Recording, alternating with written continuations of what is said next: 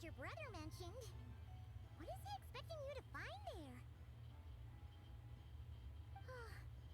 Snezhnaya still feels like a long way away. Hopefully, there'll be plenty of time to relax, eat some good food, and have fun before we arrive. But whenever Paimon gets thinking about how our destination is right around the corner, all these questions come flooding into Paimon's head. It makes her so nervous. Yeah. Anyway, enough about all that. We can't start the final leg of our journey with that kind of mindset. Just think, we've fought dragons and sea monsters, defeated creations of the gods, faced prophecies of doom and the threat of the abyss.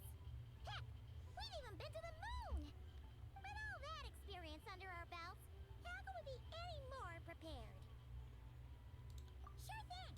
Now, stick close to Paimon, the best guide you could ever ask for, and let's charge straight for the finish line! Off we go! Off we go! What about me? Do I get a call out? Whoa! Columbina? You kind of snuck up on us there.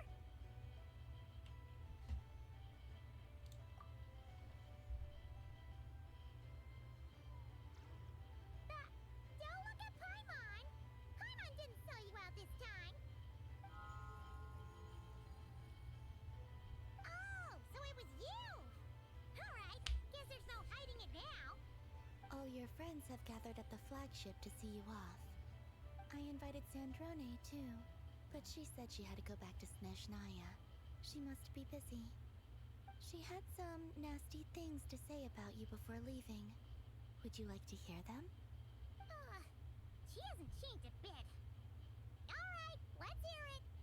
If they're heading to Snezhnaya, I'll bet it's to cause trouble for Her Majesty the Tsaritsa. Attending a farewell party for people like that would not be a good look for me right now. Also, please tell them not to count on getting help from a Fatui Harbinger in Snezhnaya. Our time working together was not terrible, precisely, but we're on different sides. So when you get there, don't do anything to make life difficult for both of us. Well, that definitely sounds on brand for her. The attitude, the reasoning. All right, we'll do our best to keep our distance then. No, you've misunderstood. I think she means that she'd like you to go see her. As long as you don't make things difficult for both of you, you'll be fine. Huh. You really have to read between the lines with Sandrone.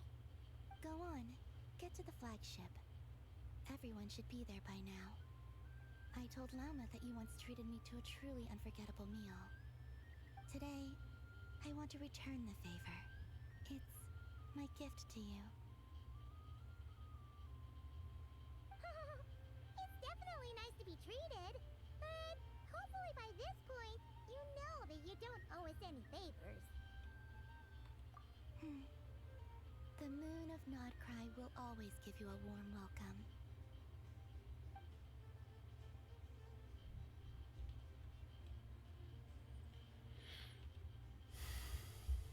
Okay, so that means we are done with Notkrei now. I guess. Wow! Pure white as far as the eye can see. It's so pretty. Come on, give up.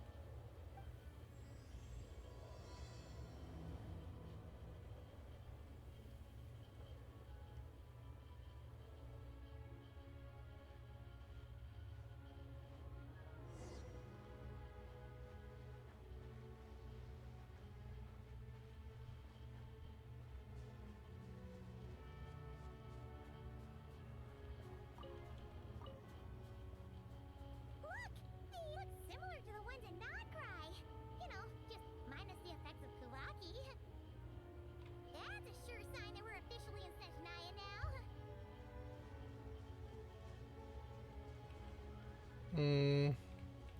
My urge is to hit them, but maybe not. There's gotta be a treasure chest around here somewhere. No adventure is complete without a chest or two. Look!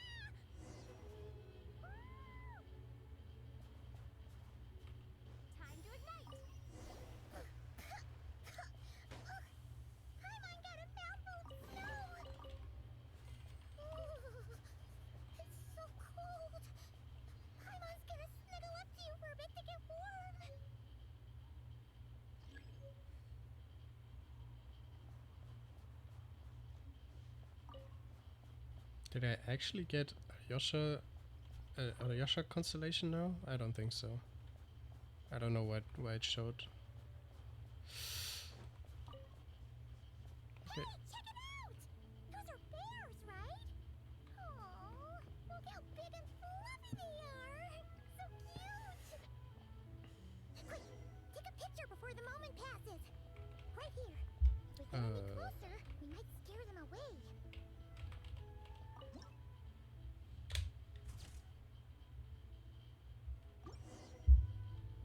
Let's see how your camera skills are these days. Oh, wait a sec. Paimon sees something. Come on, quick! It looks like a train carriage. And a few squirrels.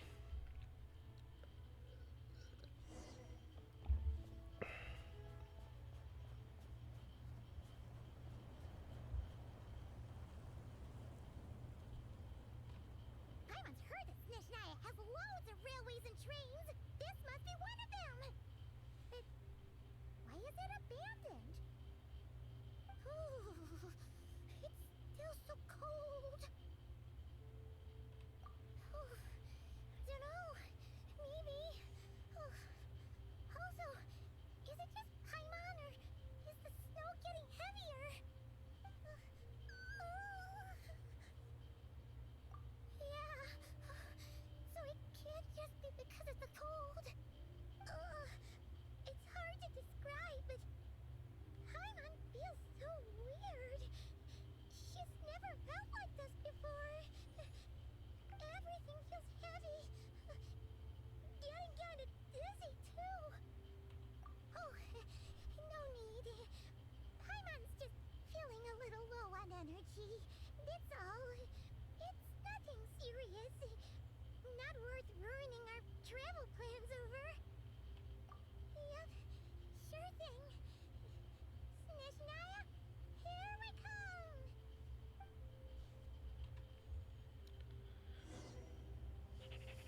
Find a place to hide from the blizzard.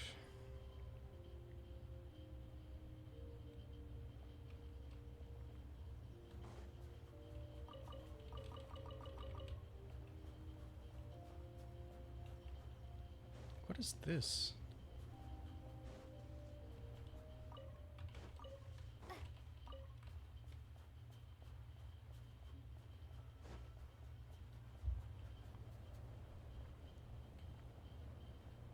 I'm getting sidetracked pretty easily, but Seems like the snowstorm is getting worse by the minute. Paimon can barely fly.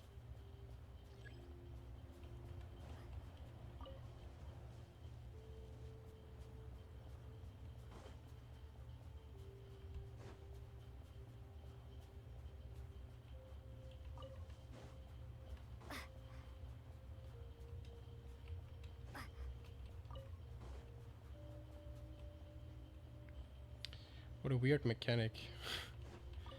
Walking against the wind. Oh, look! There's a cabin over there. Phew. Let's get out of this storm. Okay, let's do that.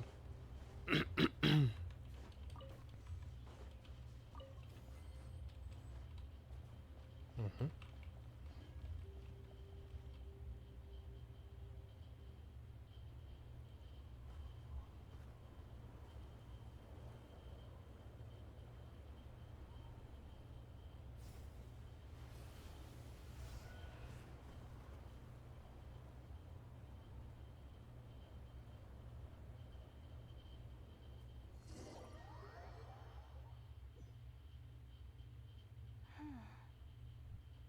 What is this place?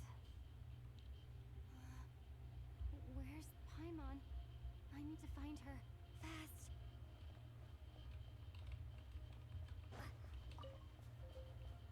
Paimon? Paimon!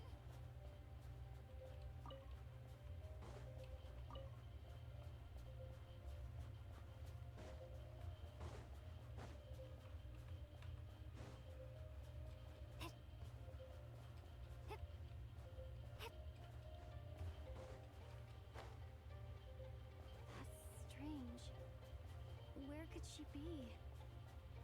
I guess I'll try further ahead. Hang in there, Paimon.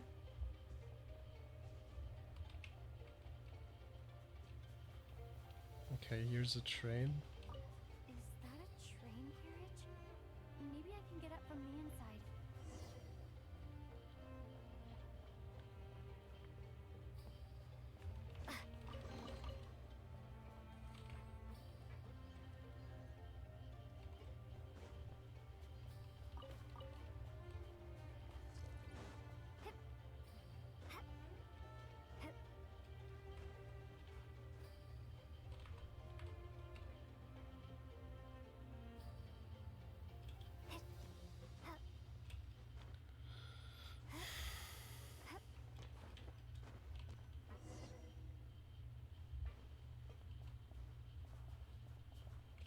Okay, I don't think I missed anything.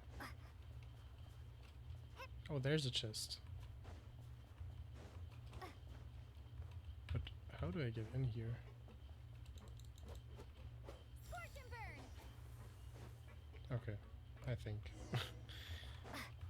I think from here. A And reward on the road. oh, I feel like I skipped something, no? I don't think I should have went here first. It says here, Krasnik's torch, civilian model. It's definitely getting a little warmer now it's turned on. I really hope Paimon's okay. Okay, and now I'm supposed to go in here. Okay.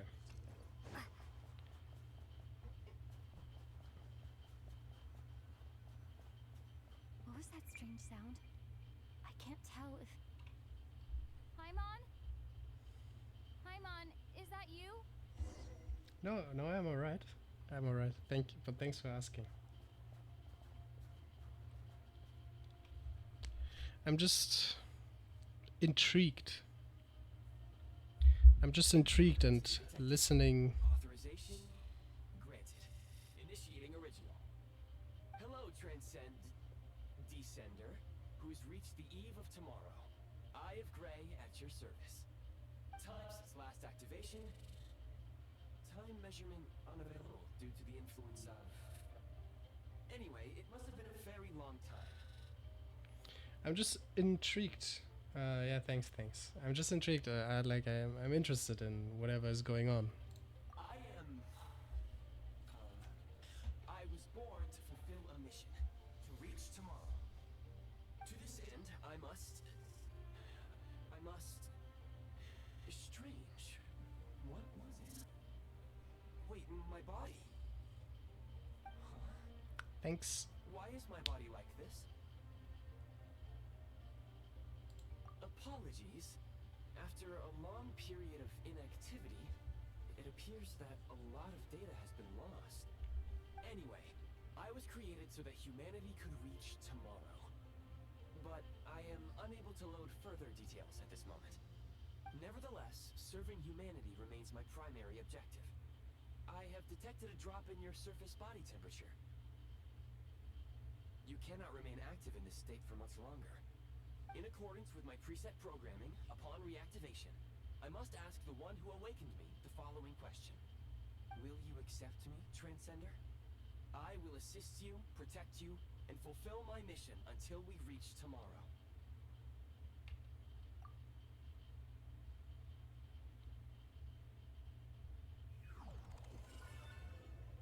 Okay, am I now joining in this weird gun mode? You have made a very wise decision. Now, I detected that you called out a name earlier. Presumably that of your missing companion? The name was Paimon. After helping you get out of here, I will search for a match in the nearby area and pinpoint their location.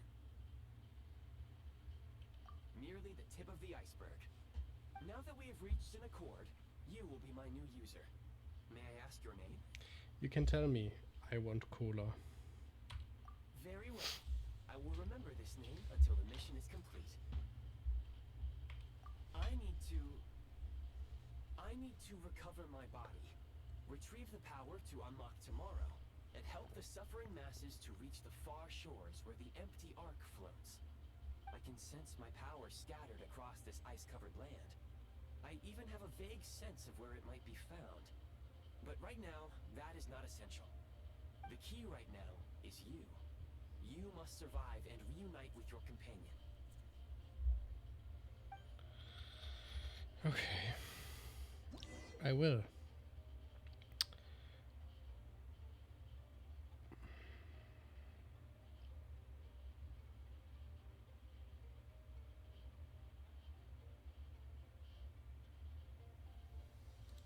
You may now execute the command, Demolish. Use it to remove the prime ice blocking the path and obtain prime ice units.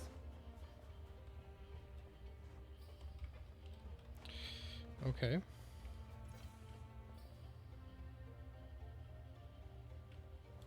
Prime ice unit count has been updated.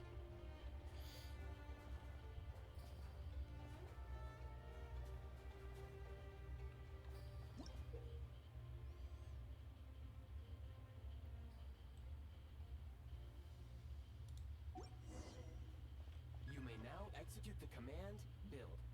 Use it to create a prime ice construct to prop up the door.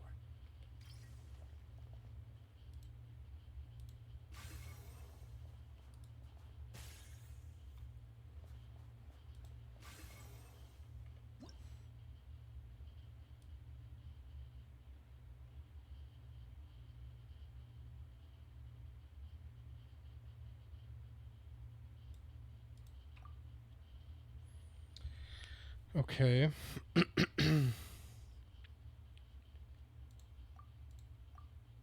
Inside the abandoned station, you meet a strange goggles-shaped mechanism. Not only can you talk to him, but you can also use the prime ice construct. You might even unlock other useful functions as you keep on exploring. Okay. Interesting.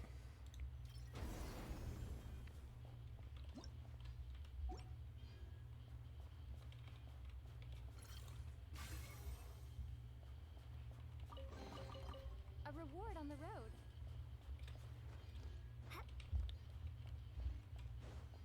Scanning local environment. Exit has been sealed off with ice. That would not be an efficient approach. One moment. Usable construct blueprint detected nearby. You can use this to clear the solid ice ahead of you more quickly.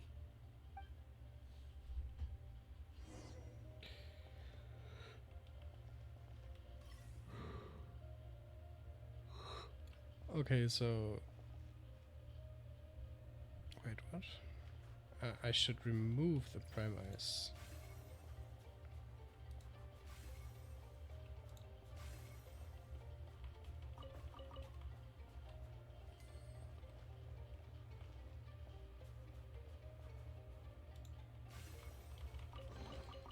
I'll keep this close.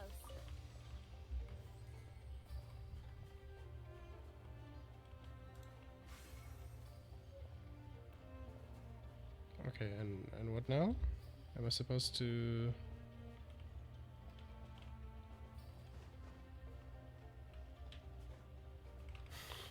Okay, I feel like I should just place a block here.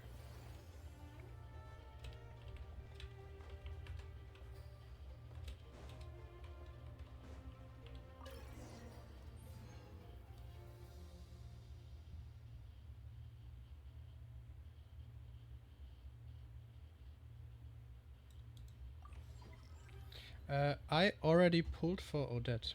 I just did like 20 minutes ago, 10 minutes ago. Yeah, 10 minutes ago. Execute the command, build heat source. Generate a temporary heat source to rapidly melt the solid ice. And we are talking about this solid ice?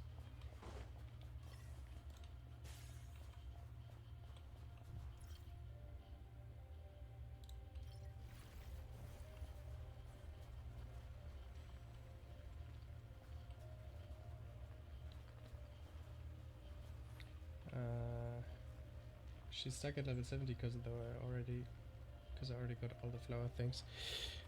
Okay, and you had enough resin to level her all that way, because I mean obviously you need the boss materials as well. Okay. Heat source carried out of prime ice, though it's warm enough to melt snow. It does not affect prime ice constructs. Okay. I think we can move on. Is this an answer from this world? My scan indicates the path is straight ahead. I recommend we proceed.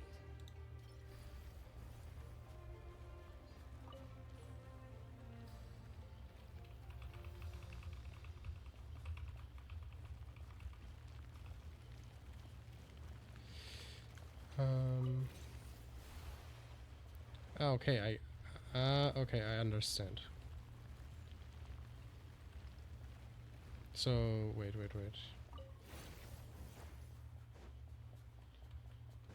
Oh, this one is also still here.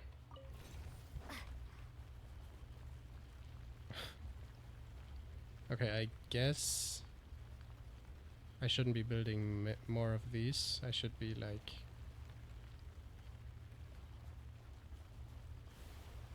Okay, I will find out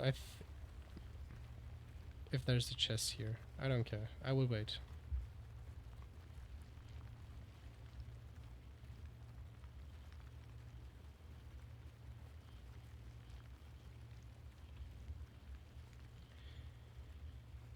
I mean, yeah, her buff is like just dependent on attack. So if you just put a lot on attack on her, even at level 70, if you have all her passives up, she will be just strong. You will need around 3000 attack to max out her passive.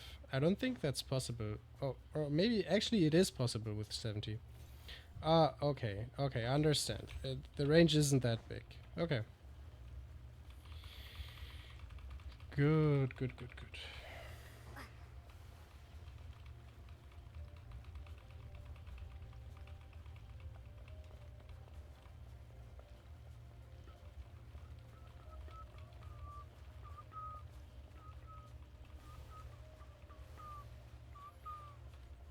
So... more ice to melt, and I think we are out.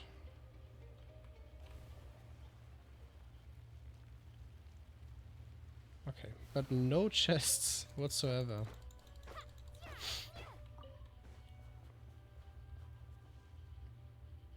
Okay, what is this? It looks... Crystal located. Okay. Please collect at your earliest convenience. Oh. Efficient heating by utilizing the unique properties of Kresnik Crystal. Okay, 1 second. They is said that Kresnik crystal ore veins run through the snowy plains of Snezhnaya. No one knows how such large ore veins might have formed. Even as you read this, Kresnik is constantly being excavated from the mines of Novokistegrad.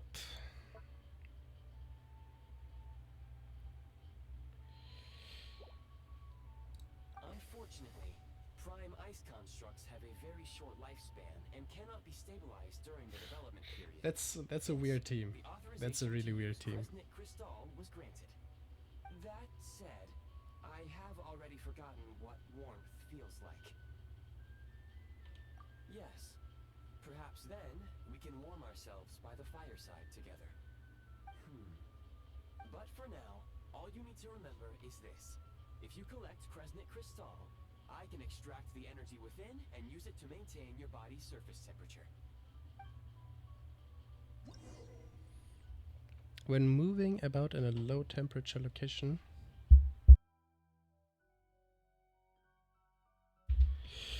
the Eye of Grey will expend energy to keep your body warm. When the Eye of Grey's energy is exhausted, your body temperature will drop rapidly depending on how cold the environment is, and you might even get hurt. Okay. But I can increase the energy with Kresnik crystals and Kresnik torches. Okay. Low power. Please use Kresnik Crystal to replenish energy reserves. I did. Okay. Signs of physiological activity detected in the distance. It is highly likely to be your travel companion, Paimon. Go. Go now. Be reunited and sing together. May all the people be united as one. May all of life rejoice in unison. That's something like that a Khaenri'ah would say. That sounded a bit too much like Dainslife. Although this isn't Dainslife, and I know it isn't. It just sounded like him. Approaching the target location. Scanning for signs of life. Life forms detected. 2. 2. Affirmative. However, that is not the reason for my confusion. According to my database, this location is a train station, meaning the number of life forms is unusually low. Real-time environmental data suggests that the train station may no longer be in use. But whatever the situation, please exercise caution.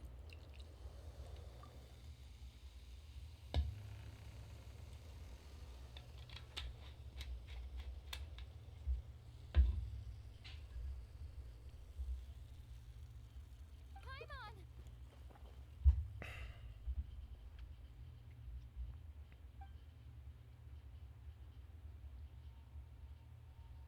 Show yourself. Piero? Holy shit. Who are you? Don't worry. She's only sleeping. You must be the Traveler.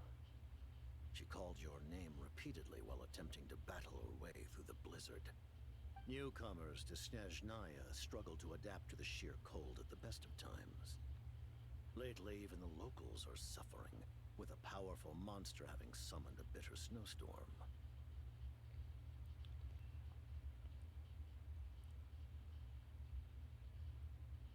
Okay. You two must be very important to one another.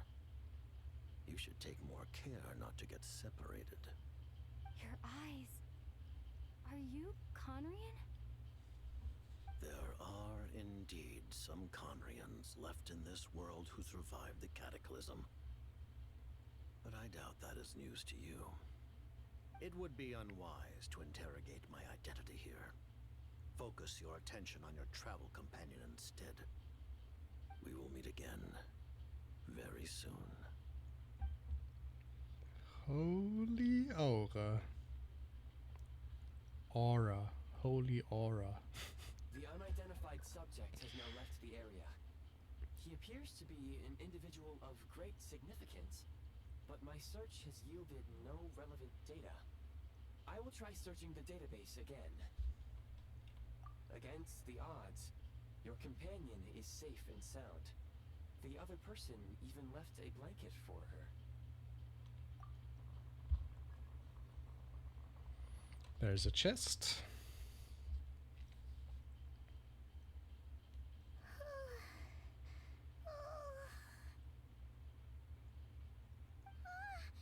Traveler!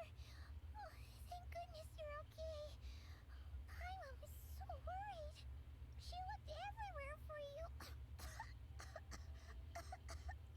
It's okay. Take it easy. Are you feeling alright? Pretty much the same as when we first got to Snezhnaya. Paimon must have caught a cold. She was feeling so faint. She just couldn't keep going any longer. So she had to lie down and sleep it off. Wait, where did the jester go? Yep, the director of the VII. The Jester Piero. So, you met him? The Jester must know everything about the Tsaritsa's plans. But there's no way he'd tell me just like that. We might well have ended up clashing. Well, was right about one thing. Right now, the most important thing for me is to take care of Paimon while she's unwell. He had no intention of explaining his motives, and he left in something of a hurry. Hey! What the? Who is that? It looks like half a pair of goggles. How amazing! A self-aware, talking pair of goggles. Snezhnaya was once the land of the Fae. There are many ancient creations here that I'm sure would broaden your mind further still. Mind you, my database is also expanding as we speak. You must be a rare creature yourself. I mean, yeah. Oh, wow! Well, thank you so much. You've earned yourself some of Paimon's favorite candy.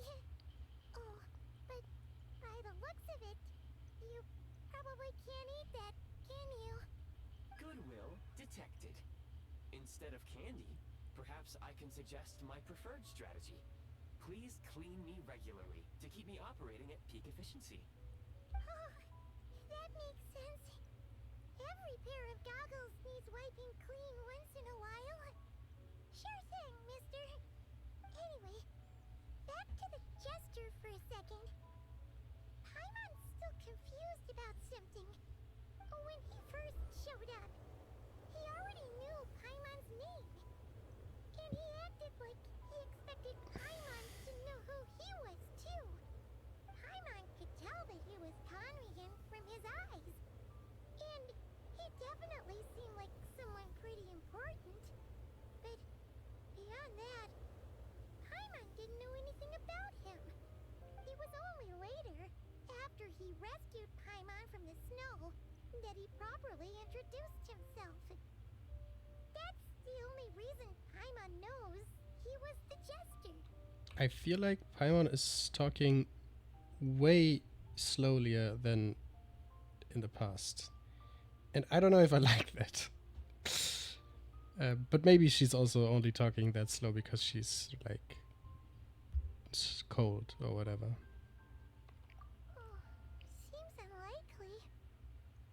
He ran into the snow following the sound of Paimon's voice with a really anxious expression on his face.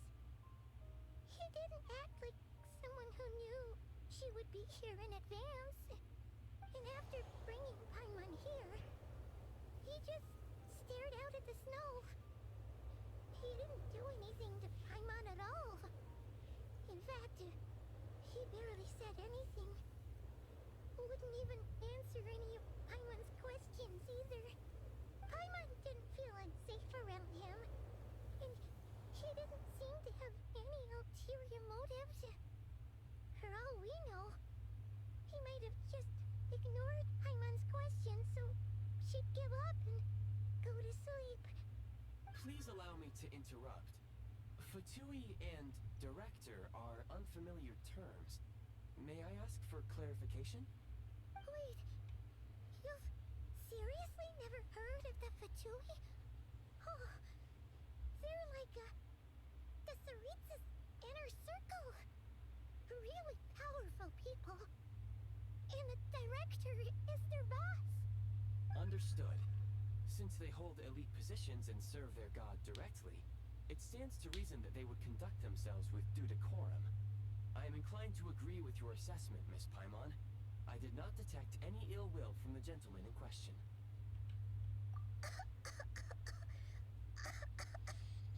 Sorry, I shouldn't have encouraged you to talk so much. Paimon, new plan. Let's get out of Snezhnaya for now. We can come back after the weather clears up and you're all better. The jester mentioned that this snowstorm being the work of a monster is worse than most. Even if we made it to Snezhnograd, we'd still have to wait out the storm before we could do any exploring. Oh, well, it's really nice of you to look out for Paimon, but she doesn't want to hold you back. We were really psyched up for this journey when we first set off. Just think of all the burning questions we have. turn back now, who knows how long it'll take before we finally get answers. Further information is required regarding the monster situation. But objectively speaking, there is another more pressing issue at hand. At this point, we have traveled a significant distance into the blizzard. Were we to turn back now, the road would be extremely treacherous, especially since we would need to travel on foot. If, however, we continue onward, there may be a better solution. Do you remember what I said as we neared this location? I told you that this is a train station. While it has evidently fallen into disuse for unknown reasons, the tracks remain intact. We can break through the blizzard and forge ahead by driving a train. That is the Snezhnayan way. There is a small town up ahead, which would be the perfect place for Miss Paimon to rest and recover. Paimon thinks Goggles here makes a great point. Let's do that. Oh, come on. Don't worry. Think of all the traveling we've done so far. When has Paimon ever gotten sick before? Practically never. 'Cause she's in great shape. Sure, she's a little tired right now, but it's sure to clear up on its own. Affirmative. Should you ever need my assistance during your future adventures, please call for the Eye of Grey whenever you wish. Okay, who's that guy? Blah blah blah blah blah. Created the hands of Archon. Okay. As the man who always acted in accordance with his Zaritza's will, but as for the true meaning concealed beneath his very action, perhaps only the winds and snows of Snezhnaya know the answer. A strange mechanism you encountered in an abandoned station, it often appears in the form of a monocle. It offers many convenient functions such as recording blueprints, blah blah blah. Calling trains, okay, perhaps it was built for a very purpose of providing all these conveniences. Yeah, well, maybe. Otherwise, I will remain silent to avoid causing any unnecessary distraction. Now, please follow me to the train tracks.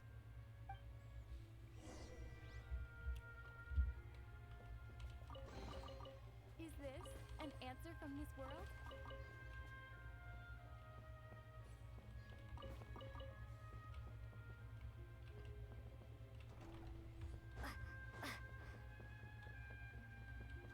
Okay. So that doesn't matter as well. Can I go on the house? Is there something? There's always something. But this time... Oh, maybe? No. No, there's nothing.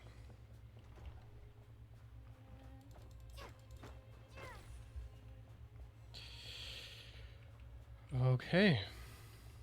Please confirm when you are ready to depart.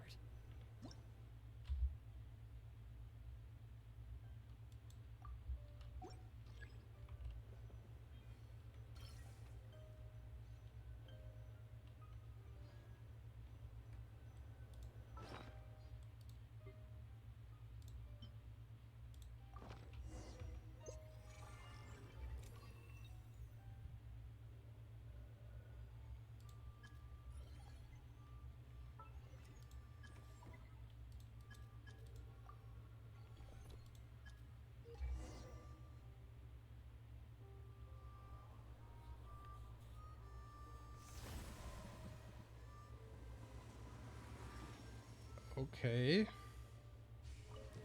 There's just a big ass train. Heading north from here, we will soon arrive at... Wait, there's an error message. Could not detect clear tracks. What exactly does clear mean? Brace for impact, friends! Preparing to enter impromptu flight mode.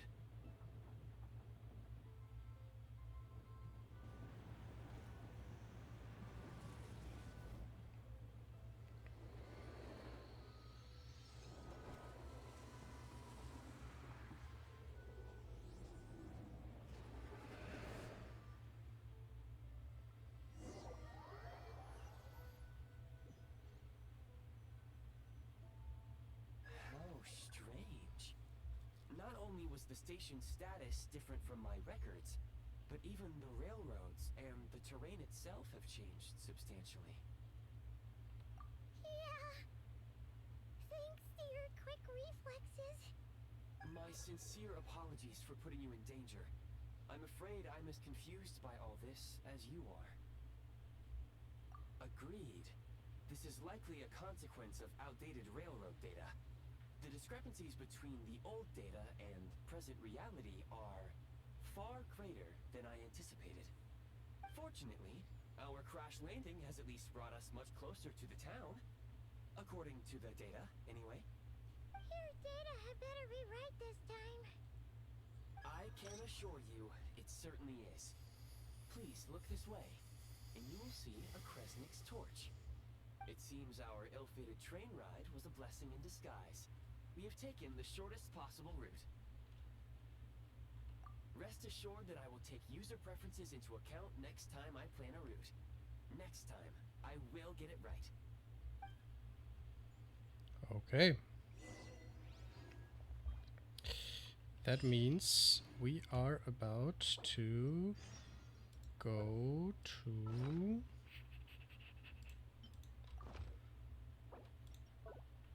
Who's that guy?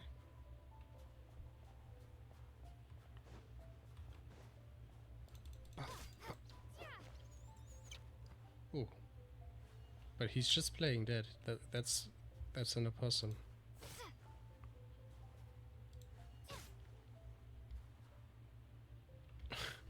Okay. I mean he can't die, so yeah, whatever. The world opened itself before those with noble hearts. Sretomorozhsk.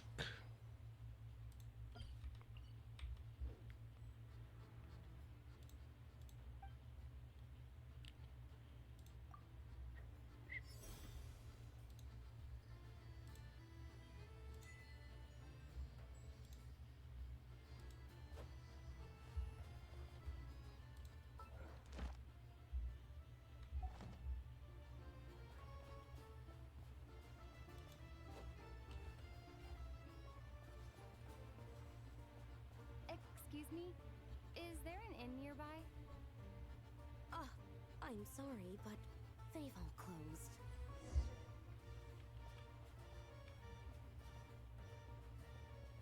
Okay, nobody's talking to me.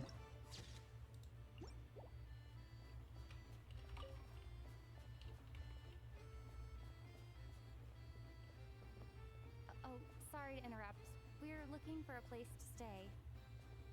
I can't even afford to warm my own house, let alone run a business. Okay, it seems like not only the weather is cold here.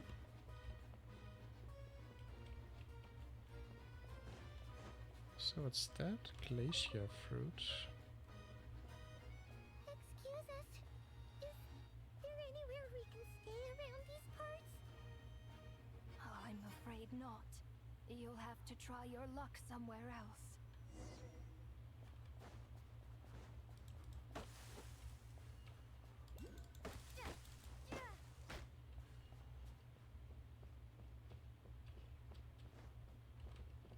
Okay, All we can do is wait for the next shipment of Kresnik Crystal to get here.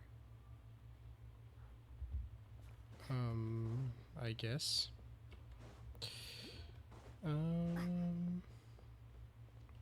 Okay, I feel like I shouldn't be exploring now.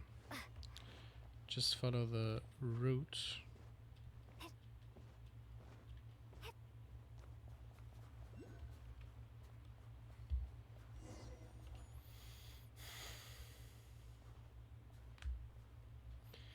Who's Hi there. that Pokemon? Do you know if there are any inns still taking guests in this town?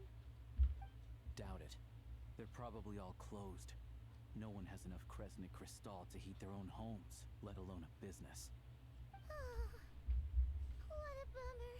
Crazy I voice. clocked you a while back. New adventurers or something? We don't get many tourists in inland Snezhnaya these days. Why is that? Because of the snowstorm? In part. But the bigger reason's Project Stuzha. Since it's Her Majesty's will, we have to put up with it whether we like it or not. Oh, sorry. I assumed it was common knowledge by now. Basically, the Tsaritsa is planning something big. Something that requires an enormous amount of energy. Even if they used all the surplus Kresnik Crystal in Snezhnaya, it still wouldn't be enough to meet demand. So, the VII passed a resolution requiring all factories and households to reduce their energy consumption.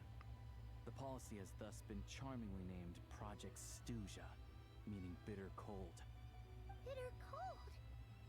So, like, it's gonna be a cold winter, folks? You're all gonna have to find a way to get through it? That kind of idea? Pretty much. When you're broke, you scrimp and save. When it's cold, you huddle together for warmth. There's always a way to stretch things out to make ends meet. Trouble is, if you stretch someone out like an elastic band for too long, who knows if they can ever bounce back. You know what? Come with me and see for yourself. That voice is so unnatural for this, how this guy looks. Can you please explain to me why the price of Kresnik Crystal has gone up by 1/3 again? Even as our purchase quota has gone down. You only come here twice a month. This won't even last us a week. The supply and pricing of Kresnik Crystal are based on current production volumes and price data. We VII are only responsible for delivery and security. I'm not in a position to explain to you how the figures are calculated, but I assure you, they are as fair and reasonable as possible. Oh, so our lives mean nothing to you? How can you expect anyone to survive a single night in this weather without heating?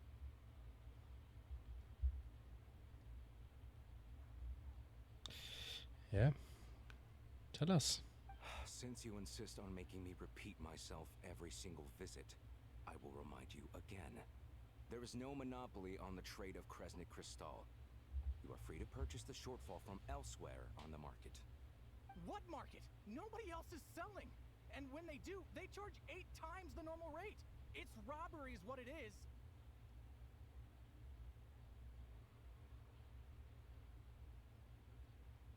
I mean, he does look like a Which robber. is why the Snezhnaya VII passed a resolution to support border communities, without which you wouldn't even be able to buy crystal from us to begin with. So if you're here just to argue, move aside and let the next person in line come forward. Everyone's feeling the cold here. You... All right, everyone, let's calm down for a second. A few words, if I may. We're all subjects of Her Majesty the Tsaritsa, and I'm sure every one of us is dedicated to her great cause. We all know how cold it is, and the more it snows, the harder life gets. Everyone's struggling already. Let's not make things even more difficult for each other. But Liaison Shishkin, there's clearly something wrong with this quota. I have a family in Marepasak who tell me they can buy at least double our crystal allotment. Oh, believe you me, I had the same reaction when I first saw the numbers. Couldn't believe what I was reading. I even wrote a letter to confirm the true figures, but I'm afraid the quota really is as low as you've been advised.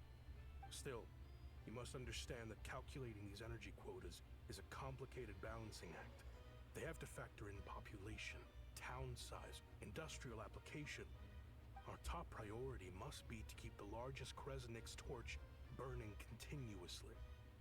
Only then can we sell the remaining crystal for household use, and in doing so, we must make sure that everyone is treated fairly.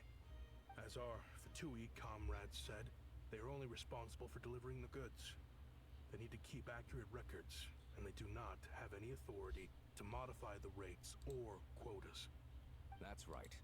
Our duty is to do things by the book. Tell you what, listen. I know how anxious and upset everyone is. As a matter of fact, I was just discussing it with the mayor. What we can do is open the lower combustion chamber of the Kresnik's torch to the public. You can come to me directly to register, and I will allocate time slots accordingly.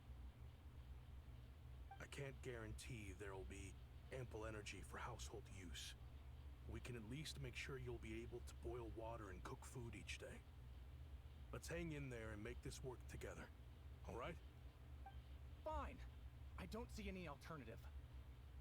So, this is Project Snezhnaya in action, huh? Oh, no wonder nothing's open for business. People are barely getting by. You were looking for an inn, right? For your, Fae friend? Oh, Paimon's not a fae. Just Paimon. She must have caught a cold or something. We only just got to Snezhnaya, and we're still getting used to the climate. I have a small place in Stratomaros. I don't stay there very often, though, so it's pretty basic.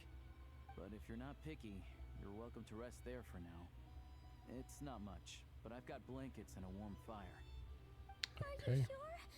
Oh, that's really kind of you. All right, then. This way. So can I now? Okay, now I get my third Alyosha.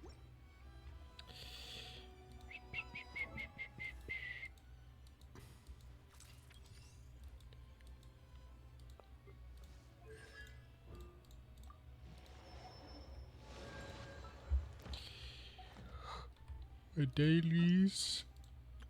All geared up.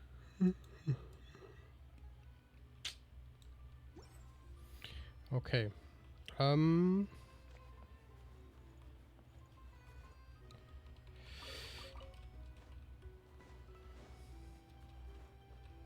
Okay, I can't talk to him.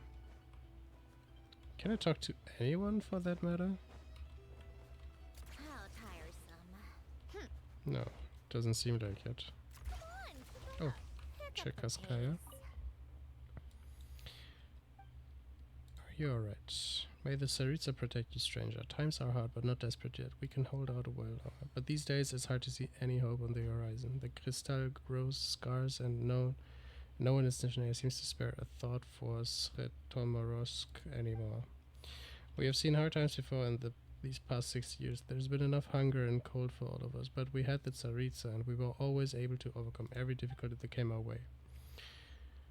Blah, blah, blah. It is not that we cannot endure. In the past, we always knew what we are holding for, but this time it has never been this bad for now. The trains no longer even come, and what has all this been for? No, the Tsaritsa couldn't have forgotten about us. She will see our suffering one day, won't she? Hope is just not over the horizon. There's hope for us. Yeah, Take a break. that's what I'm saying. Hope. The hope dies last. Is that a saying in English? Don't give up, we'll find a way.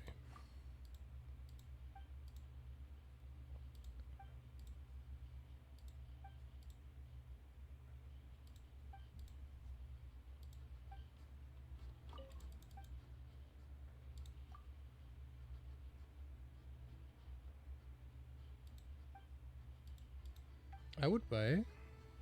I mean, if you use Mora, I have a few, but you don't seem to sell anything. So, what am I supposed to buy then? How tiresome. Pick up the pace. I'm supporting small businesses.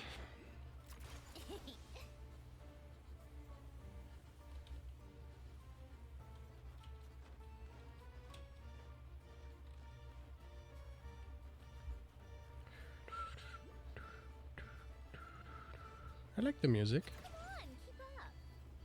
It's good. But then again, when does Hoyo not make great music? Like, let's be for real for once.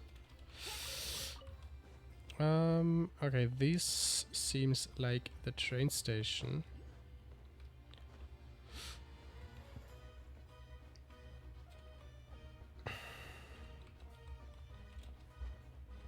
Take a break.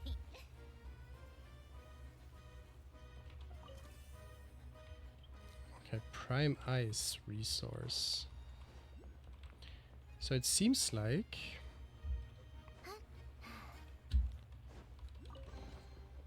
Certainly went out of your way for this. Come on, keep up.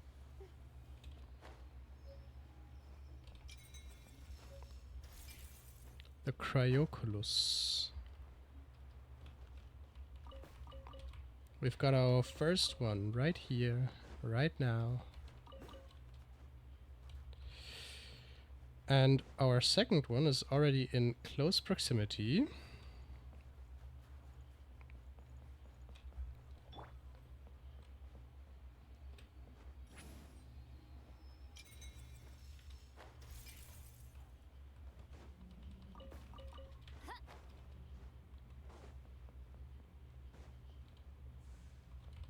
Okay, there's a TP point, and here's the train roads, the railroads. Do I have to find all of these? Are they important?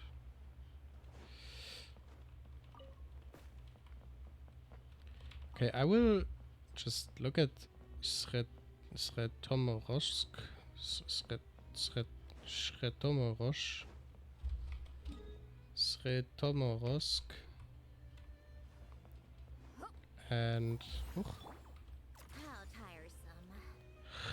and when I'm done with the city, I will go to Alyosha and sleep over the night, and hopefully I'm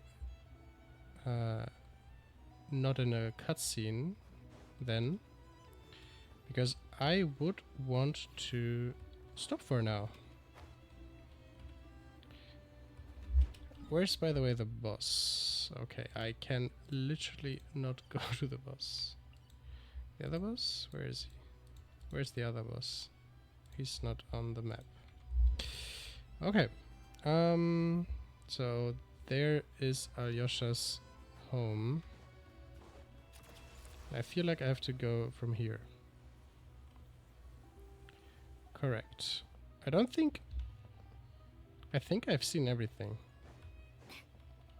Maybe I didn't find every chest or whatever, but I think I've seen everything, yeah.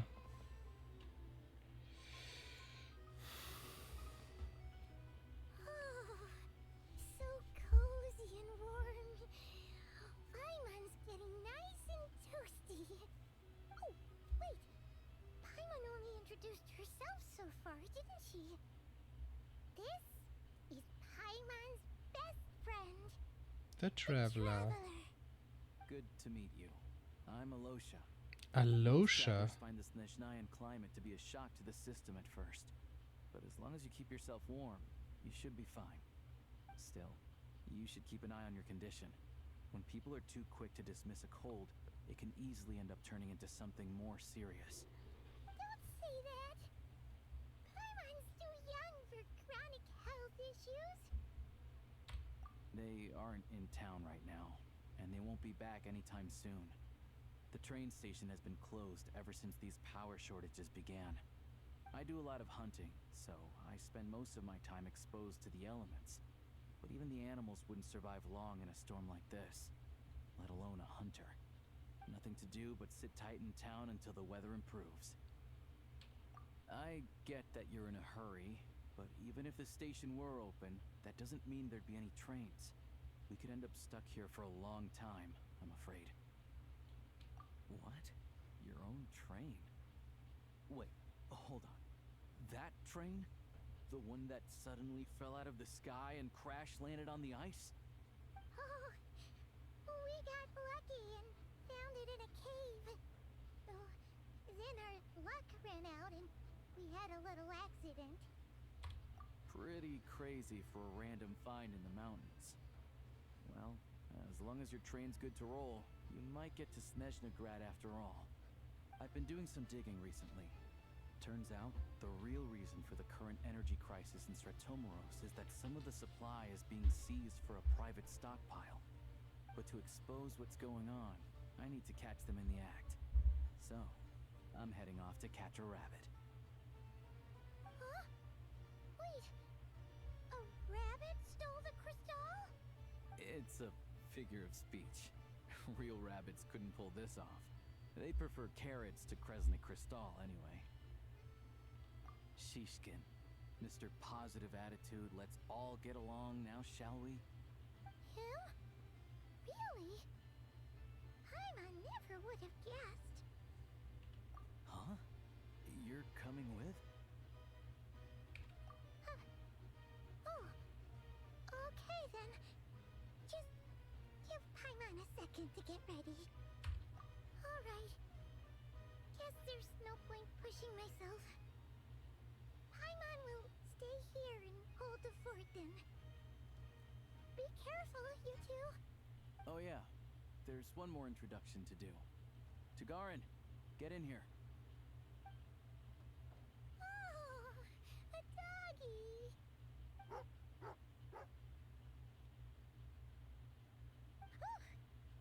angry doggy. Oh, Tagarin doesn't like being petted then. He likes to think he's above that kind of thing. He's my hunting partner, so he'll be joining us when we head out. Carrots aside, we'll need to stay completely undetected. We can't risk spooking our rabbit, but there's no telling which burrow he'll scurry back into. First, we need to find a way into the train station and see if we can find any real freight data. Sheeshkin's figures can't be trusted. Mm-hmm. Then, we get Tugarin to catch a scent and find out which way the crystal went. What are you eating? Oh, check it out. When you're all out of carrots, try turkey.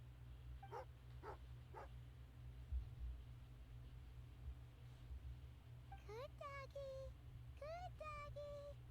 A fellow dog lover, huh? Yep. And rabbit lover. Carrots are great too, you know. Good to know.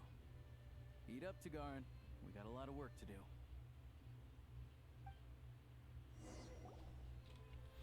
Okay. It doesn't seem like there's something to do here. Paimon. Paimon's just gonna stay here and get some good rest. You guys, be careful out there. I actually wanted to stop, but that part of the story kinda intrigued me, so yeah, let's start.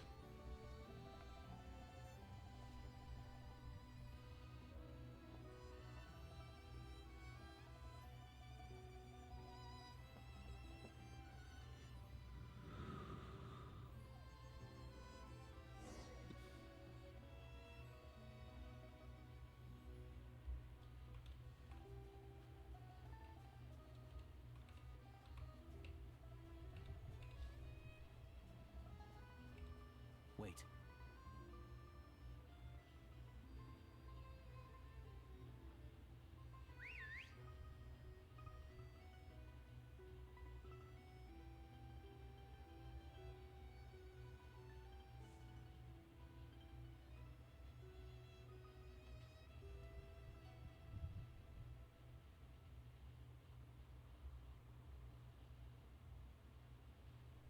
Nice work, Tugarin. Come on, we'll go around.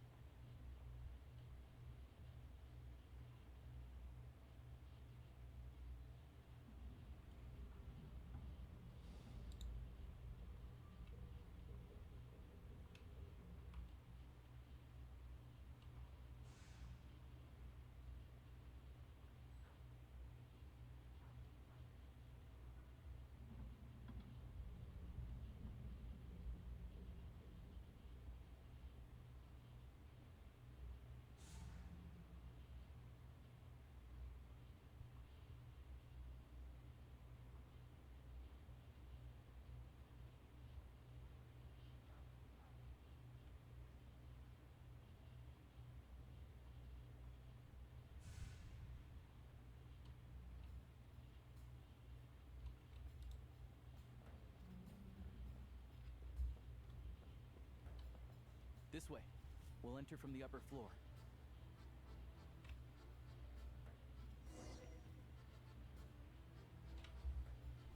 Okay. I think it was a little bit unnecessary to do all that because you just could have walked in.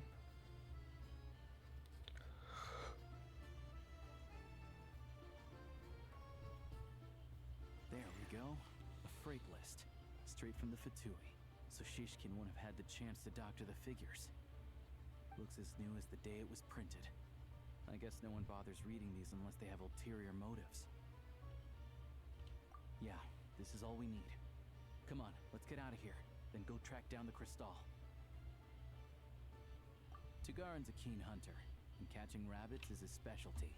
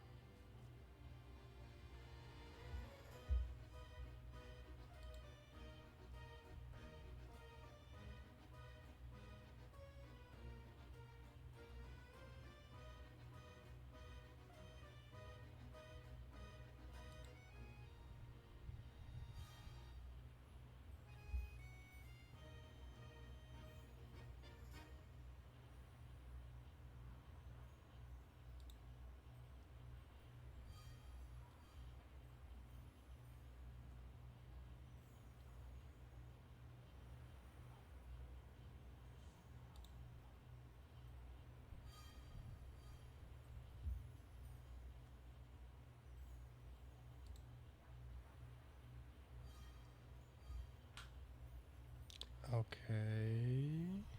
I mean, this one is the most suspicious one, but let me check the other ones first. Anywhere there's a stove, there'll be the scent of crystal. That's normal. Mm-hmm.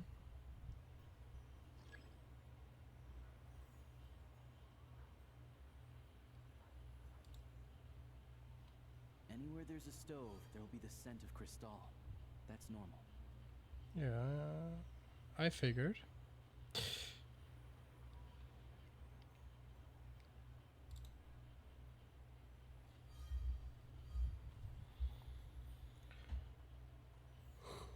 Okay. But if he picks up the scent of crystal somewhere and there's no stove around, that's how we know something's up.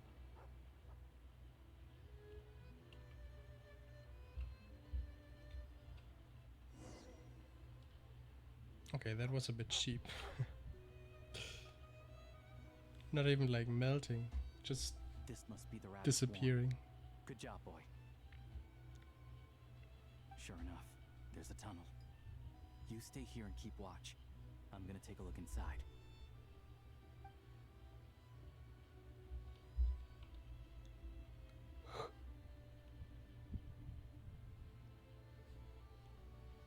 Thanks for looking out for us. Things are getting tougher by the day. No need to thank me. It's my pleasure. Sure as Her Majesty the Tsaritsa watching over us, every sacrifice will be worthwhile. Let's grit our teeth until the blizzard passes. These days of hardship will be over soon. Maybe for everyone else, Liaison Shishkin, but for you, the hard times have only just begun.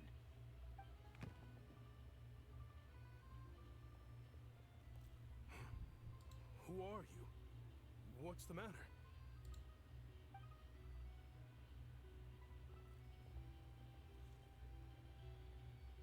I just had a question for you. Why, when times are as tough as this, would someone hoard more Kresnik crystal than they could ever use?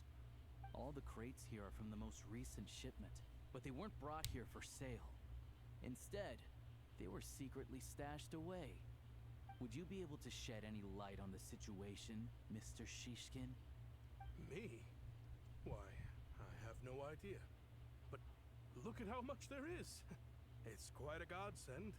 Now there will be plenty to go around. This godsend was found in a cellar adjacent to your residence following a tip from Mr. Alosha. And this is only a fraction of what we found down there. We're still taking a full inventory. The official figures will be finalized shortly. I've always been grateful for your efforts to mediate between us and the townspeople of Sretomaros.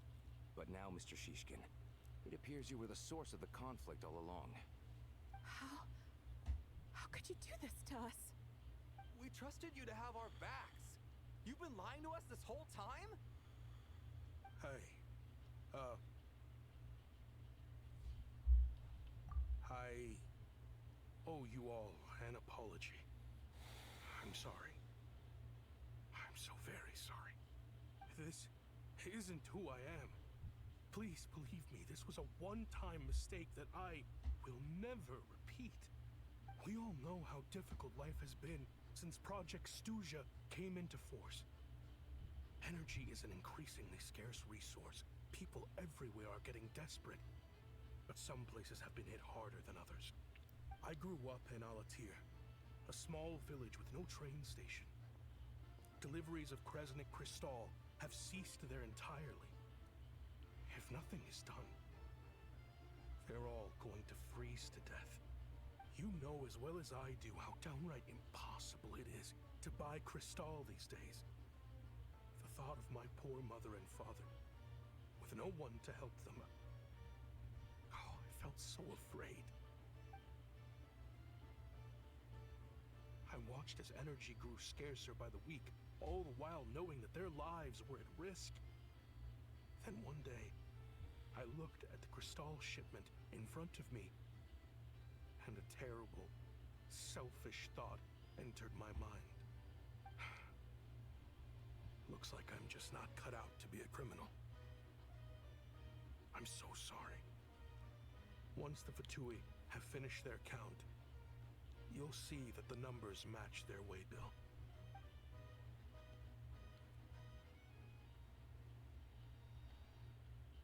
I have the official Snezhnayan quotas here. Anyone who has already purchased energy, please make your way over here to correct your transactions. I'll make a batch purchase of Crystal worth 3 months' salary for you all to use free of charge. As for Alatir, I'll think of something else. You don't have to go that far.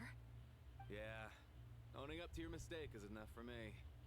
You've done plenty of good for the community in the past. I'm not looking for a handout. Drop the act. You claim this was a one-time mistake, but the real reason there's only one shipment's worth of stolen Crystal in your basement is that you have an accomplice. Reporting in, sir. We've conducted a full search of the mayor's house. As expected, we found many crates full of Crystal, half of which were still in their original shipping containers. This wasn't your first time at all. You've been colluding with the mayor of Stratomaros for a long time now. The train station's currently out of service, but it does open for a short window every time there's an energy delivery. And every time a train pulls in, you're there on site to take inventory and oversee the workers unloading the cargo. The mayor handpicks said workers. Per his instructions, they transport the Crystal by tunnel at night to the mayor's house, and he sells it out of town. But since he can't get the goods out of town by train, he had to arrange an alternative method of transportation. This meant slower sales, which gave me plenty of opportunity to catch him in the act. Wait, the mayor's involved in this too? Preposterous. What proof do you have of any of this?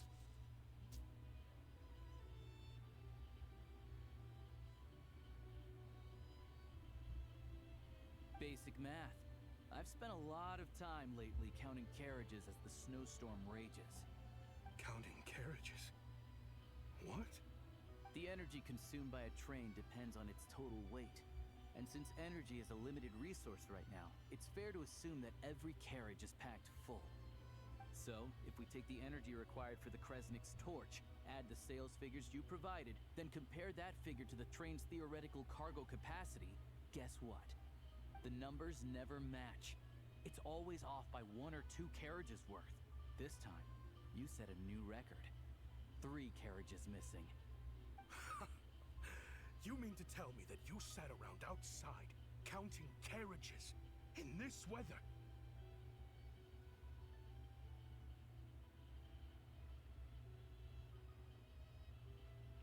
I'm a hunter. I have 2 options. Hunt or starve. Well, I've heard enough. The evidence speaks for itself. Take Shishkin and the mayor into custody and escort them back to Snezhnaya. Get fucked. You cocky little brat, ruining my business. Just you wait.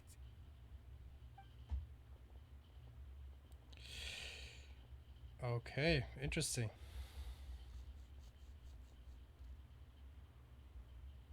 I still I'm impressed that Alyosha is called Alosha and that Sretomaros is called Sretomaros.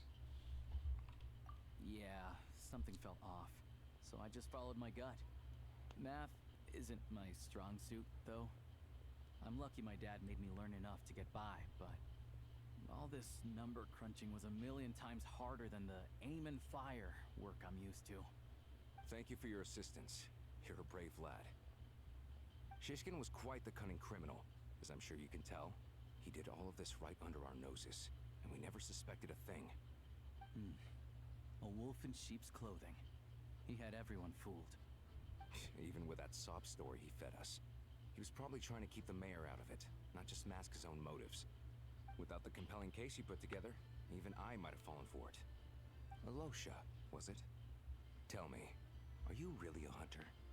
We can go find some wild animals if you want. I'll fire off a couple of shots, and you'll see whether I'm the real deal. I didn't mean to cast suspicion on your identity. It's just... well, I'm sure you've heard of the Rokot. Recently, they've been recruiting people with your kind of talent. They hide in plain sight under false identities, working against Project Stusha, sometimes directly opposing the Tsaritsa herself. They aren't a violent organization, and their goal is to improve the lives of the common folk. But still, as a member of the Fatui, I wouldn't be doing my job if I didn't keep tabs on them. First I've heard of this. I don't really keep up with what goes on in the city. All I know is, people who don't mind their own business in the city end up paranoid about everything. As for me, I just couldn't stand Shishkin. I'm from Alatir myself, and I can tell you, nobody's lived there in years. Why would an abandoned village need Crystal? Of course, no one really cares about the fate of that place. I'm guessing today is the first you've heard of it. I see. It does sound quite tragic. Really. Well, thanks again for your assistance, and your friend here too. I will report this incident to Snezhnaya. The Fatui will take over energy distribution until new officials are appointed. We'll also ensure that the train station resumes normal service as soon as possible. Looks like it's my turn to brush up on math now. I never liked it as a kid either.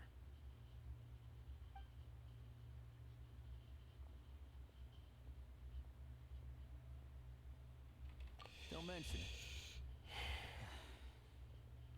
Isn't the soldier overseeing the delivery supposed to verify the quantity of the goods? Was he just careless? Or was he being paid off too? Who knows? Excuse me. I'll take a share of Kresnik Crystal too. Thanks. I need to take a detour before we head back. There's someone I have to deliver this crystal to. Okay, I think I will stop now. Hang tight for a moment. This old lady, she doesn't really know who's who anymore.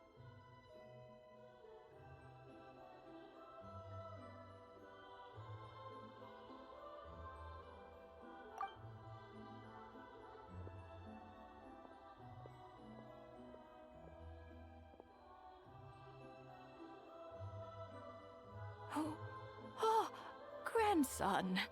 It's so cold today. You must be freezing. Ma'am, it's me, Alosha. Alosha? Alosha who?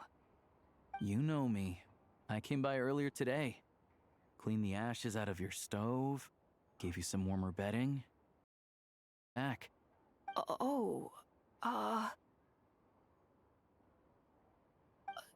I'm sorry, I don't remember. Now, how often do I get to see my grandson? Come on, take a seat and relax while I fix you something to eat. It's okay. You just... fine. Oh, you. It's nice to come and visit your old granny once in a while, isn't it? Sretomaros, a good town. All sorts of things to do and people to meet. And the local officials are good to us.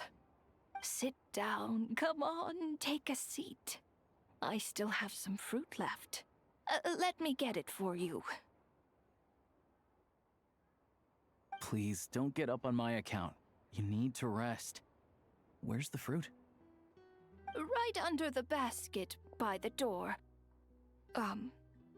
Or maybe it was on the bedside cabinet.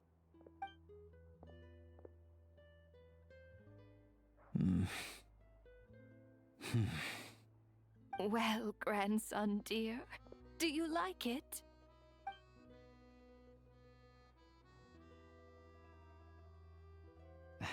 Very much, ma'am. It's delicious. Good, good. Wonderful. You don't need to save any more for me next time, all right? Fresh fruit is hard to come by at the moment. You should eat it as soon as you get it. Oh, I don't need it.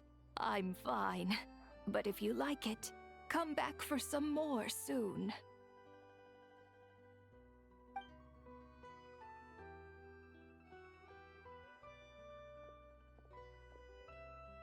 Some kind soul must have given these to her. But she always saves the nicer things for special occasions. I met her at the market back before her health began declining. She was a lovely old lady. We're from the same hometown. Not many people have heard of Alatir. And if they have, it's usually for all the wrong reasons. There's a gang of highwaymen that came from there. Now that it's an abandoned village, it's rare to find anyone who shares fond memories of our hometown. So after we got talking and realized we were from the same place, we decided to keep in touch by letter. I first learned of Stratomoros's energy supply problems from a passing comment in one of her letters. Then, after her health went downhill, I started visiting more often to check in on her. The town's been in decline for a while now, but because of her memory problems, she thinks of it as the bustling, prosperous Stratomoros still in its heyday. That said, I kinda appreciate her optimism. There's not much of it going around in this world of ice and snow. It's fine. Everyone grows old. In Snezhnaya, some people believe that in your final moments, you'll sense a familiar presence by your side. You turn to look at them, but their face is blurry. So you focus hard, trying to make out who it is. And when you finally see their face, the Grim Reaper reaches out and takes your life. She still calls me grandson, though. So at least I'm not a blurry face in her world just yet. Come on, let's get back and see how Paimon's doing.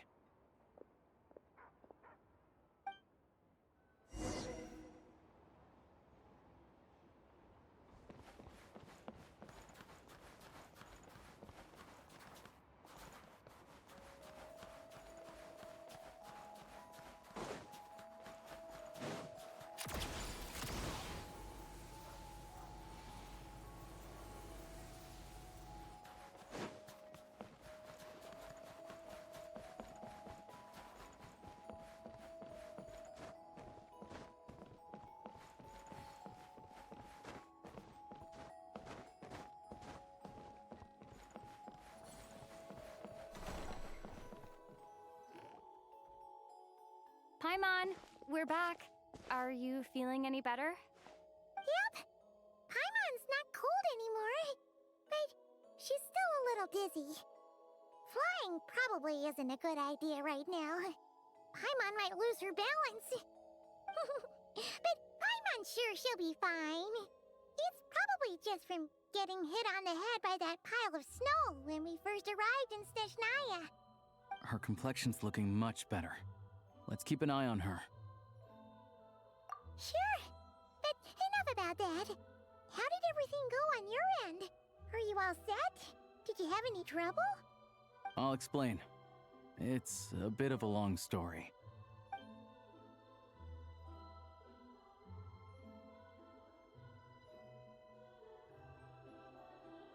Jeez. You guys got pretty busy. Sounds like the liaison officer and the mayor were running quite an operation. Good riddance to both of them. It's a good thing you managed to catch them. So, you said the train station will open again soon, right? And everyone has enough crystal now? Yeah. Well, enough to survive at least. Project Stuzha isn't going away anytime soon. People will still have to scrimp and save to make ends meet. Don't know. The goal of Project Stuzha is to gather energy for the Tsaritsa, but no one knows where that energy's going. It's never been made public. The thing is, we were told that the project would only last for 6 months, but time and time again, they keep extending it. Extending it? Does that mean the Tsaritsa's plan isn't going very smoothly? That's what everyone suspects. In principle, any proposed extension needs to pass by majority vote in the Snezhnaya VII. But even though opposition has been growing, any detractors end up caving into political pressure from the rooster, Pulcinella. He's the chair of the Snezhnaya VII and a key figure in the voting process. He has the backing of many powerful and influential people. How come the Fatui are picking on ordinary people even here in Snezhnaya? I don't see it like that. Fundamentally, the Fatui will always think and act in the Tsaritsa's interests. But that doesn't mean they don't care about the plight of the common folk. The only reason Stratomiro still receives crystal shipments is because of a relief proposal put forward by the rooster himself. Then there's the Fatui soldiers providing support in every corner of the nation. Even the Northland Bank provided some mora for disaster relief, and they're as conservative and indifferent as they come. It's just that the rich and powerful in their fancy palaces live in a completely different world from us. There's always going to be some conflict when those worlds collide.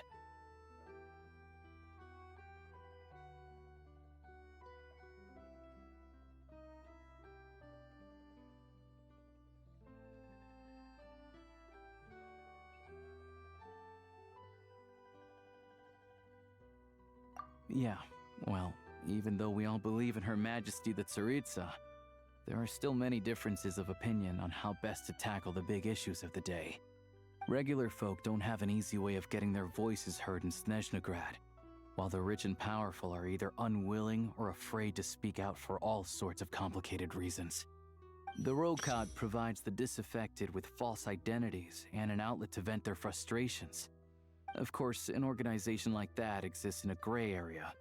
The moment the Veche think they've crossed a line, there's sure to be a crackdown. But so far, they've been doing their best to help the common folk. Like us, don't you mean? You didn't hesitate to join in. You're not new to this, I can tell.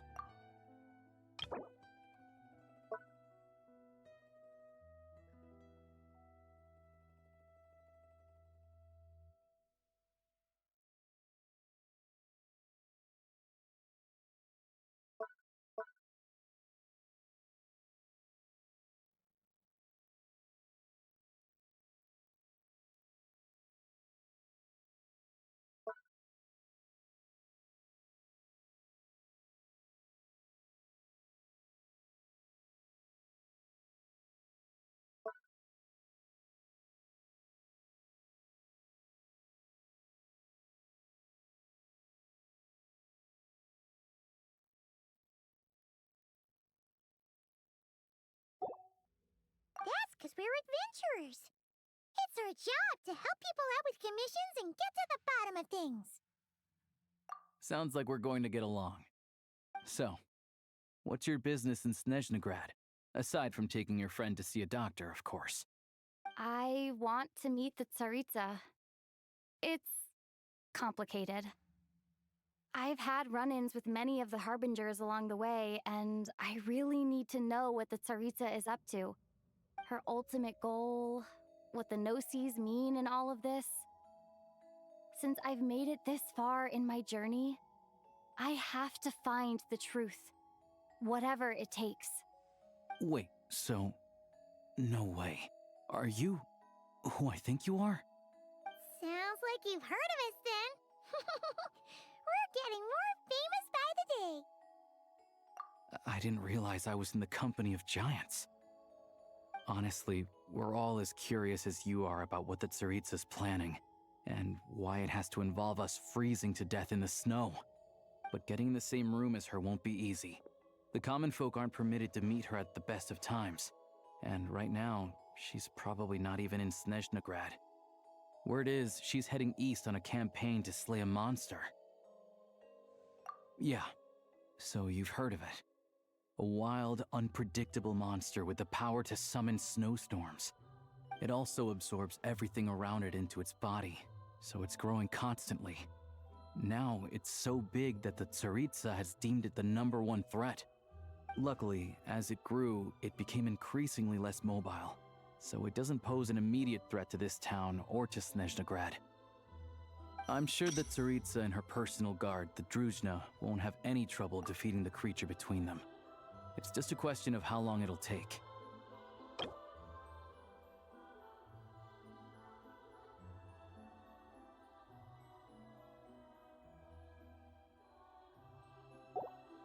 Suffice to say, you won't be seeing her anytime soon.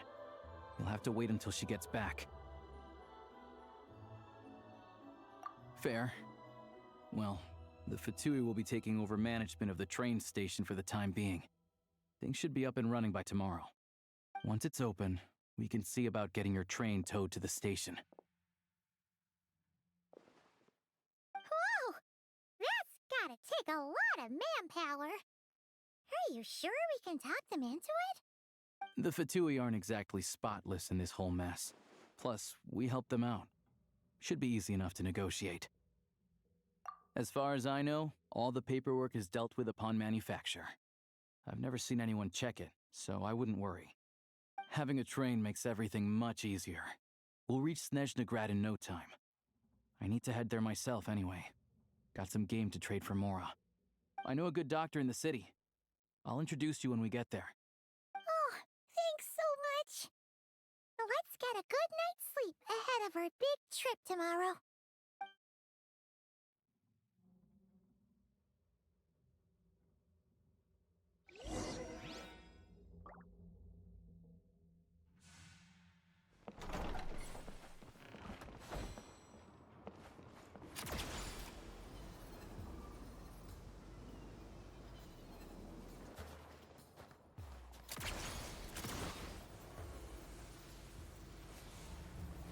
I cannot slack off for even a second.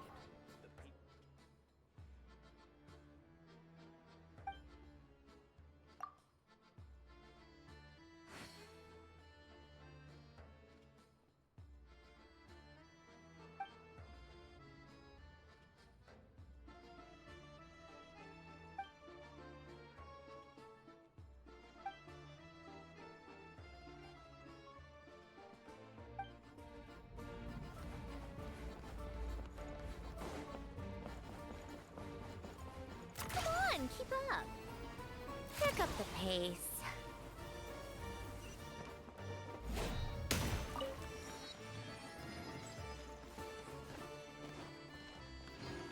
How tiresome. Take a break.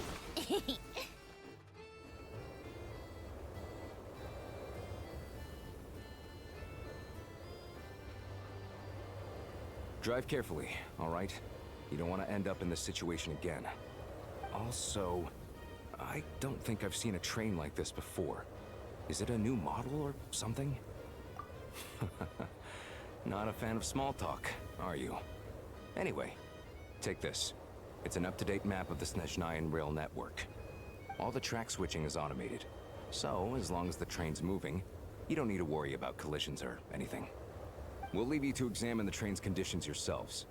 Fingers crossed nothing's broken. I doubt Sratomaros has any engineers with experience working on this model. Shouldn't be a problem. Thanks for everything. All right then. Have a safe journey. And make sure to check everything's working before you set off.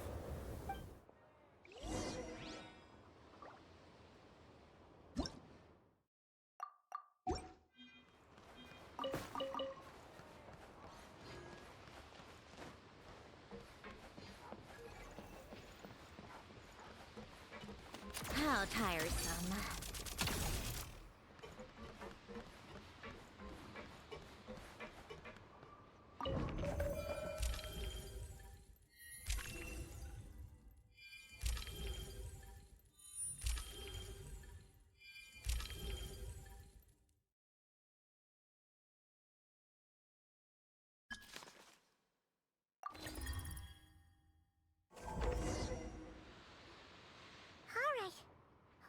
our destination settings have been applied. Let's give this thing a final once-over and then head out. Goggles, your time to shine. Affirmative. Running vehicle diagnostics. What's this? Engine, green. Wheels, green. Frame, minor damage, but no impact on function. Diagnostics complete. All systems nominal. Neat! Huh. Paimon still can't get over the fact that you just found this tech lying around in a random cave. I've lived in Snezhnaya my whole life, and I've never heard of an interactive, talking train autopilot. Strictly speaking, I wasn't designed purely to drive trains, though I doubt you have any interest in navigating the practically unreadable operator's manual yourself. All configurations are complete. Should you require any further assistance, please call for the Eye of Grey. Away we go! Oh, nope. Paimon's gonna find a warmer seat.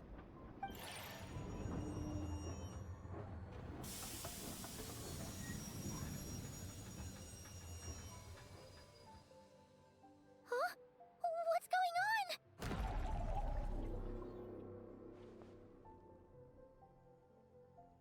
Oh no.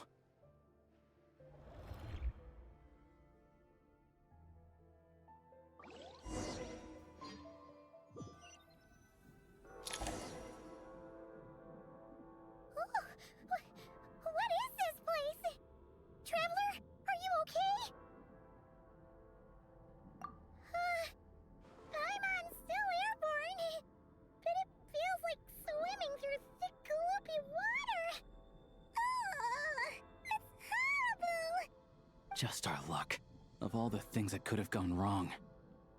Halosha, you're Snezhnayan, right? Any idea what the heck this place is?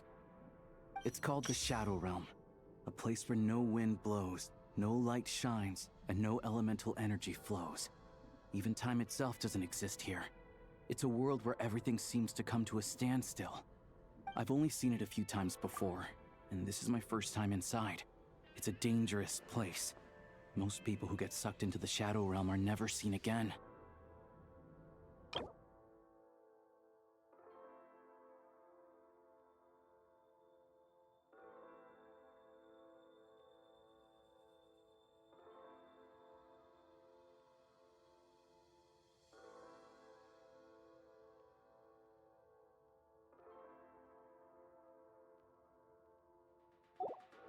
And the few who do make it back, they're never quite the same. Huh? Then, what the heck do we do now? Oh, maybe Goggles knows something. Goggles? Great! Now we're done for! Hold it together. Let's not get ahead of ourselves. I heard a story once about the world of shadows. If it's true, there's a way to escape. We just need to find the exit. Come on, let's explore.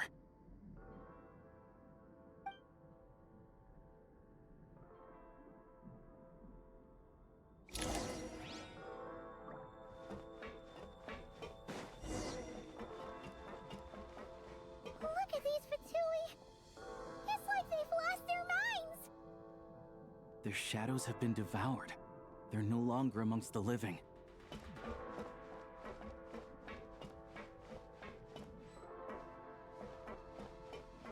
Go now! Advance! I can't channel elemental energy here, but I have a few gadgets that still work.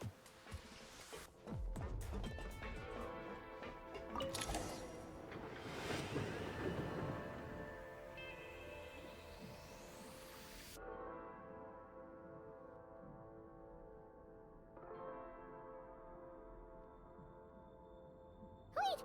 What's that blue thing? Is that... Goggles? Guess we'd better find a way over.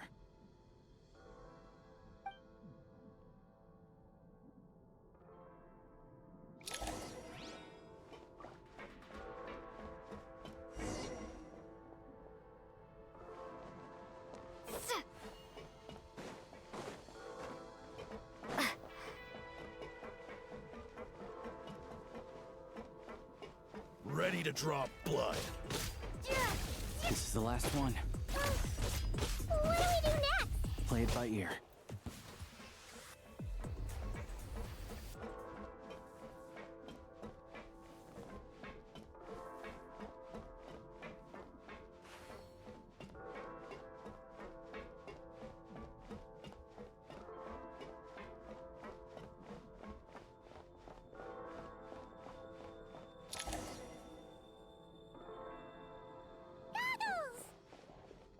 Hello. I am glad to see the three of you safe and sound. For now, at least. But things aren't looking too good. Correct. We are now inside what is known as the Shadow Realm, the darkest space in the shell, where even the Most High is loath to cast its gaze. Time and space hold no meaning here. It intersects with the world of the Light Realm only rarely, like an air bubble that rises to the water's surface. We must leave this place before it sinks back down into the depths once more. Sounds like you have a plan. Yes. In fact, the very purpose of my creation was likely to... from the Shadow Realm. It appears that key data is currently inaccessible, but now is not the time to resolve that problem. I have marked the exit to the Shadow Realm for your convenience. In addition, I have prepared some equipment to aid you as you traverse the Shadow Realm, traveler.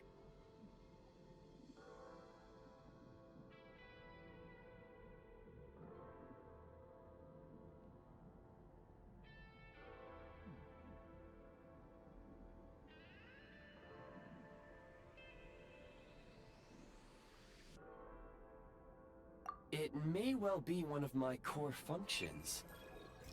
Scan complete. Construction in progress. Activation code? We once peered into the past from the ruins of the shadows. This is what remains of the Golden City, Hyperborea.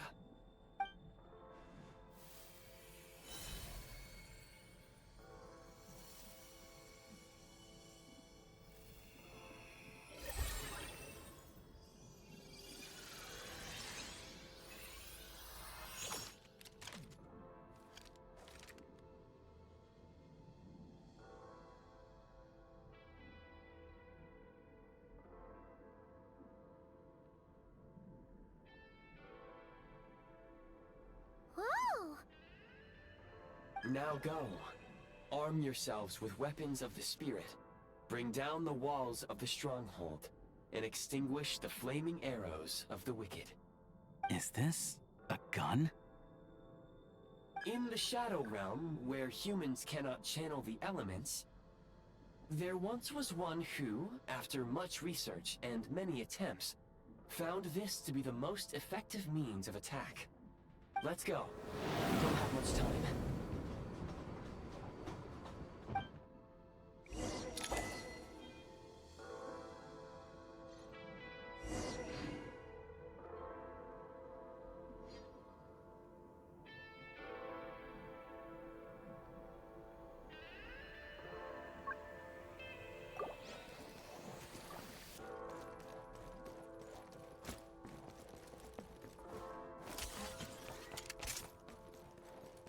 When you encounter small obstacles, you can simply clamber over them.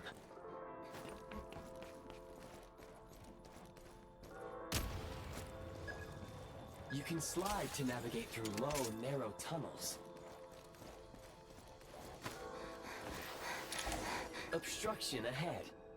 You may be able to use the explosives nearby. Shoot the explosives to detonate them and clear the path.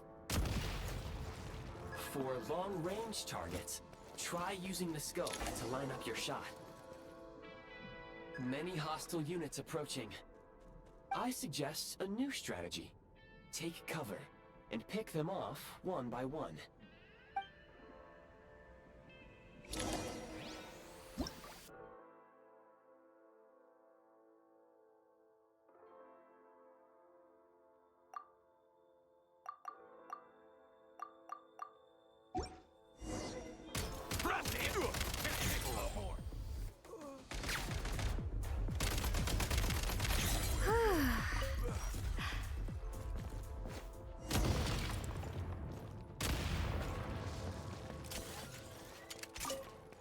more enemies detected. Try attacking with the newly unlocked Assault.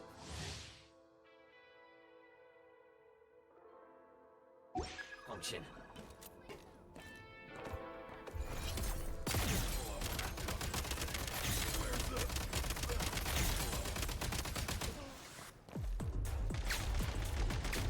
Charge! Nice. Gotta recharge.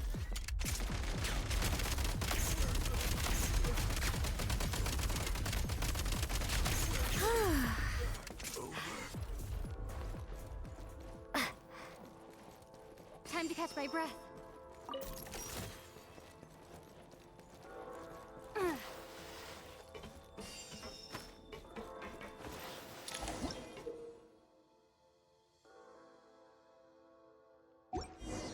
Aim at the freeze mark and pull the trigger to move using the rope.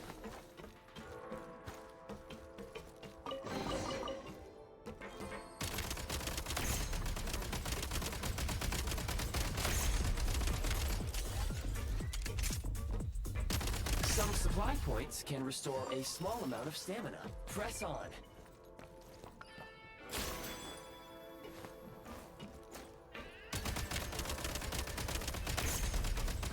Taking cover.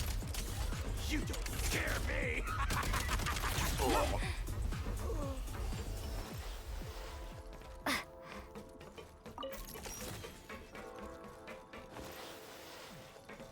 You should be able to use the Prime Ice construct left here to cover long distances.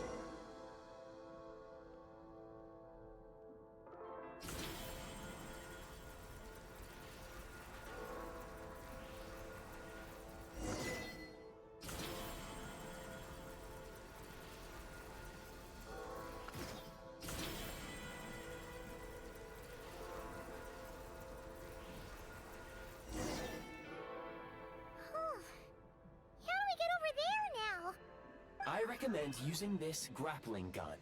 Such devices were originally used to secure structures in the Shadow Realm.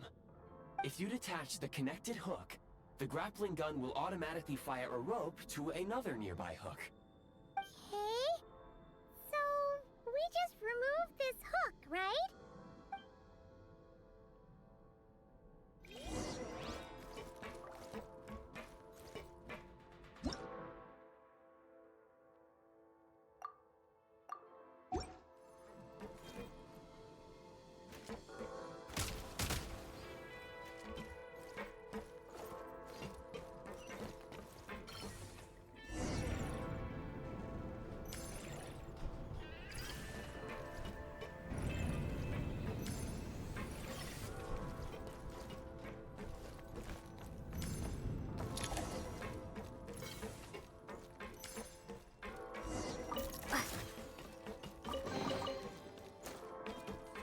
Time to catch my breath.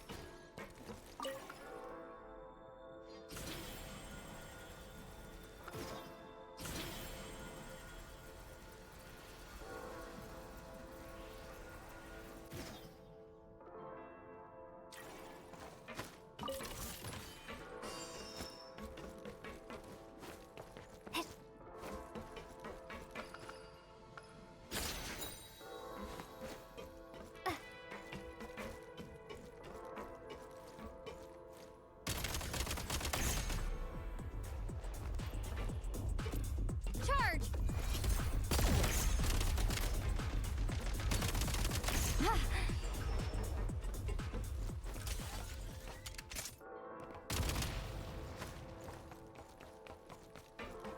Sprint at the Prime Ice Launcher to reach high places with ease. Mind the rhythm.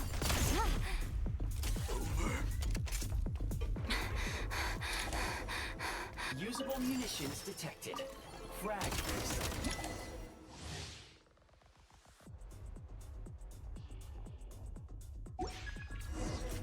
Fall back.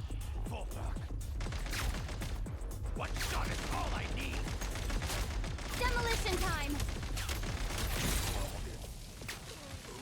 Demolition time!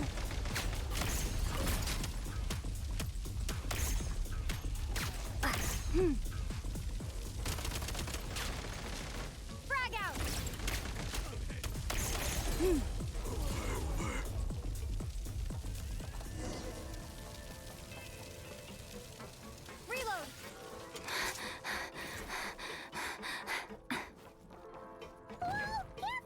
Shift your center of gravity and slide down.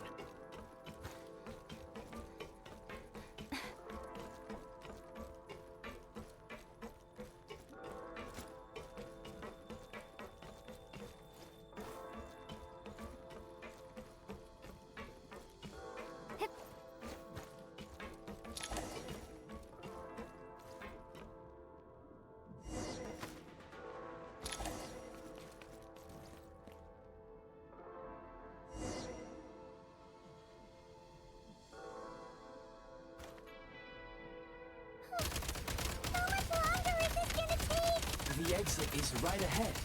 We are very close now. However, It's like they're trying to keep us trapped here. That platform and the carriages are swarming with undead Fatui. Guess we gotta storm through. Back in business.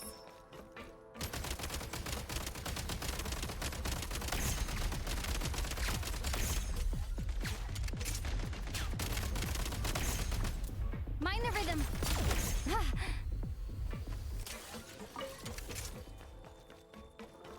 Back in business.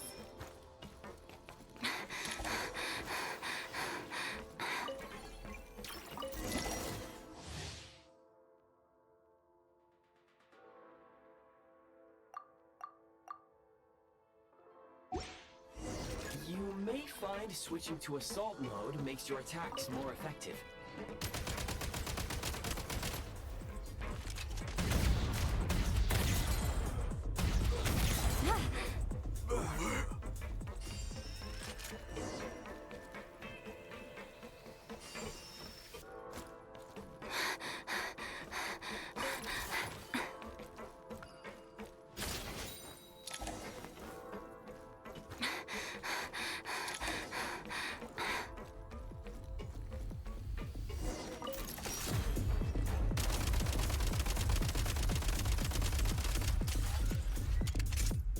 Mind the rhythm.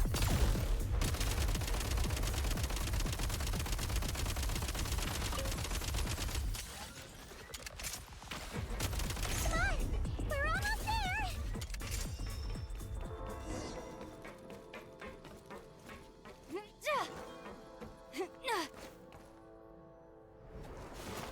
Huh?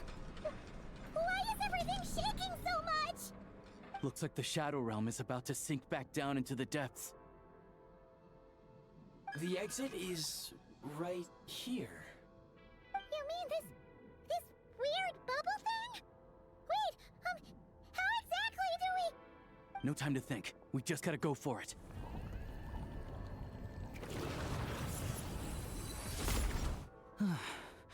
Looks like I was right.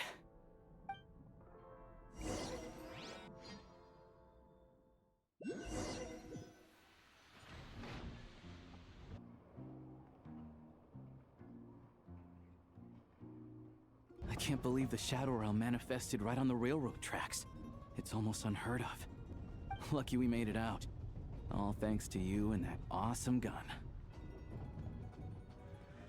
Ah, so you have heard of the Golden City before?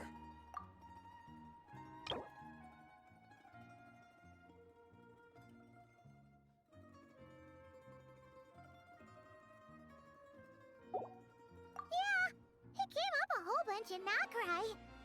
You're a pretty neat surprise in that sense, aren't you, Goggles?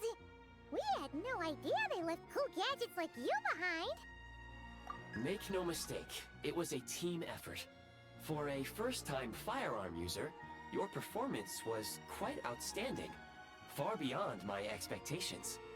As Alosha said, it is highly unusual for the Shadow Realm to manifest in a place like this, but we should still watch out for similar dangers ahead. Oh, let's hope not. If anything else goes wrong with this trip, Paimon's gonna have train trauma for life! The Shadow Realm can appear anywhere, not just on the railroad. I am simply advising that we take sensible precautions. Now, if you wish to further calibrate and upgrade your firearm, you may do so over there. provided you have the necessary components. Please take a moment to catch your breath while I repair the body of the train. Amongst other things, this will ensure Paimon is a little warmer while on board. Oh, thanks, Goggles. You're a trusty train conductor. Well, maybe trusty isn't quite the right word, considering. Anyway, at least you get the job done. Yes, of course. And just like the Eye of Grey, I am sure it will be a great asset to you in your future adventures. If not the trustiest, then it will at least get the job done. Let's get some fresh air while the Eye of Grey fixes the train. Yeah, sure. Paimon wants to forget all about the Shadow Realm. It was so creepy in there. Stretching her legs might help take her mind off things.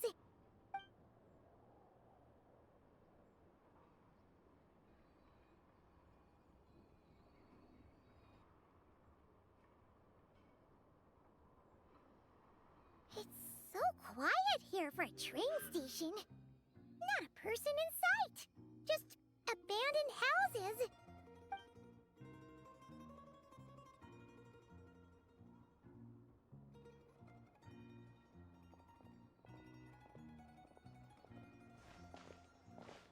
Huh? So much for repair? You've swapped our train out for a whole new model! My plan was to restore the train to its original appearance per my records as quickly as possible. Now that the repairs are complete, the train offers optimized performance and a significantly improved trendiness level. Huh. Didn't know trendiness was a parameter. According to my calculations, parameterization is the most effective way for the Eye of Grey to understand trendiness. Hyperborea, huh? I'm sure I've heard of that in a story somewhere. What an incredible little gadget you are.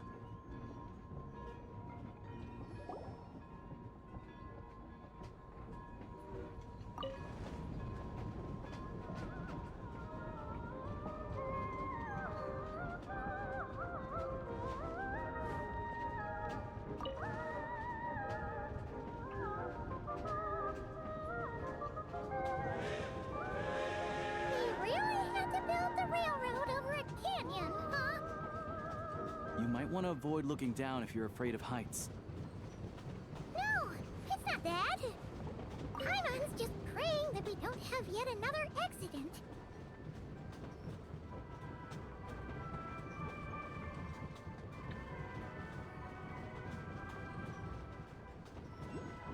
That mountain is breathtaking. Reminds Paimon of Dragonspine. They say this mountain's the domain of a Snegovic lord.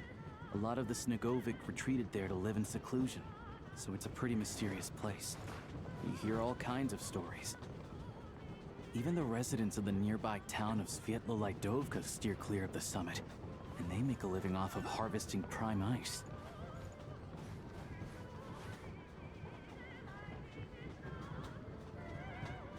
Look, Snezhnagrad's just up ahead.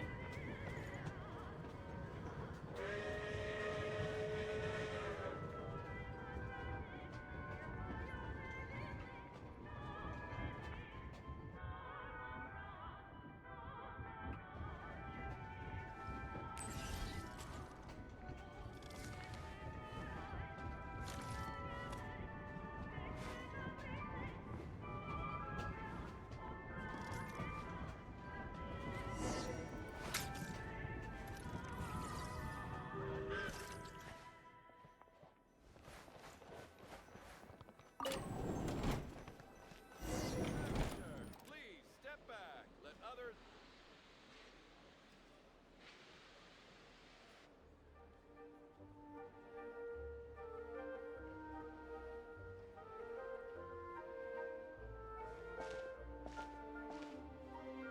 Here we are. Welcome to Snezhnagrad train station, the biggest transport hub in the nation. Wow! It's so majestic! Just flying from one side to the other would probably leave Paimon out of breath! It's built for maximum efficiency, but yes, transferring trains here can be a little tiring. In the future, you can use this train station to travel anywhere you want in Snezhnaya. For now, though, come with me. Let's get Paimon checked out. This way. There's a lift car that goes straight to Sapoliarni.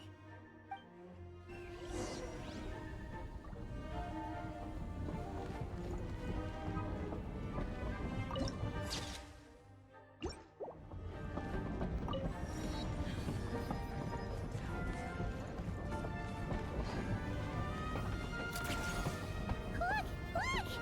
They have really funny-looking heads! And those ones are about the same height as Paimon! But it looks like they can't fly! Those would be Volkudlak and Domovoi. You'll also see the winged Vila and the snowborn Snegovic amongst others. No wonder! We'd heard that Snezhnaya used to be the realm of the Fae. Paimon can really see it now.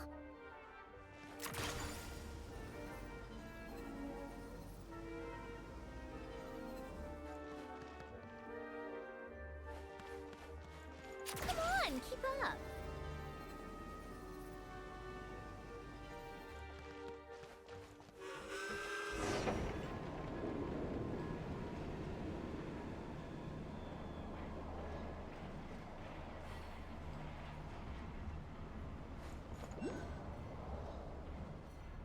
To the left is the market of Zolny. They sell everything there. You can often find some nifty little trinkets. To the right, you'll see the Korolyevsky Theater in the distance. Look at that! Incredible!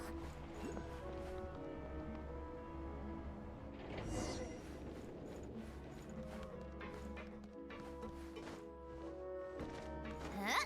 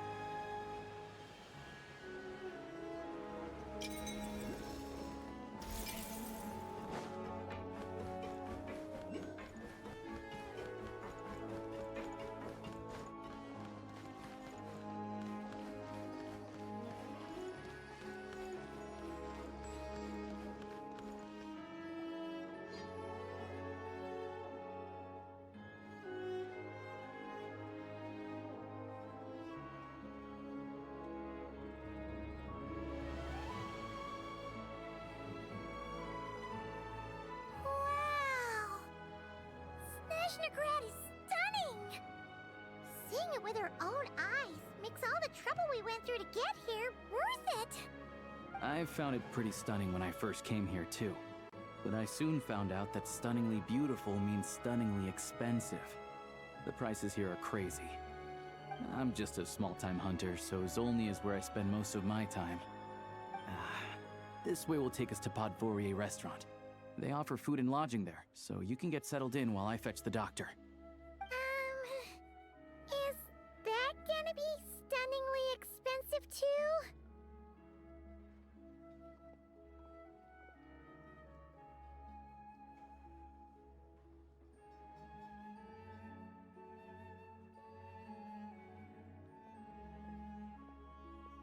Yeah, I mean, there are places to stay in Zolny, but I highly doubt they'd meet your standards. Most of the stoves are out of crystal, the windows are drafty, and at night, four-legged roommates come out to play, sharpening their claws on the roof beams and floorboards. Yep, no way. Not a chance Paimon's staying anywhere like that. Maybe we can split the cost of the room between us? Paimon still has some savings left. Fine then. It's your treat. Paimon will save her money for buying a nice little cake. Don't worry, you'll get some too. I'm glad to see you've perked up. If you find yourselves in the mood for some sightseeing later, there's a few places around here worth seeing. This way leads to Zapoliarny Palace, which serves as the Tsaritsa's audience chamber and also her personal quarters. The adjacent block is kind of a city in its own right. That's Glupov, the headquarters of the Fatui. Inside, there's a munitions factory known as the Armory Palace, producing a constant supply of all kinds of equipment for the Fatui. A lot of important research happens there too. And over there is the Snezhnaya Vecha, where all the big shots meet regularly to make policy decisions.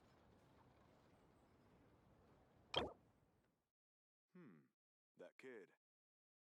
Is he tailing us? So fluffy.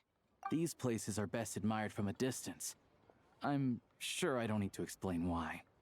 Yeah, they probably have super strict security. We're not looking for trouble right now. The downtown area is near the center of Zapoliarny. That's where you'll find the restaurants, bookstores, and gift shops. Another place of interest is the Northland Bank, which is over this way. Oh, and I'm sure you'll want to make contact with the Adventurers Guild at some point, right? That's right here. Ooh, speaking of adventuring, we use alchemy quite a lot. Do you know where we can find a crafting bench? No one practices alchemy in Snezhnaya, I'm afraid. Apparently there's some historical reason for it. Oh, we'll just have to use the one on the train then. Kinda inconvenient. Wait, how come there's one on the train if that's Snezhnayan too? Yeah, I don't know. Not my area of expertise. Still, I wouldn't say the absence of alchemy makes life here any less convenient. Anyway... Finally, there's Zolny in that direction. It's mostly residential buildings and factories, but there's a few shops too. Worth a look around if you're interested. That's about it. You guys go ahead and get checked in while I track down my doctor friend. Sounds good. Thanks for all the recommendations. It'll be good to get out of the cold wind. Paimon's starting to feel another headache coming on. Podvorier restaurant is right this way.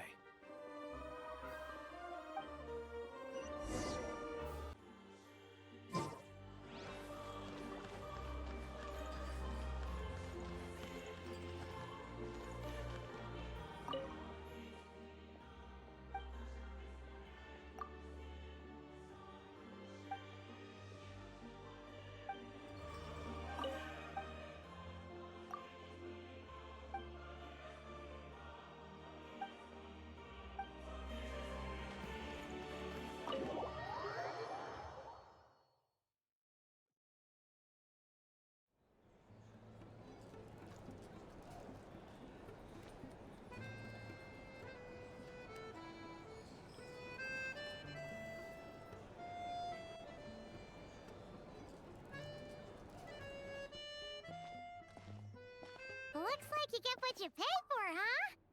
Paimon likes this room a lot. Yeah, much better now that we're out of the cold. Oh, thanks for taking such good care of Paimon. Honestly, she feels kind of bad for throwing a wrench in the works. If this were anywhere else, we'd be out investigating and adventuring by now. But instead, we're stuck here waiting for a doctor. You're right. No need to push ourselves too hard for no reason. A lot happened on our way into the city. Let's review what we've learned so far and try to figure out what to do next. Obviously, a million more question is, what is the Tsaritsa planning? Everything else leads back to that. Sure was. And so far, we've learned that in addition to the 7 Gnosis, her plan also requires a ton of energy. But we won't get to see her anytime soon. Alosha said that she went east to fight that big monster. It must be a pretty powerful one if it can blanket the whole of Snezhnaya in a snowstorm this awful. To be honest, what we're really lacking right now is information. The kind of information that only the higher-ups in the government would know, not word on the street type of info. Paimon can think of a few people who might be able to help us, but... Right! And when we left Nokrai, Sandrone specifically left a message reminding us which side we're on.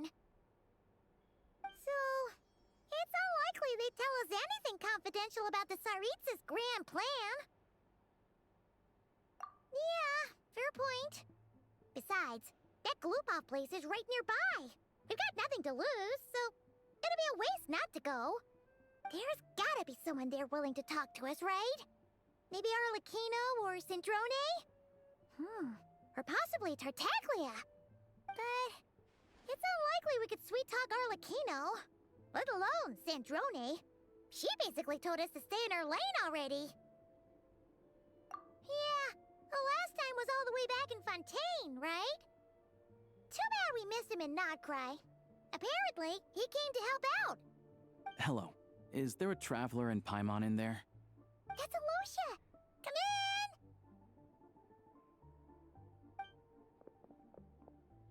Hello, I'm Dr. Luneva. Alosha mentioned that one of you is feeling a little under the weather. I see. So you're my patient today, yes? And you're, Fae, I presume? Good question. Paimon's not too sure either, but she's definitely not the same kind of Fae as the ones we saw at the train station. Is that gonna be an issue? Not exactly. It's just, I'm used to treating human patients. Fae tend to be far more resilient than even the healthiest and most long-lived of humans. But don't worry, I do have some experience treating Fae. I've even diagnosed plenty of cats and dogs in my time. Safe to say, I have a fairly eclectic range of expertise. It'll be fine. Paimon's basically the same as a human. Right? We're no different when it comes down to it, are we? More like you don't eat enough. The more talking you do, the more you need to eat. Now, please take a seat.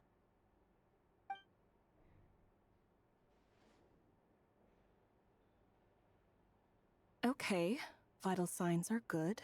Test results are all within normal ranges. I don't think it's anything serious. More than likely, you've just caught a cold. I can give you some medicine to tide you over, but as long as you rest properly for the next couple of days, you should feel better. Make sure to keep an eye on your temperature, though. If you find yourself with a persistent low-grade fever, or if your symptoms don't improve, just contact me again. Sounds like there's no cause for alarm.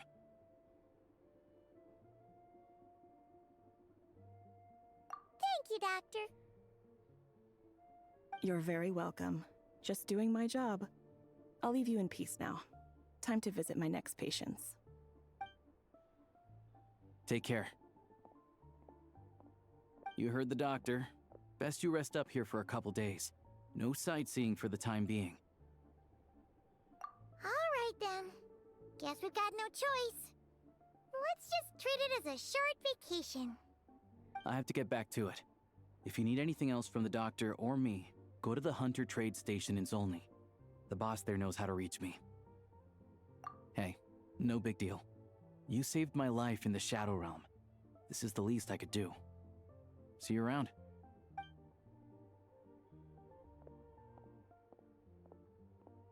All right. Time to find Child and see what he can tell me.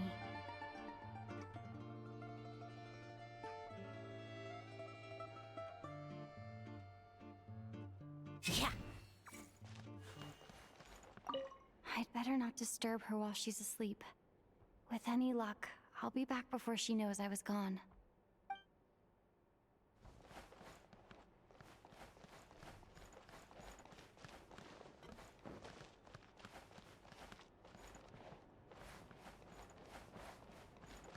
All right.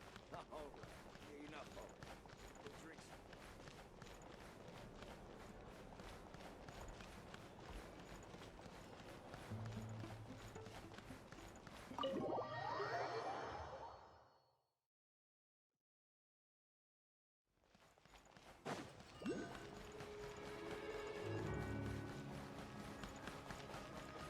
How tiresome.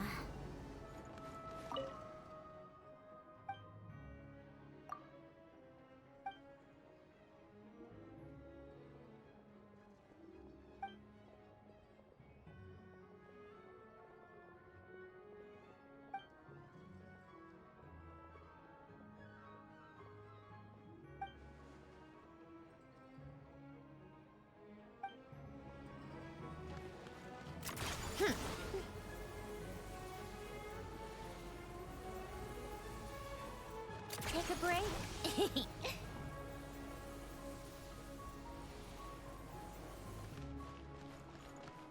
Come on, keep up. Pick up the pace.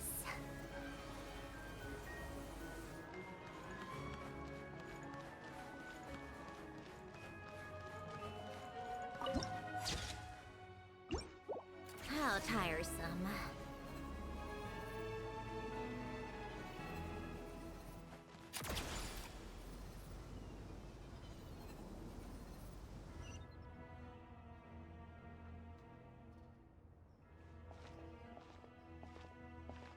Hold on. Please display your invitation letter or permit. Glupov does not accept meeting requests without a prior appointment. You'll have to apply per the advertised booking process and wait until your invitation letter is issued. Might I ask who you're hoping to visit? Another one who thinks the rules don't apply to them. I don't understand why people think they can just talk their way in here. You don't just show up and land a meeting with the Harbinger.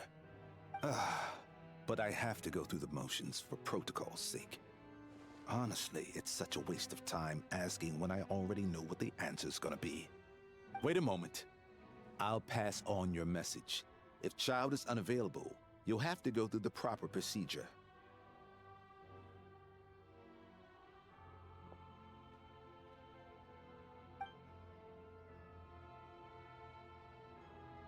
Lord Child is a busy man. He's probably not in Glupov at the present. If I were you, I'd cut your losses. No point waiting any longer. Even if you two are old friends as you claim, please understand that the Fatui Harbingers are often busy with their official duties.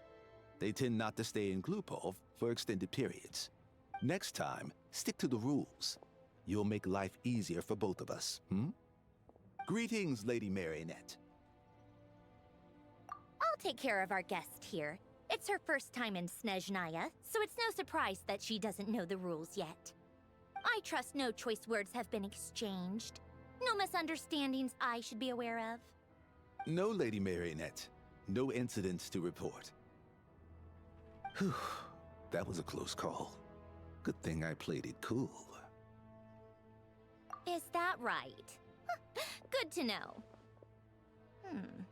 Wait, where's Paimon?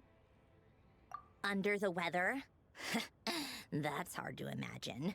She's always buzzing with energy. I take it she's still adapting to the climate. Happens to a lot of people. It's even colder here than in Nodcry. Has she seen a doctor? I can get you one if you need. All right then. Well, let me know if you run into any other problems. Why else? I was just about to sit down for some much-needed tea time when I heard that an old friend of Tartaglia's had shown up outside. No appointment, nothing. And, as obnoxious as it may be to show up uninvited at Glupov, I couldn't help but take pity on the poor soul who was waiting outside in vain. So I had no choice but to abandon my freshly brewed piping hot tea and come to see this mystery guest for myself. Well, I felt our time working together in Nodcry warranted some courtesy. I couldn't exactly let you freeze to death out here in the wind. Unfortunately, I can't invite you inside either. The rules of Glupov wouldn't allow it, and as a harbinger, I have to lead by example. On the plus side, Snezhnograd actually has some class, unlike Nasha Town. Torchlight Books has a very nice selection of teas and cakes, so we can catch up there. Your treat, of course. Because I already wasted one perfectly good cup of tea today. That's why.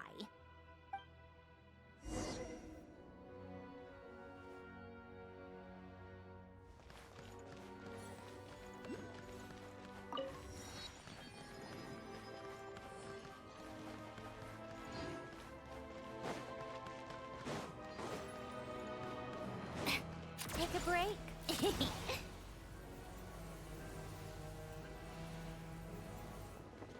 Come on, keep up. Pick up the pace. How tiresome.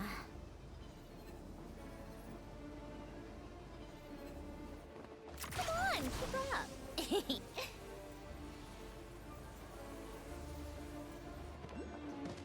Take a break.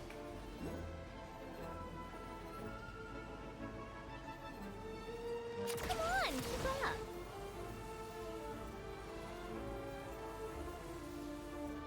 How tiresome.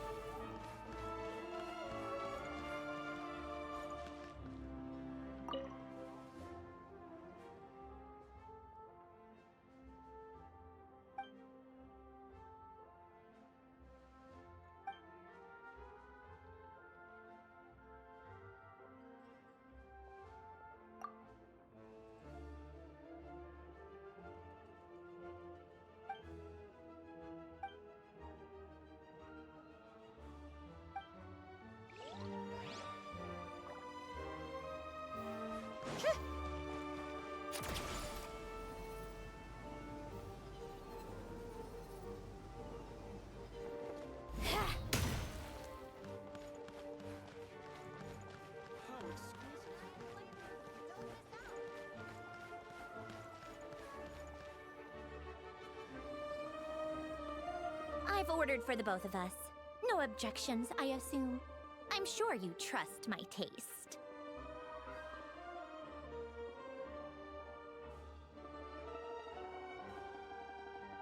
Okay, let's get down to business. I'm guessing you don't actually have any urgent business with Tartaglia, per se. You just want information, right? Wanna take a guess? Of course you'd say that. You shouldn't underestimate Counselor Tartaglia, you know. That's right. I'm sure you've heard of the Snezhnograd VII by now. Well, he's busy preparing some paperwork for their next meeting. They'll be discussing yet another extension to Project Stuzha. It's basically all anyone cares about in the VII these days. Yeah, he's more of the shoot first, ask questions later sort, isn't he? It all started with a very detailed letter that Capitano left for the jester, Piero, before leaving for Natlan. In that letter, he detailed the future arrangements for his subordinates. All of his key people were reassigned to Tartaglia.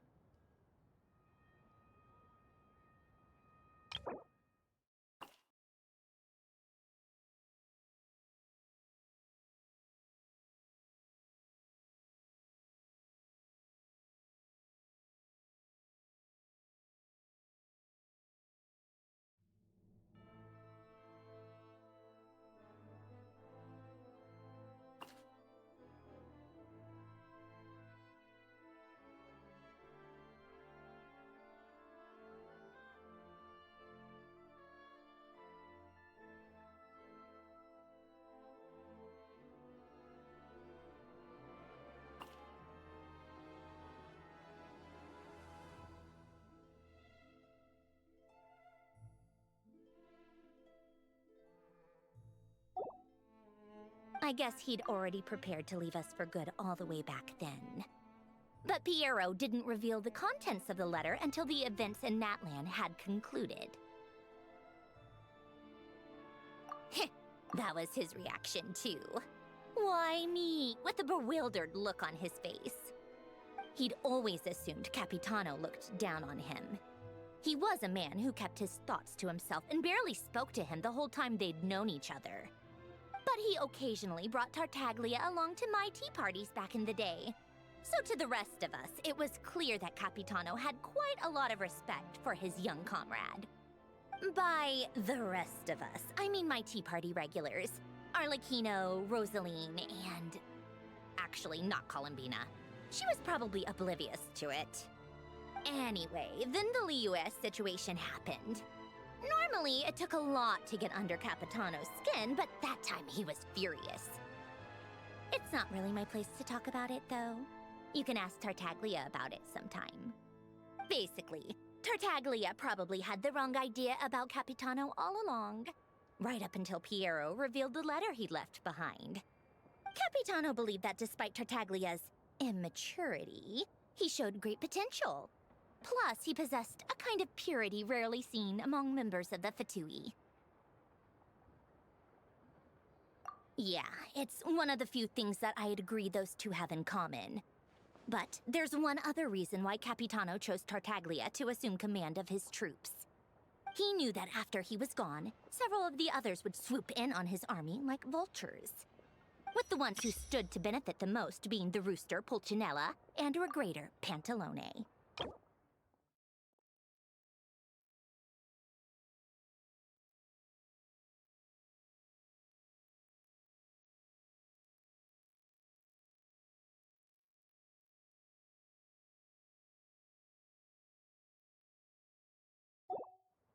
Once they divided Capitano's troops between them, they'd be more powerful than ever.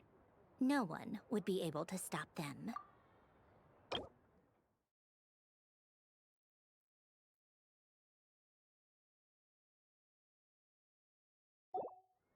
So, you can see why Capitano chose to hand that letter to Piero, right? Exactly. Piero also needed to back a harbinger as soon as possible. And, all things considered, Tartaglia was the best choice. Even though Tartaglia has had the support of Northland Bank for a long time, he and Pantalone are ultimately not cut from the same cloth. I'd say Capitano made a good judgment call. Anyone else caught in this situation would probably feel like they'd been hung out to dry. His best course of action will be to distance himself from any shady business, while still maintaining friendly relations with Pantalone, but seeking Pulcinella's support at the same time. What's the point in having a tea party if you don't spill a little tea? Besides, none of this is confidential anyway. Ask any journalist out there. They'll give you all the lurid details. You'll see it firsthand if you ever sit in on a session of the Snezhnaya Vecha. All the factional strife, whether open or unspoken, it plays out for all to see in that one little room. Having a voice in a Vecha is the only way to steer policies in your favor. So, every person in that room represents a particular interest group. Pantalone, for instance, represents the financial sector, and Tartaglia represents the Fatui soldiers. Personally, I have no interest in political jousting, but since I have a number of engineers and researchers under my command, I have to make their voices heard. Then there's Pulcinella, the linchpin of the Vecha. He represents politics itself. Everything involves him, so nothing can bypass him. Any issue that comes up, he knows how to mediate. That's what the Tsaritsa values most about him. I'm starting to see why everyone is so frustrated with the way things are, but also powerless to change it. A complex web of interests connects all parties involved, and the Tsaritsa sitting at the top adds another layer of complexity. It must be nearly impossible to come up with a perfect solution. All right, I'm done carrying this conversation. Time for you to answer a question of mine. You must have known that you can get the info you needed from me.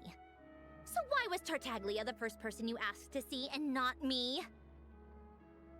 I just don't understand, that's all. Anyway, do I really need a reason? Wait. Oh, I think I know what it is. Columbina passed on my message to you before you left Notcry, right? I only meant you should be mindful of which side you're on. Is that actually why you didn't ask for me? Because you took that to heart? You... fair enough. It's not your fault. I blame all these politicians I've been hanging around with lately.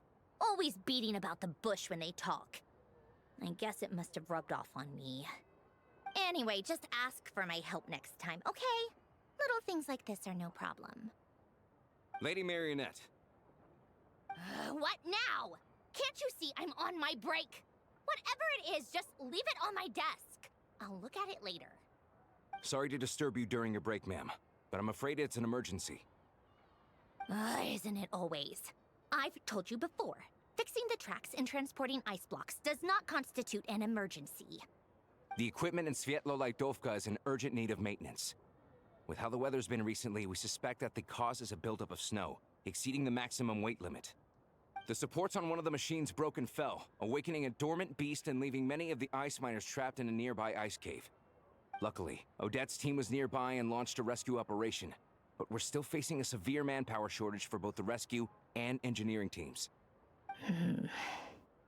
I guess that's it then. Our tea party will have to end here. I'm the only engineer you'll need. Do you actually want to come with, or are you just saying that? Nice of you to return the favor. I'll have a couple of people look after Paimon. They can let her know that you had to step out for a while. Given how urgent this is, I'm sure she'll understand.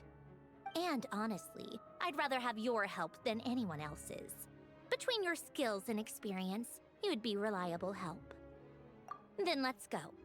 You, take 2 people to Podvorye restaurant. Find her room and watch it like a hawk until we get back. If anything happens to Paimon, you'll be answering to me. Yes, Lady Marionette.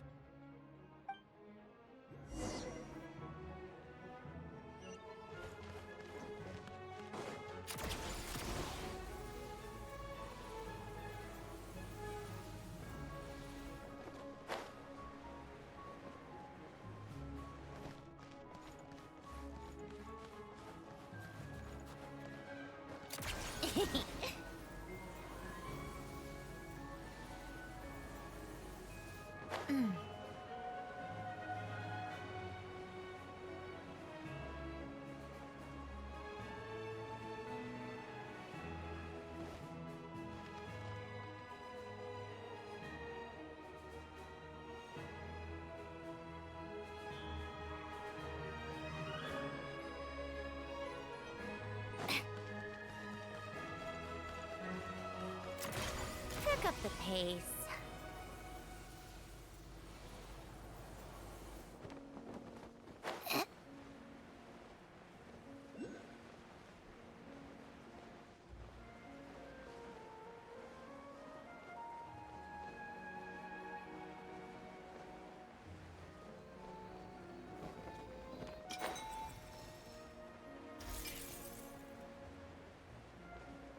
Come on, keep up.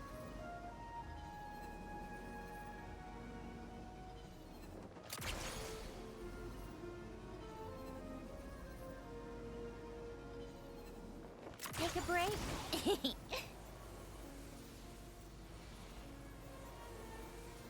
Come on, keep up.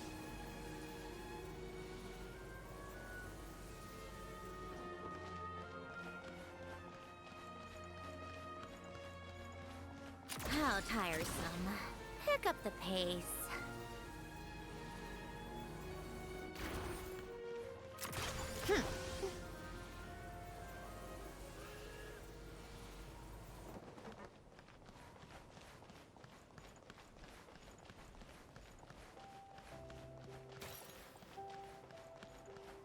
Come on, keep up.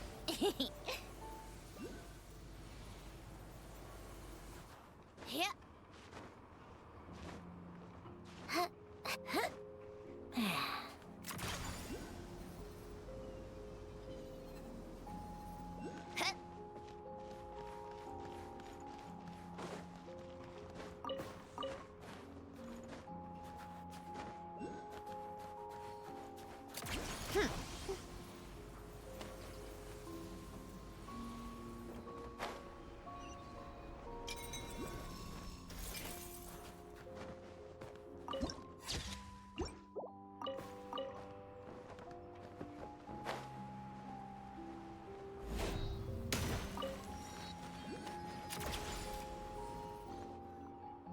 They weren't exaggerating.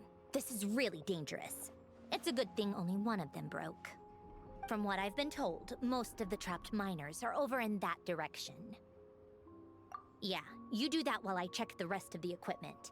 I'll evacuate the people around here as I go. Meet me back here as soon as you're done.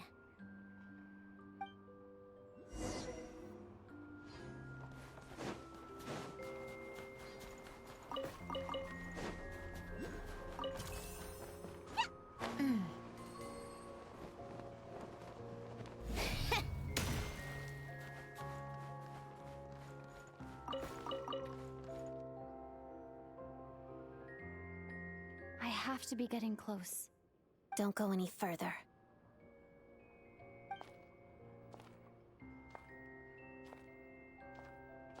It's too dangerous here. There's a highly aggressive monster on the prowl. You need to leave, now. Ah, I see. You're the backup from Snezhnaya. Well, I'm Odette. Good to meet you. Ah, so this is Odette. She was the first member of the VII on the scene. There are 5 people trapped in the cave. Monster type is unknown, and so is its location. Let's go. Every second counts.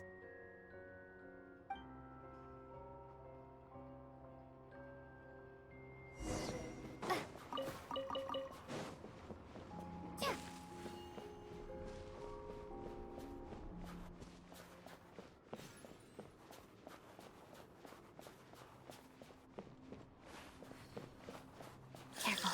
Something's moving.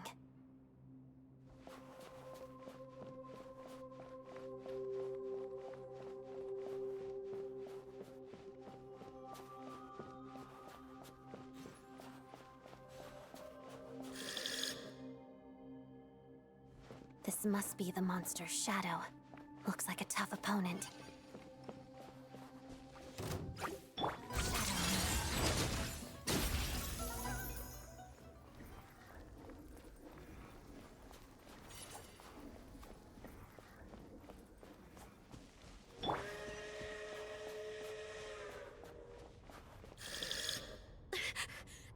Stay back!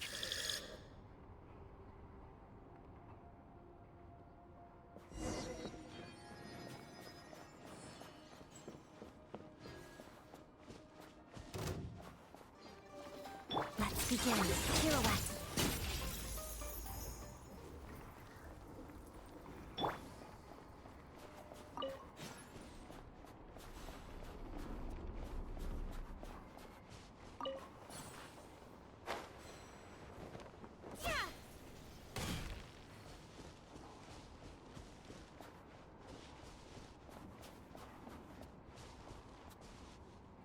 I see them. They're right behind the monster.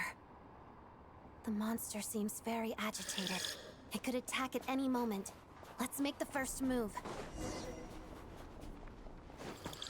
Lightning flash! Bellowing thunder! Together. Witness the snow swan's grace.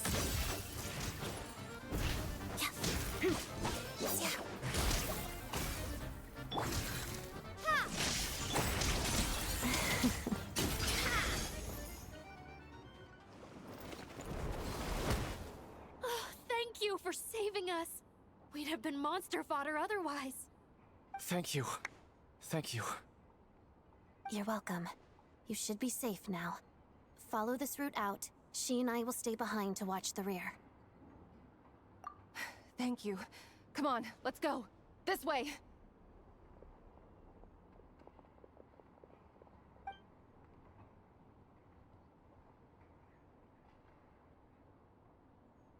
I've searched the area. Pretty sure the monster made a tactical retreat. Yeah, but with us here, it won't be coming back anytime soon. It may be small, but don't be fooled. It's a ferocious beast. People are just food in its eyes. It's lucky we got here when we did. The trapped miners have been successfully evacuated. Time for us to leave. Wait, this place... There's... something unusual about it.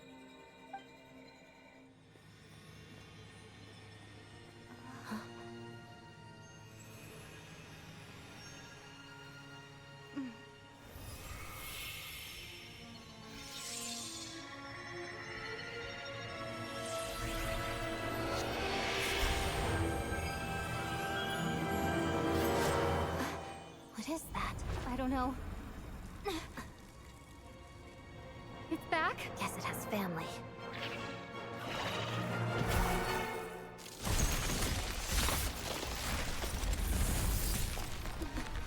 This way. Run!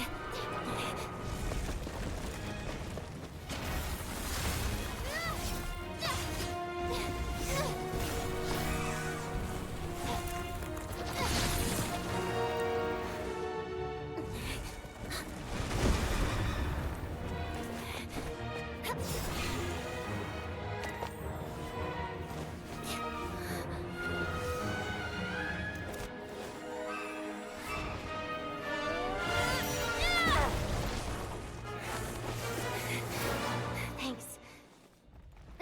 Let's get out of here.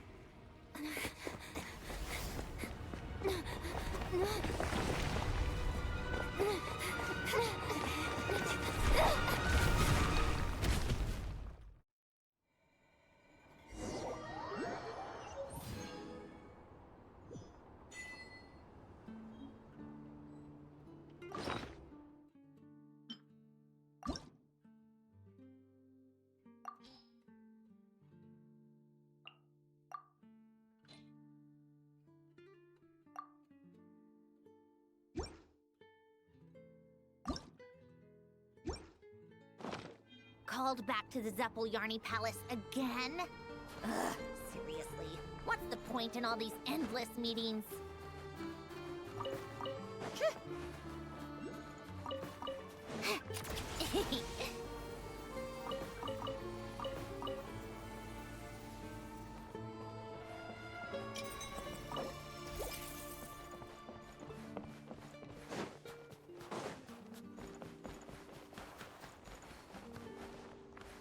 Take a break.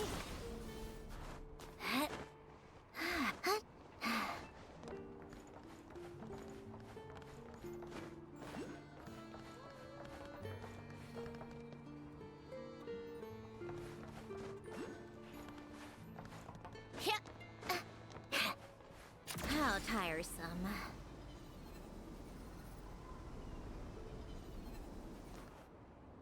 Come on, keep up.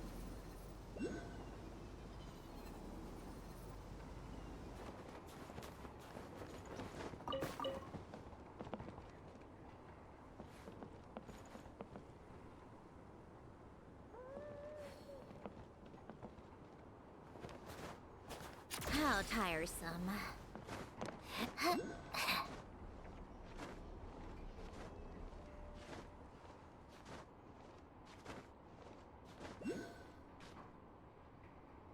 Take a break.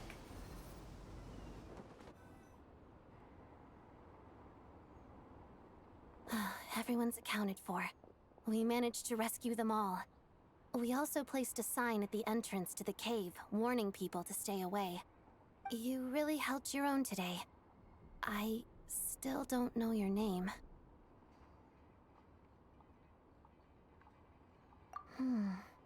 Don't think I've seen you before. I'll remember the name. All right then. See you around. Hello, Lady Marionette. I hear the rescue operation was a great success. I knew I could count on you. What brings you here, Odette? Here for a performance? No, a Fatui mission.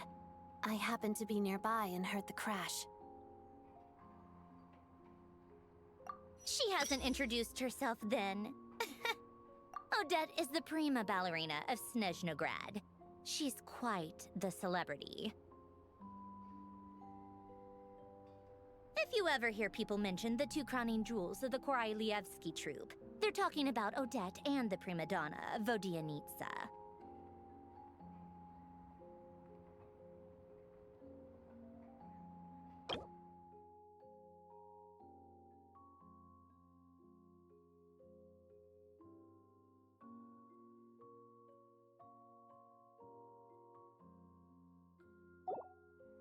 On top of that, Odette's also a rising Fatui star.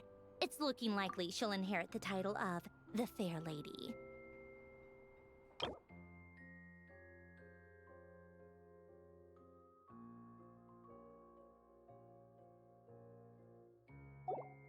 She learned all her combat skills from Rosaline herself. Used to be one of her most valued subordinates, too. You flatter me, Lady Marionette. If she's Rosaline's protege, that makes me... never mind. There's no need to bring it up. No point making things awkward. How's progress on your end, Lady Marionette? Equally successful. I finished reinforcing all the equipment. Took me a little longer without Polonia's help. But the outcome is the same, of course. Even if the heavy snowfall summoned by that monster lasts for another 3 months straight, this equipment won't give way. All right, now that we're done here, it's time to get out of this blizzard.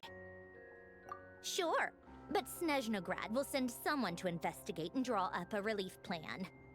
And I guess I'll have to write the incident report myself this time, since it involves a mechanical malfunction. First, Pantalone needs to approve the budget, then Pulcinella has to sign off on the plan. Once they've argued it out and reached a compromise, we can move forward. That's the rough process anyway.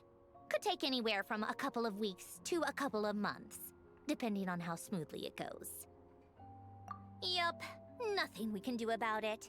There's a whole stack of incident reports like this back at the office. The snow has eased a little for now, but there's no telling when that will change with that monster still at large. Fuel for heating is in short supply, and relief is weeks away. There's no immediate threat to life, but still, it just feels like there should be a better way. Hey, quit daydreaming. Let's get back to Snezhnograd. When did you get a new sword? I found it in a cave. It handles pretty nicely. You have a strange affinity for second-hand swords. I sympathize.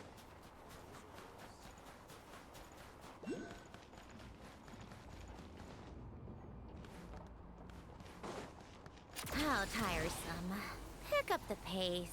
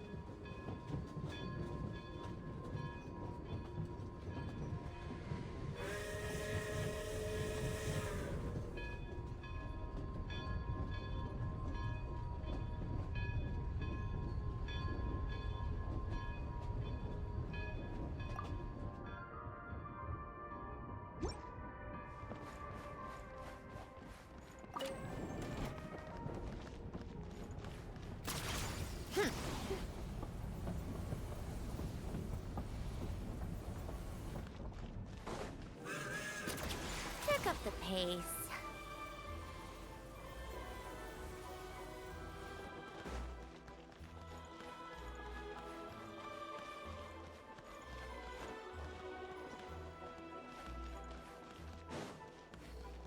Take a break?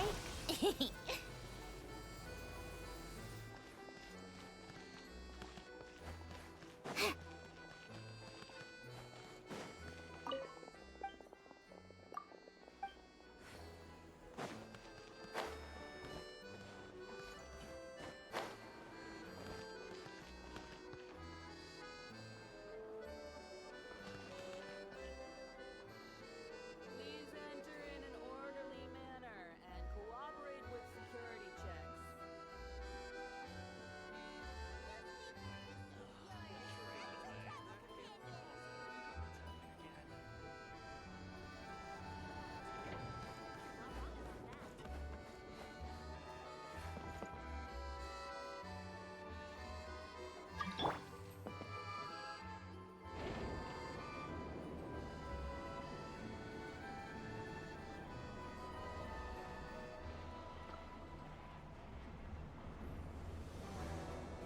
The snow in Snezhnaya is always bitterly cold, and it never seems to end.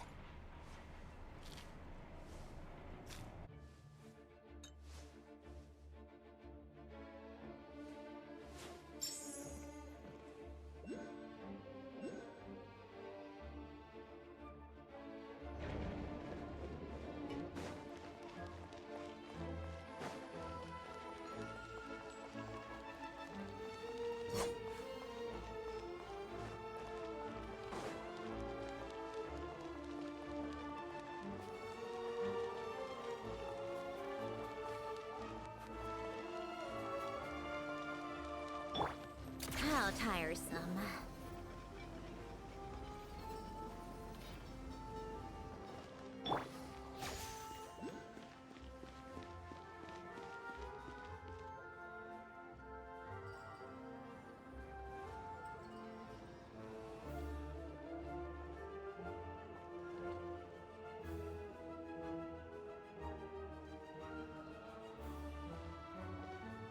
Huh.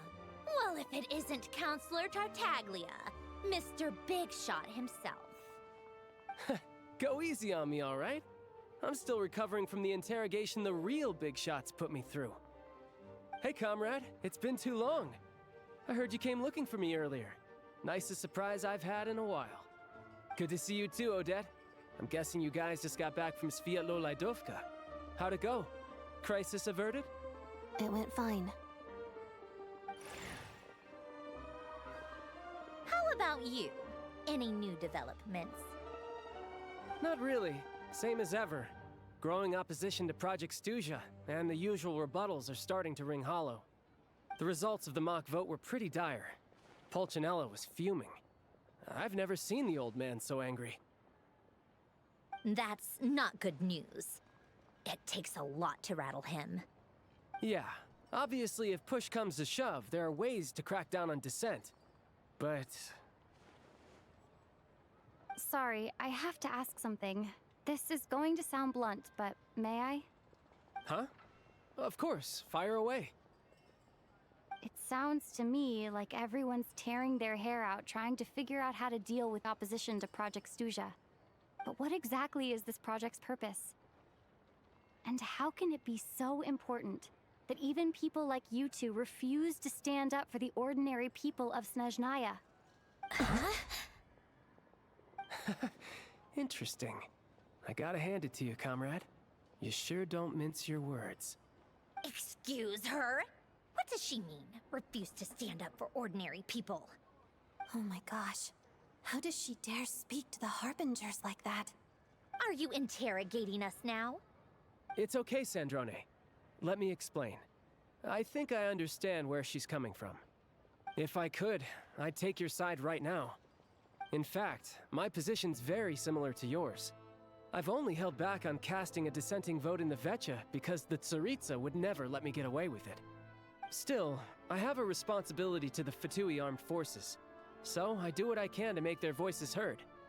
Most of them are just regular folks from small towns far from the capital. I'm sure you've seen how much those kinds of places are struggling right now. Oh, and for what it's worth, I'm from Arepasak myself. Things aren't going so swell there either.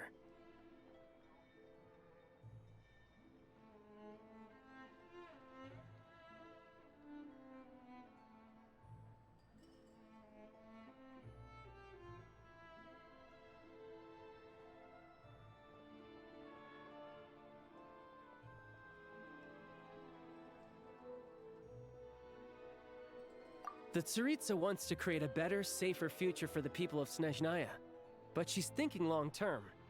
I don't doubt that from where you're standing, Project Stuzha seems to be creating all sorts of issues for everyone. But considering the Tsaritsa's vision for the future, these are sacrifices worth making. Sounds cold, I know, but I promise it's not as black and white as it seems. Maybe Sandrone and I can't oppose Project Stuzha outright, but we're constantly raising our concerns in VII meetings. And even though we can't put an end to it, there are plenty of other ways to make a difference. We're trying everything we can think of, and so is Pulcinella. I respect Her Majesty, the Tsaritsa, and trust her decisions. But at the end of the day, I'm still just a normal guy who cares deeply about my homeland. And my family, who all live here. There's no way I would ever abandon them. As contentious as things can get within the VII, there's no selfishness or malice behind it. Everyone wants to get through this period as smoothly as possible. The issue is that there's no way of pleasing everyone under the present circumstances. Most of the time, we're trying to decide on the lesser of two evils, which obviously isn't a great look. But that is not the same thing as being blindly loyal to the Tsaritsa. No one's got their head in the sand here. We're all well aware of the way things are. We're just doing our best to make it work. In fairness to Sandrone, she rushed to Svietlo Laidovka's aid the moment she heard that people were in danger. And even Tartaglia, who used to only care about the thrill of the fight, is clearly doing his best to rise to the demands of his new role as counselor. Hey, come on. There's only so much we can say, so don't press us too hard. Look, I know how untenable the Tsaritsa's position looks if you don't understand her motives. Maybe you've heard already, but she's currently leading her army on a campaign to the east to defeat the monster that's been causing these brutal blizzards. Striking that monster down will be a significant step in dealing with the present energy crisis. As laser-focused as she is on realizing her lifelong ambitions, she's still putting time and energy into taking down this powerful monster. To me, that says a lot. If she thought Snezhnaya and its people didn't matter in the grand scheme of things, why would she waste her time on something like this? Thanks. I meant every word I said, though. I wasn't just trying to placate you. I've already done more than enough diplomacy for one day. I still think this adventurer raises a very important point. Our two harbingers have made their positions very clear. But there are many others in the VII who must feel trapped and forced to vote against their conscience. I think it's a very valuable quality to be willing to speak one's mind, despite the risk of offending powerful figures. You can say that again. I highly doubt we'd feel the need to explain ourselves so much if we didn't know you so well. Forgive me, adventurer, but might I be so bold as to ask about your background? How is it that you can converse so openly with two harbingers? Oh, haven't you been properly introduced? Easier said than done. I like to think I'm not the kind of person who goes around busting open people's old wounds. I've only learned her name so far, and no details of her experiences. Is something wrong? Uh-oh. Is there no avoiding the subject of Rosaline? No, it's just... all right. I guess there's no getting around it. This is the world-renowned traveler, who helped resolve the storm terror threat in Mondstadt, cleaned up after the mess I made in Liyue, and then went to Inazuma, where there was a duel before the throne, in which the traveler defeated Rosaline. Oh. I'm sorry. I didn't think you two would be seeing much of each other, so I figured it wasn't worth bringing up. It's fine. It was a long time ago. It's fine. Sorry. I just remembered that we have a rehearsal coming up. Please excuse me. I should get going.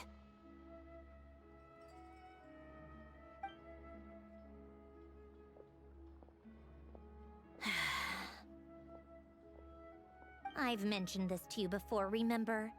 She was Rosaline's most valued subordinate. But they didn't actually get along. Not that Rosaline was really the type of person to make friends, but death has a way of resolving a lot of conflicts. Don't let it weigh on you. Like she said, it was a long time ago. It's in the past now. Odette has a very different personality from Rosaline. Give her some time. I'm sure she'll work through it. Oh, by the way, where's Paimon? It's not like her to hide away. She hasn't been feeling well, so she's resting at Podvorier restaurant. I got a couple of my people to look after her while we were gone. Oh, right. Sorry to hear that. Poor thing. Reminds me of when Tonya was little. She really felt the cold back then. Used to get ill all the time. I felt so bad for her seeing her lying in bed, coughing. She was so mature for her age, though. Whenever someone came to visit her, she'd greet them with a smile and would never complain.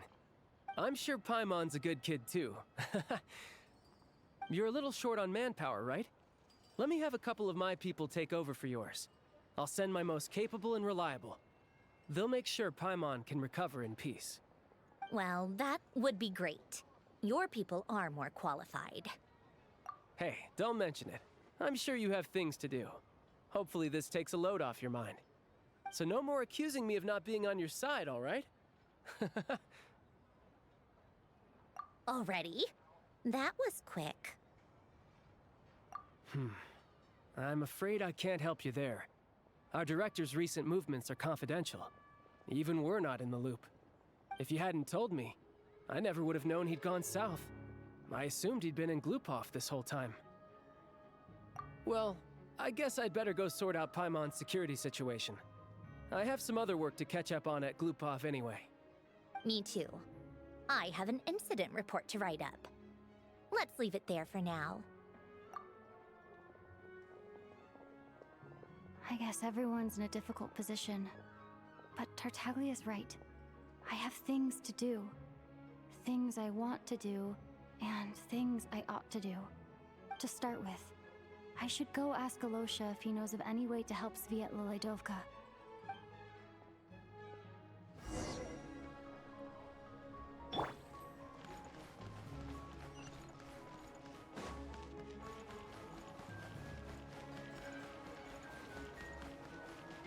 Come on, keep up!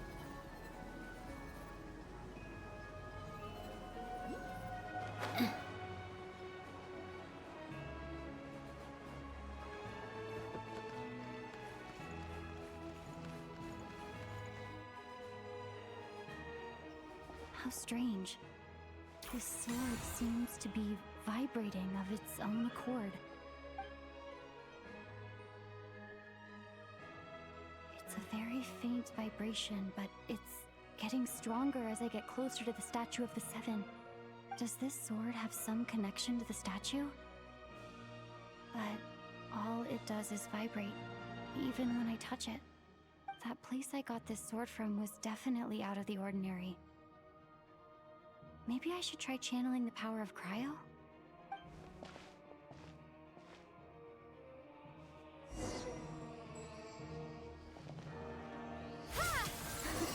It worked! There really is something special about this sword.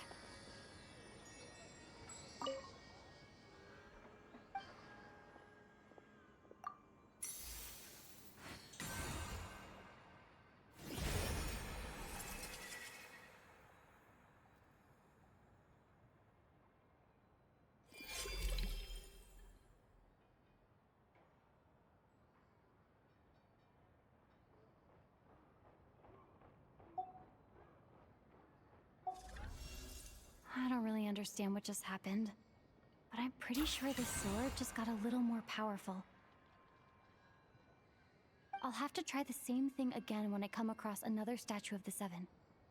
In the meantime, I'd better go find Alosha.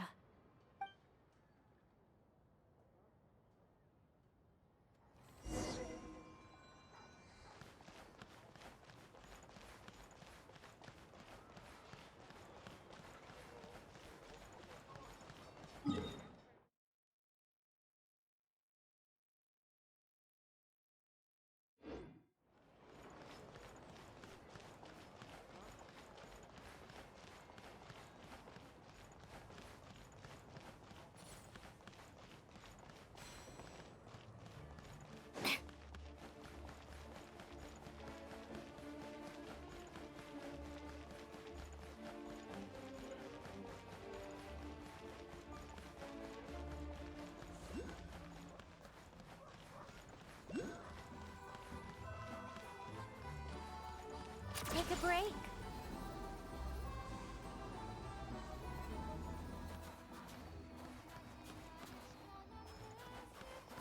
How tiresome.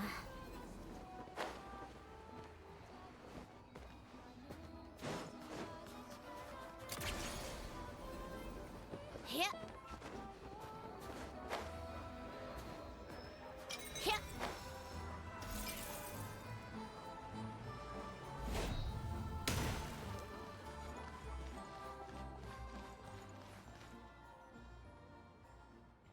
Hello there.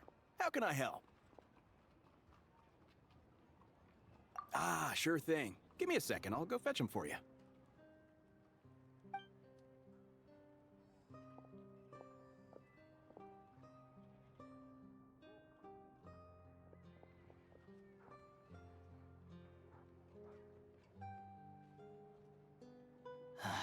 It's a familiar story. I've had similar experiences. Although Snezhnagrad doesn't deliberately delay or withhold relief, those first few days of waiting for help are always the hardest. It's a fundamental contradiction. If emergency relief can't be delivered in time, what's the point in even calling it emergency relief? Not necessarily. I think there's a good chance that Kresnik Crystal from Stratomoros will start flowing into the market. When we resolve Stratomoros' energy issue, it's like we open the floodgates. A huge backlog of Crystal is now available to the townspeople. There's no way they can use it up at once. A lot of them will probably stockpile it and slowly work their way through. Probably a good idea, since energy prices are only going to keep rising. But there will always be people who urgently need Mora. Exactly. At the current prices, selling Crystal is an easy way for an ordinary person to make a fortune. Hey boss, how much do I have left in my account?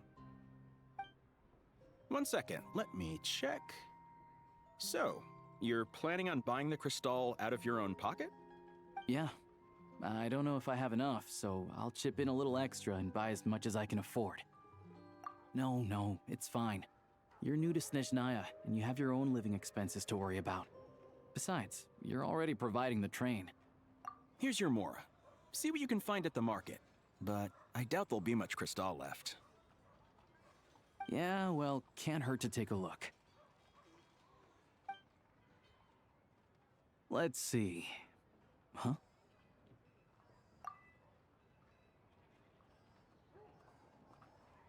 Oh, Alosha, and... Hello? I didn't realize you two knew each other. Yeah, I take on some odd jobs in the city to supplement my hunting income. Sometimes I work as a cleaner or prop hand at the theater where Odette is one of the big stars, so I've met her a few times. When the weather's as bad as this, it's better for a hunter to adapt than to keep looking for game. Yes, and we sometimes need extra help.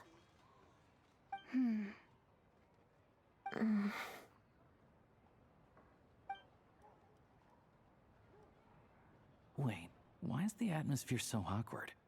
I thought things went pretty smoothly in Svietlolaidovka. So, what brings you here, Miss Odette? Looking for some new props? No.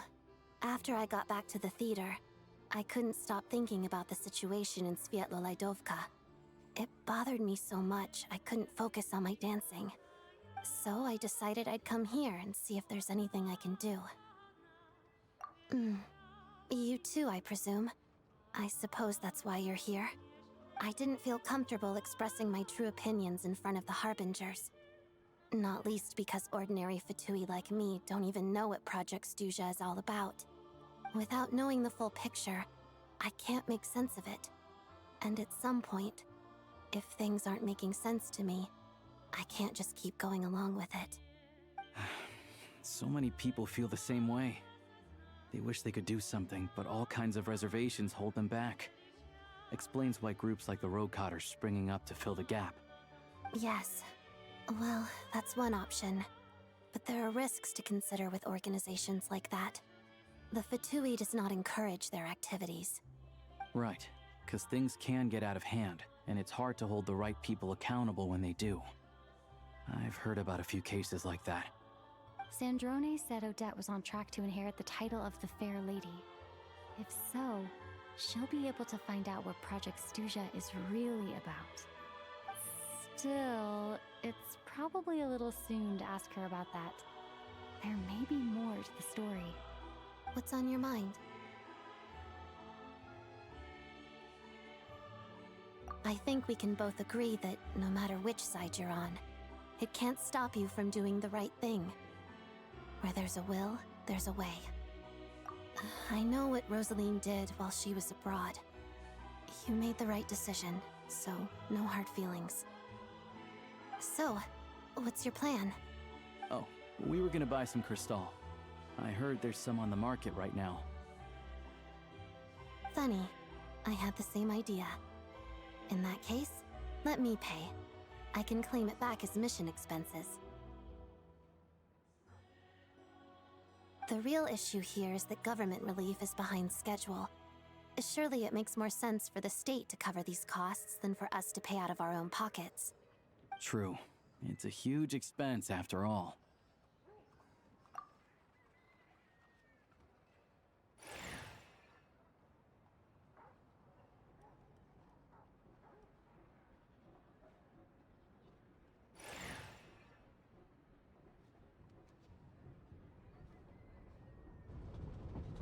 Let me see. I'll take it all, please. And I'll be needing a receipt. Right.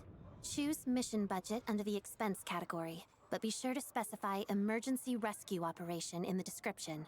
Otherwise, the normal reimbursement limit will apply. Let's book this train.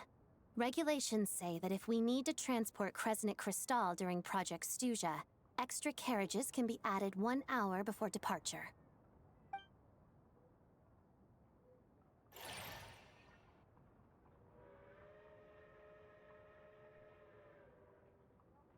That should do it. The train will be escorted to its destination by Fatui guards.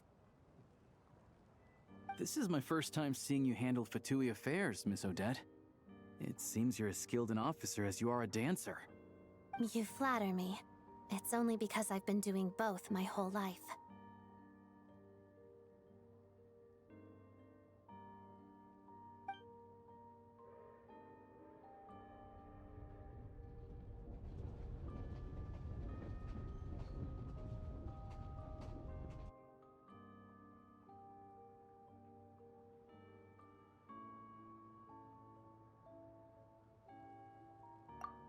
Anyway, I bet you've been non-stop today, am I right? Any idea how Paimon's doing? What's wrong? Who's Paimon? Her travel buddy hasn't been feeling well. She caught a cold right after they got to Snezhnaya. Sounds like she's important to you. I can't believe you've been dealing with this on top of everything you've been doing to help the people of Snezhnaya. I've got nothing going on right now, so I'll join you. I want to see how she's doing. May I come too? I have some candy that someone gave me back in Svietlolaidovka. Plus, I know a little bit about relieving cold symptoms. All right then, let's go.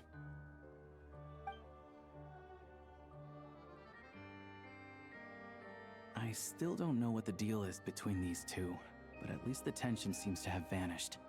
A good sign, hopefully.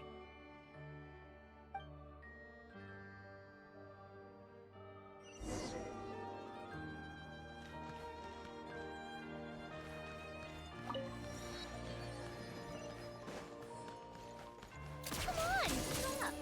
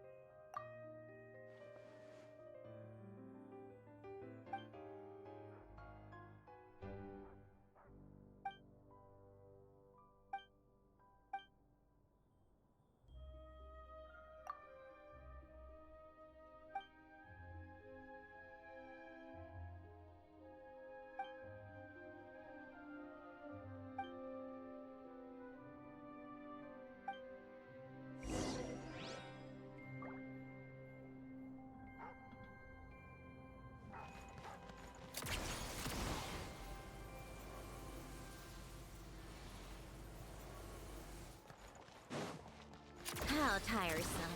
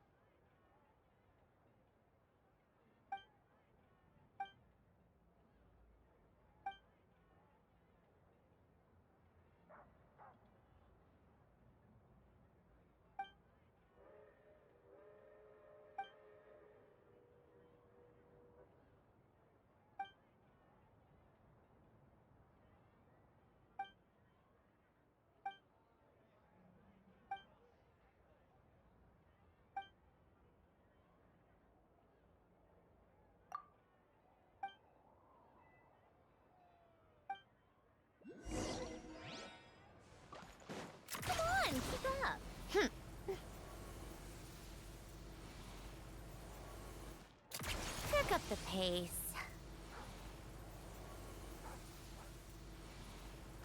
Take a break.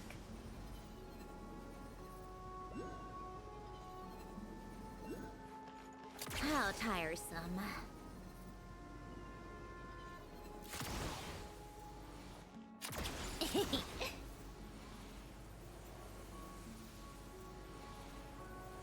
Take a break.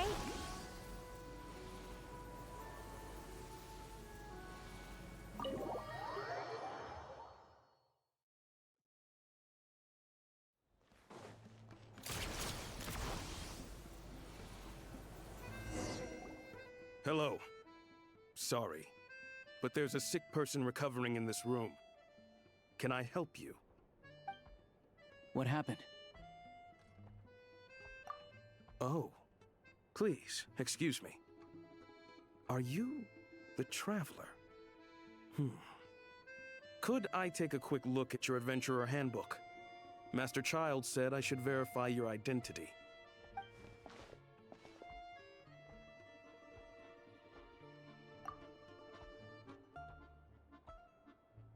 Ah, it's really you. Sorry for the inconvenience. We're under strict orders from Master Child to keep this room well guarded. At the same time, we can't interfere with Podvoye Restaurant's business. That would only seem all the more suspicious and draw unwanted attention to this room. Besides myself, a few of my colleagues are stationed in and around the restaurant, in plain clothes, of course. Rest assured, you're in safe hands. I didn't expect such a high standard of protection. Well, Master Child handpicked us for this special assignment. We're not about to let anything go wrong. Anyway, I won't keep you any longer. Please, head inside.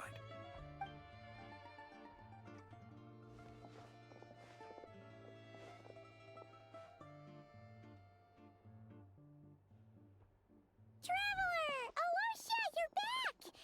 Oh, hey! Who's our new friend? Hi, I'm Odette. The Traveler and I crossed paths a few times. Another friend from the Fatui, huh? You're practically a member yourself by this point. Paimon's definitely on the mend. We should be back to our usual travels in a few days' time. Seems like that doctor was right. It's just... Paimon's limbs are still feeling a little chilly. I have just the thing. Whoa! What's this? Is that a flame inside an ice cube? Wait, is this real ice? How's it not melting? And how does the fire keep on burning? All keen observations. You're right. This is called core ignis. Whenever I've caught a cold in the past, I found I recover much more quickly if I place this by my bed. You're welcome to borrow it. Awesome! Wow! It's so nice and warm! Oh, it's like magic. Your name was Odette, right? How did you two meet again? Looks like she's in pretty good spirits. That's a relief. Any progress with your investigation yet? No surprises there, I'm sure. They're not likely to let anything slip. The Rokad, huh? Let me think. Members of the Rokad keep their true identities hidden, but I think there might be someone I can introduce you to. Leave it with me. Meet me at the Korolyevsky Troop tomorrow, and I'll tell you how it goes. Would anyone like a drink? I'm gonna head to the bar. Paimon will have... maybe some hot milk? Yeah. Paimon's in the mood for something warm. Enough with the secret chat, you two. Let's catch up properly in a minute. Paimon wants to know everything that's happened today. It'll be kind of like Tabletop Troop. No reason why listening to a story can't be an adventure.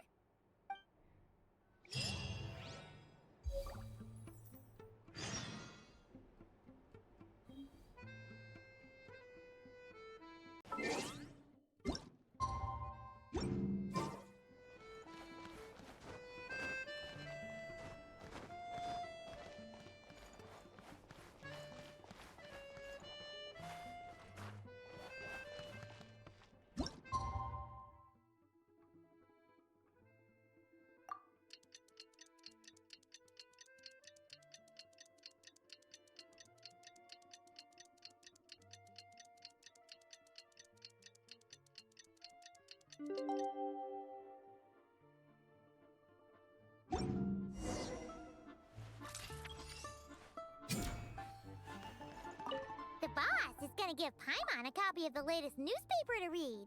That should keep Paimon entertained.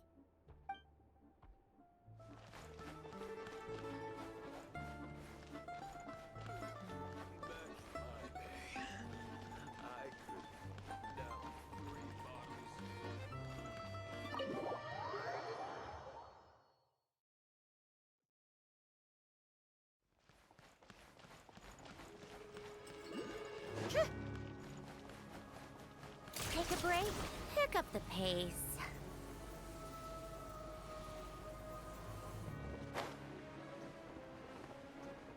How tiresome.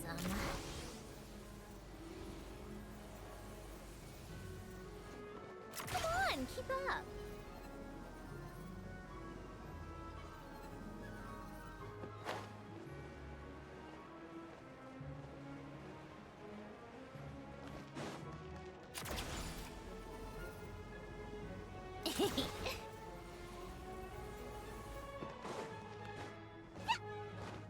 Take a break.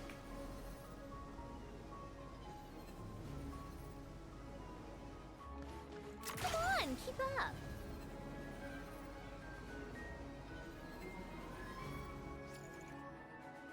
Ah, you made it. I've got some tickets, and I managed to set something up with the Rokot. It'll have to wait until after the show, though. Happy to stay and watch? I doubt you've seen the Korolyevsky troupe on stage before. Pleasure. Here, this is the way in.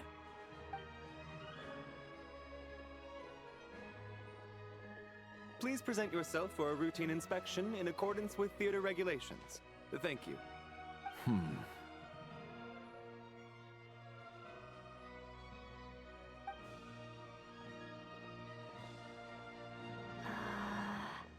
Is that guy with the fatui?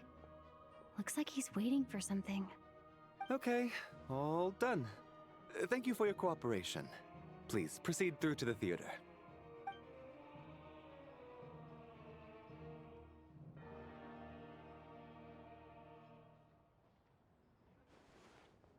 What's up? Everything okay? Snezhnaya's business and political leaders are always passing through here, so it makes sense that security's tight. Still, it's a little unusual to see the Fatui's Armory Palace guard here. You saw him, right? The guy right at the back. Strong, silent type. His name's Valeri. He's part of the Special Assignments Battalion, but I only ever see him here for one thing. To look for a guy named Mitya.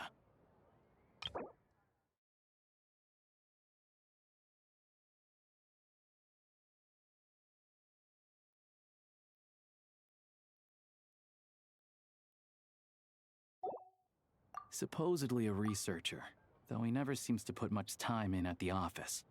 The theater is one of his favorite places to hang out when he's playing hooky from work. But that's not for us to worry about. Let's go. The show's about to start.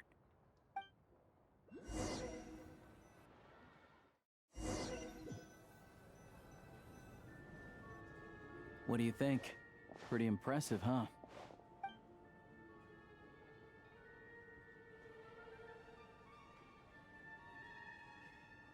Oh, the one in Fontaine? I hear it's iconic. Never seen it for myself, though. Here we are, just in time. Sorry, coming through.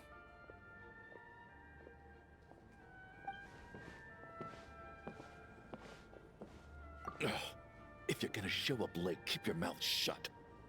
What's his problem? Whatever. No point arguing with people like that. Look, there she is. That's who I'm introducing you to later. She's the lead singer of the troupe, Vodyanitsa.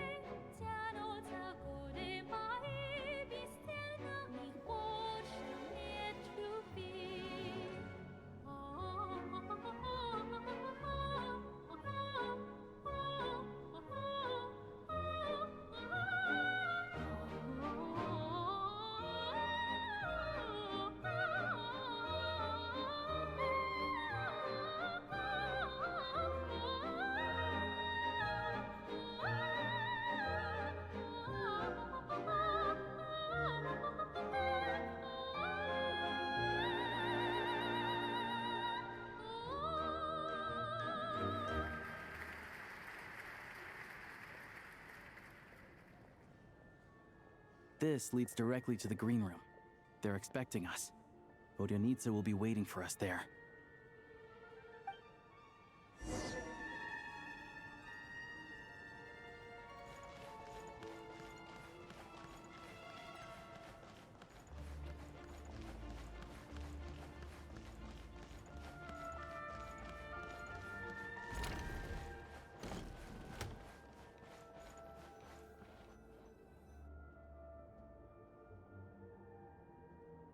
Hey there. Excuse me. Ugh! Can you believe it? I'm so mad right now. Come in. Oh, it's you two.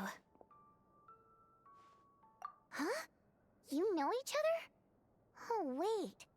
Is this who you were telling me about? The one you met yesterday and couldn't stop thinking about?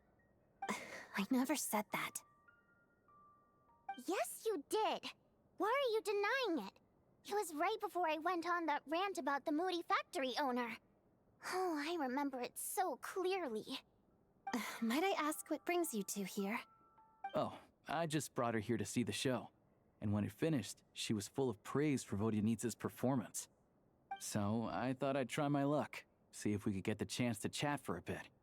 Maybe get an autograph? You work here. You of all people ought to know that's against the rules. It's not what the green room is there for. Oh, what's the big deal? Come on, don't be shy. I can give you an autograph. You can take a picture too if you want. Do as you please. I finished all my shows for the day. I'll leave you to chat.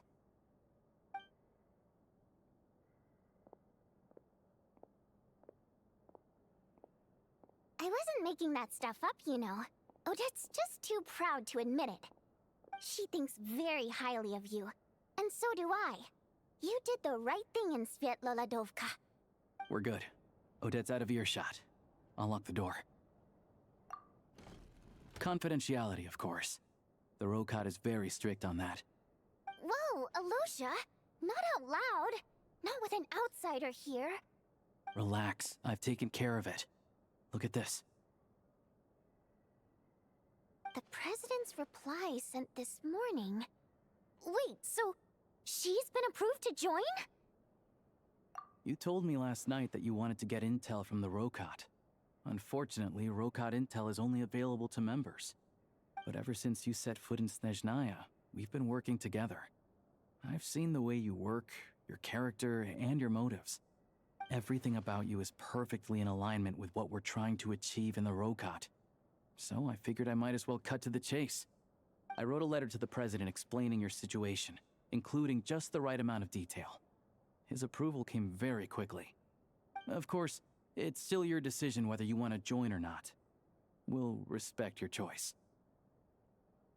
Well, assuming Odette was telling the truth and she didn't misjudge you, I guess we don't need to worry about you blowing our cover. Still, you gave me a real fright. I didn't know that's why you came looking for me.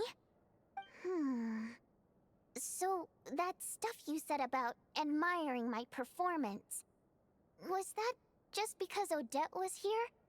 Did you actually mean it? Now you're talking. That's what I like to hear. Anyway, let me give you a quick rundown of how things work.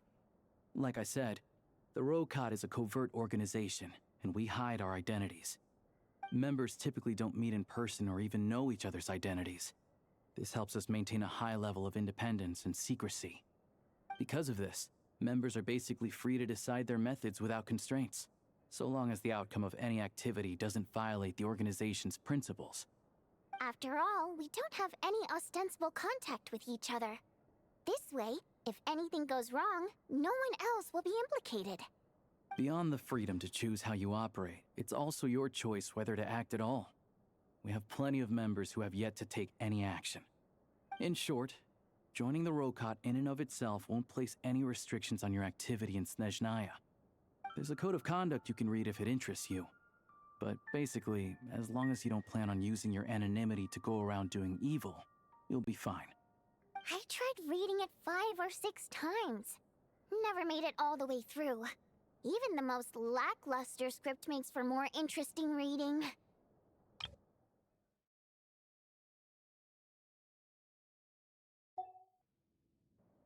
Great. Then I'll go grab an official application form. Be right back.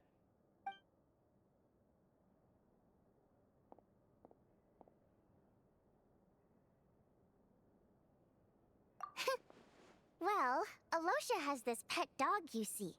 His name's Tagarin, and this one time, Alosha brought him backstage. Tagarin took quite a liking to me, so I played with him for a little bit and fed him some treats. Then, the Rokot was out on a mission one day, and even though we were all in disguise, Tagarin recognized me right away. Just a coincidence, really. We didn't report it to the higher-ups, though, to avoid dealing with the fallout.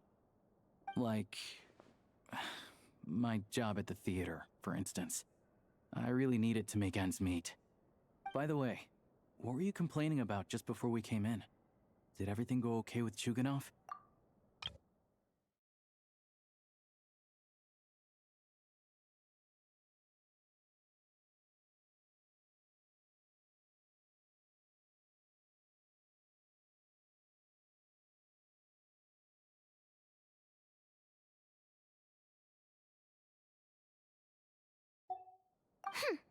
Everything did not go okay. That's why I was so mad. I tried to make some small talk with him before I went on stage to fish for intel about the Iskra manufacturing plant. But he wouldn't take the bait. No matter what I said, he kept dodging the question. And then he started complaining. He said he didn't appreciate his second-rate seat in the stalls because he usually gets a private box. I mean, what did he expect? Everyone knows that if you want a box seat, you buy a ticket well in advance. But instead, he sends me a letter the day before the show when we're practically sold out. I had to juggle things around just to get him a half-decent seat, hoping he would appreciate the gesture enough to share some information. But nope, he didn't give me anything. Yeah, meeting Chuganov in person has definitely been a disappointing experience. Oh, you probably don't know who we're talking about, do you? Chuganov was that older guy you were sitting next to today. I'm sure he didn't make a great first impression on you either.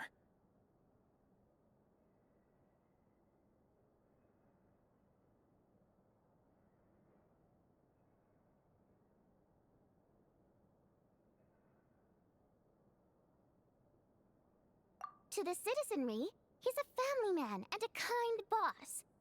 But our interactions with him tell a very different story.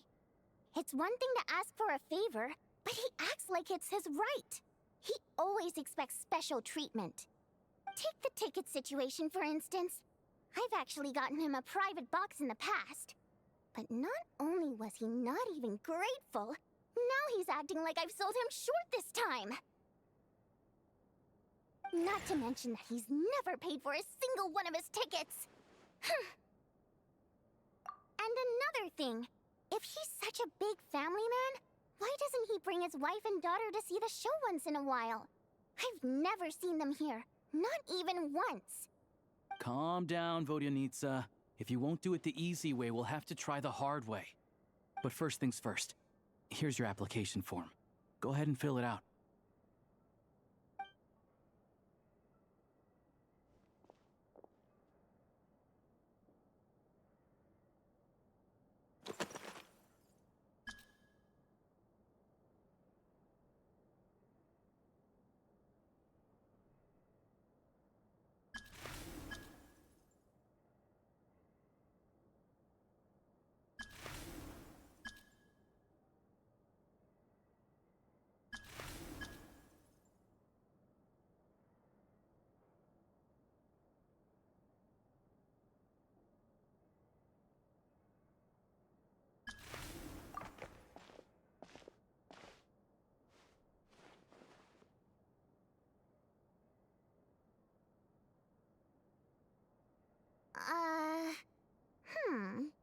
Looks like I'll need to make a few little tweaks here and there.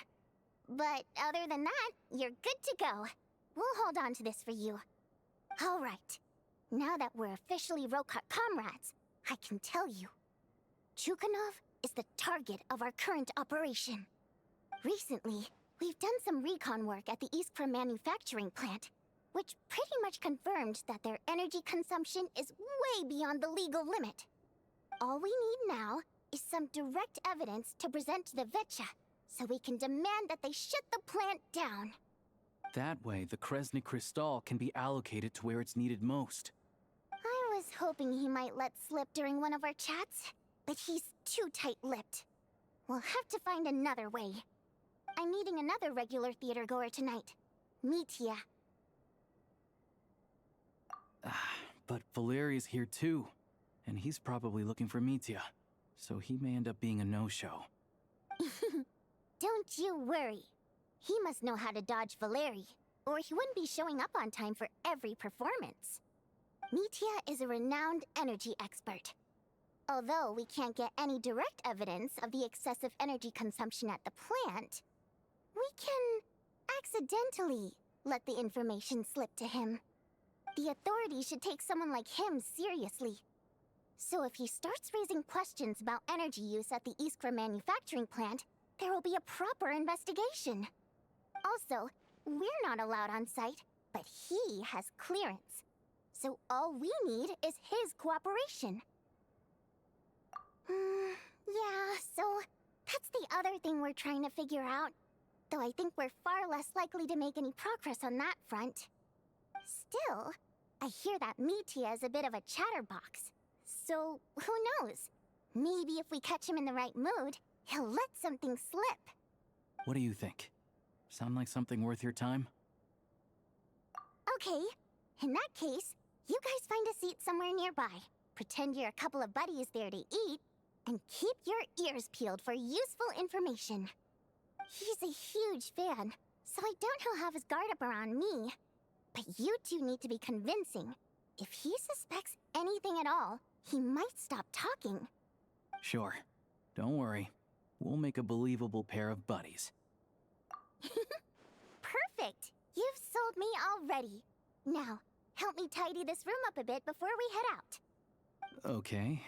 What needs tidying? Everything!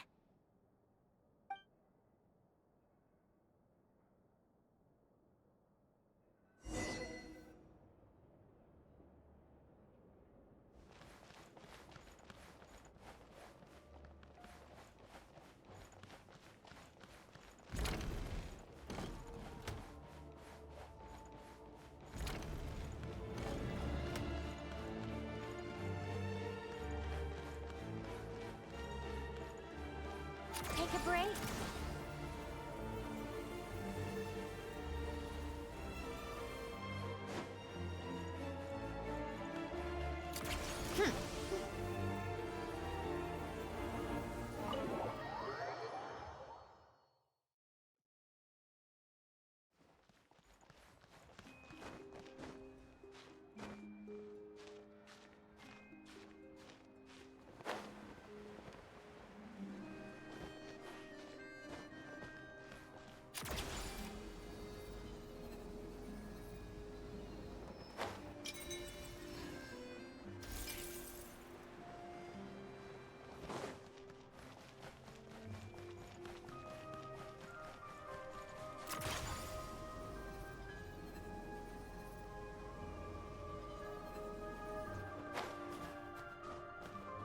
How tiresome.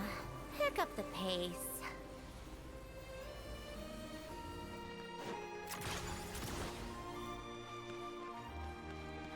Take a break.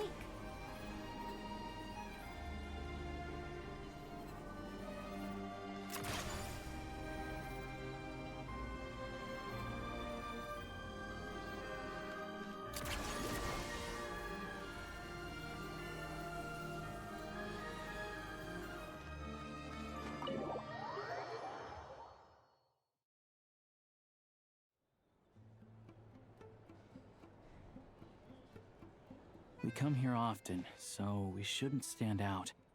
Let's sit here. Now, it's up to Vodyanitsa. Let's see how the conversation goes.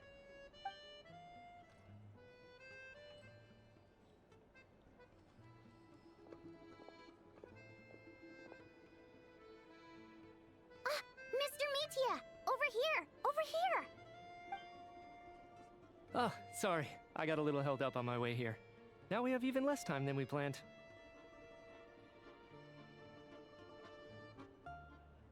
Go ahead and order some snacks and drinks. Whatever you like. Let me see. According to my schedule, we still have 25 minutes left. You're really pressed for time today, huh? I was imagining this would be a leisurely chat. If you'd prefer, we can always reschedule for another afternoon when you have more time. No need. Getting to meet the lead singer is a very precious opportunity for me. I'm not about to pass it up. I've already had to decline your invitation several times because our schedules rarely align. If I don't grab this chance while it's here, who knows when the next one will come around? Well, it's very kind of you to make time just for me. I'm not too sure, to be honest. But Snezhnaya's full of weird and wonderful things like that, so people tend not to bat an eye. I'm sure the same will go for the Eye of Grey and Paimon. The reason I invited you out for tea and a chat today was to get some feedback from a true fan of the theater.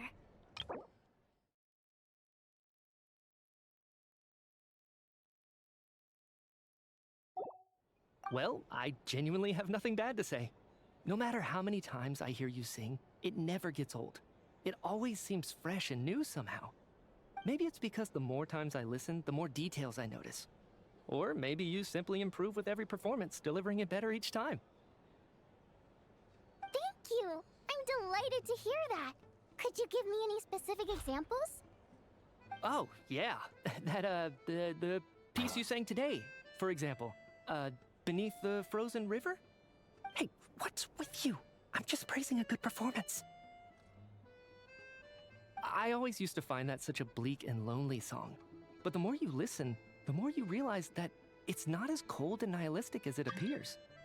When you really dig down into it, there's a certain level where you're surprised by the emergence of hope. Wow, I'm impressed. I didn't expect you to pick up on that. Actually, I only tried out that angle after talking with a composer. Still, Beneath the Frozen River wasn't on today's program. Oh, really? But it's a classic. You sing it every time.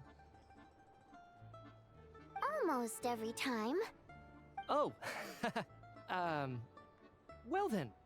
Let me say a few words about that other all-time classic, Flying in the Wind from the Mountain Sparrow. I didn't sing that one today either. My voice wasn't quite up to it, so I switched it out at the last minute. Oh, but, Sorry, Mr. Mitya, but you were at the theater today, yes? Of course I was. Remember? I said hello to all the troupe members before the show started. You, Odette, and the others. So, what did Odette sing today? Elegy of the Snow-Winged Goose, of course. Correct. I see. I see. You find my singing boring, don't you? That's why you don't remember a single song. Looks like I'll need to cut a few from the program next time. No, that's not it. I swear. All right. I'll be straight with you. I'm sorry. My mind was wandering as you took the stage today. I enjoy watching your shows because the exquisite performances stimulate the mind. It always sparks some inspiration for my research. So, whenever I get stuck at work, I come to the theater for a change of pace. Odette's dance during the Elegy of the Snow-Winged Goose today was simply incredible.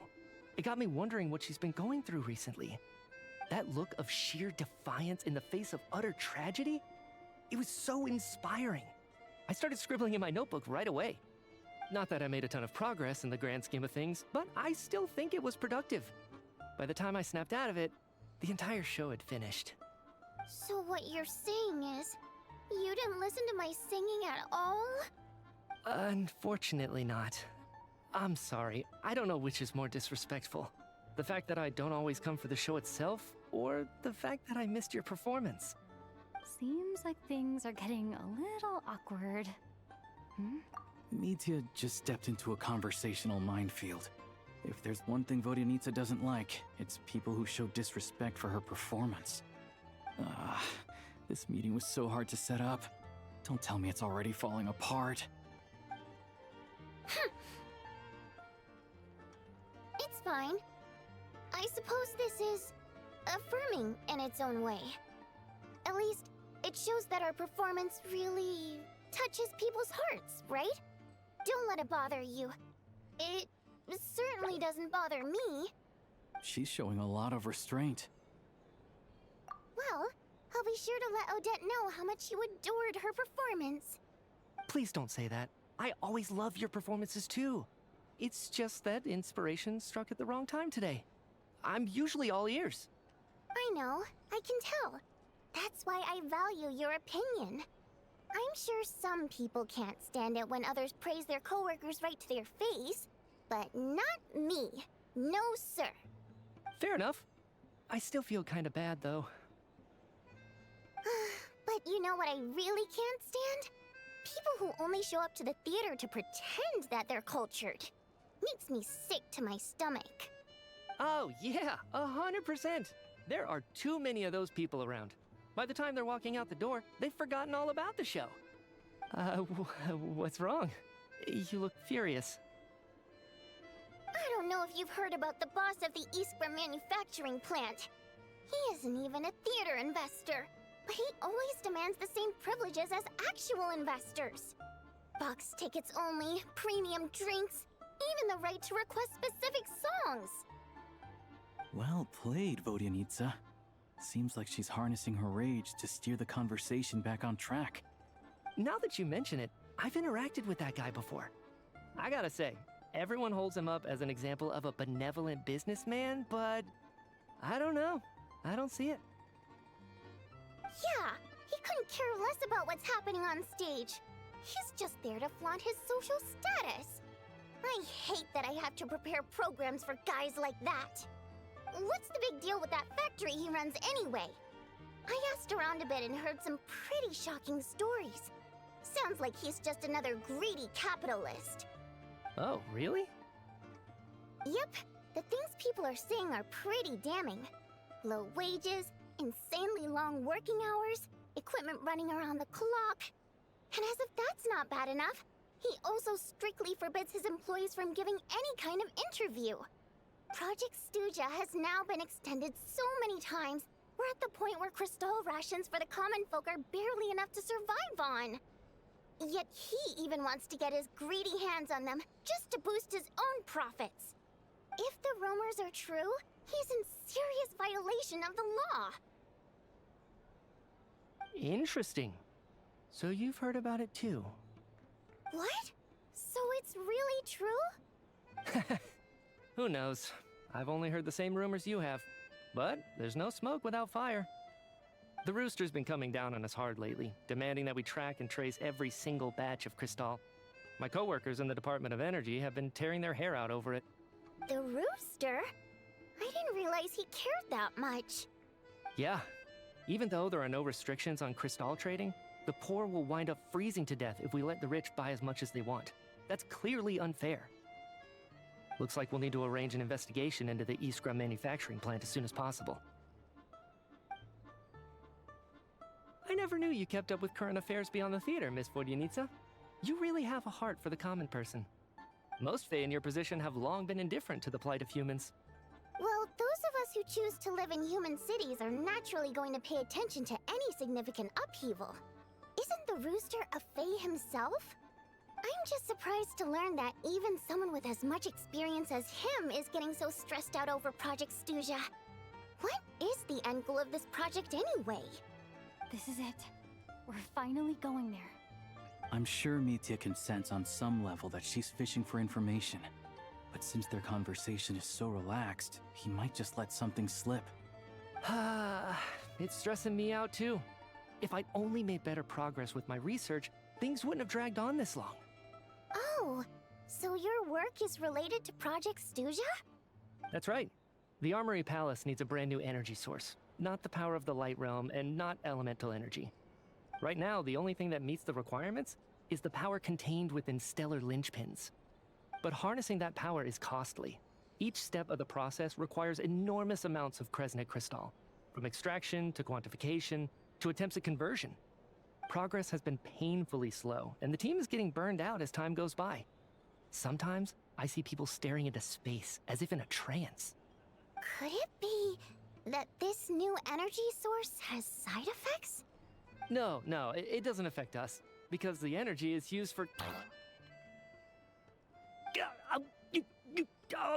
Okay, I got it. Stop choking me. Sorry, I can't talk about that. I think we're all just exhausted. We've been working ourselves to the bone for so long with so little progress to show for it. It's no wonder people are struggling to stay motivated. Seems like I owe you an apology. I shouldn't have gotten so mad at you for not paying attention during the show. Don't worry about it. I count myself lucky, to be honest. I don't envy the people who work closely with the Tsaritsa herself. I'd much rather be in my current position. At least I don't have to shoulder any major responsibilities. So they're trying to develop a completely new kind of energy. Yeah, censored by a scarf. Who would have thought? Oh, dear. It looks like my time is up. I'm afraid I have to leave. I'm so sorry. We ended up barely talking about the theater. That's okay. It was a pleasure chatting with you, really. Let's make up for it next time. Yeah, hopefully once the work pressure eases up a little, I'll be able to focus more on the performance, and then we'll have more to discuss. We touched on some confidential issues today. I'd be grateful if you could keep it between us. That could have gone worse. Nice job. Why was Mitya in such a hurry to leave, though?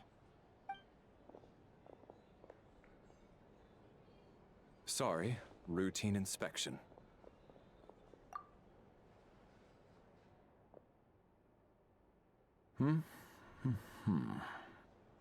Okay, let's go. So he wasn't rushing to get back to work. He must have calculated that Valeri would find him here in exactly 25 minutes. That's frighteningly accurate. One of the main duties of the Special Assignments Battalion is to ensure that important figures stick to their schedules. All right, time for us to get going too. Excuse me, check please. We'll settle our check too, then. Oh, hello there. Mr. Mitya paid the check before leaving. He also asked me to pass on a message. He said it was an honor to share his tea break with Miss Vodyanitsa and her two friends. Wait. So he knew we were here all along? This raises a lot of questions. Did he deliberately mention the new energy source so that we'd overhear it? Maybe his work isn't confidential after all. Maybe the key here is the purpose of this new energy. I guess that's the next thing to look into.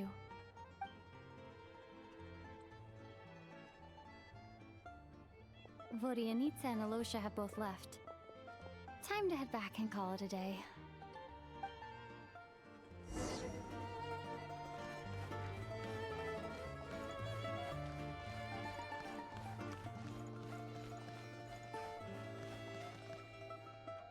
You're back! Here pretty early today.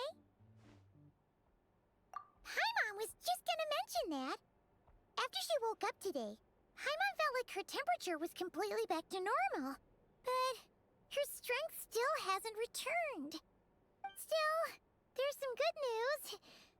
Paimon thinks she might have figured out the source of the problem.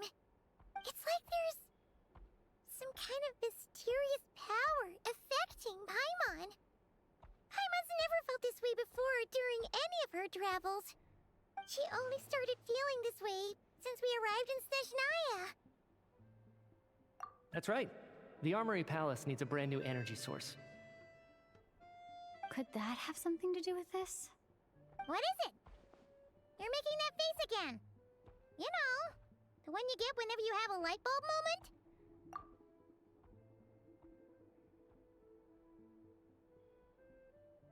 So, they're trying to develop a new energy source here? And you think That might be why Paimon's feeling unwell? Well, Media denied that the energy they're researching has any side effects. Although, he did say that people working on the project have been having issues with their concentration and short-term memory. And even so, those are completely different symptoms from Paimon's. It's pretty faint, so it's kind of hard to tell. But, if anything, it seems like it's coming from roughly the same direction as the Armory Palace. Sure, Paimon's with you there. But how, though? The Rokat only has a limited amount of intel. Oh, great point! They argue about Project Stusha every day. If we could sit in on one of their sessions, we might pick up some new leads. Good idea! Oh yeah, while you were out, Paimon tried all the yummiest looking desserts in the Potvoria restaurant. This one seemed right up your alley. So, Paimon saved some for you. Come try it once you finish writing your letter.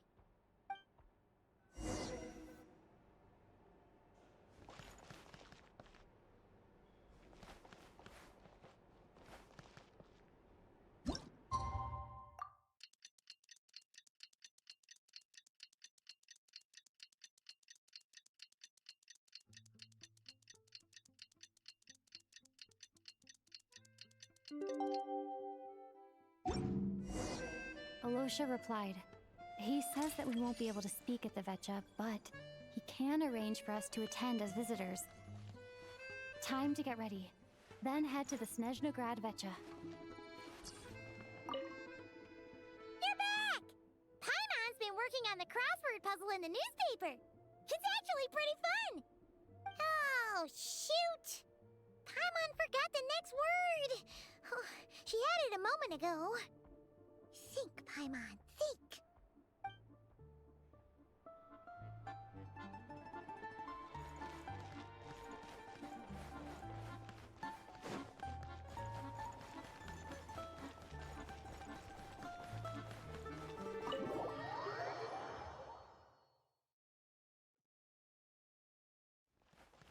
Come on, keep up.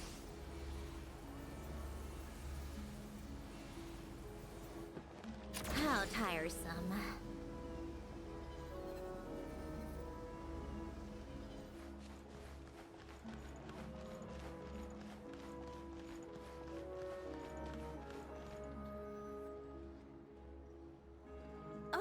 Miss Vodyanitsa, prima donna of the Korolievsky troupe. What a surprise meeting you here. Will you be sitting in on a session of the Vetcha? Sorry, I'm not taking interviews today. Oh good, you're here. The session's about to begin. Let's get inside. Please wait, Miss Vodyanitsa. Could you introduce me to your new friend?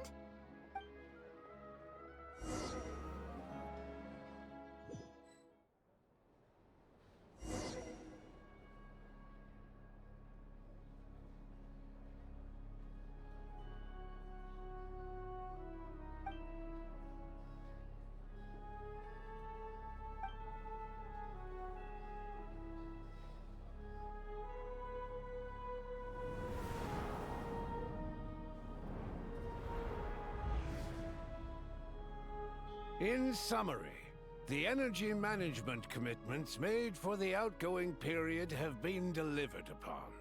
Furthermore, both the production and consumption of Kresnik Crystal show clear signs of stabilizing. The relevant agencies have assessed the present circumstances and determined that the status quo can be sustained until the next period. For detailed statistics, I would refer you to the industry reports that have been distributed to all persons present. It should also be noted that while the recent blizzards have led to a significant increase in people's energy expenses, this is strictly a short-term phenomenon associated with a remotely located monster.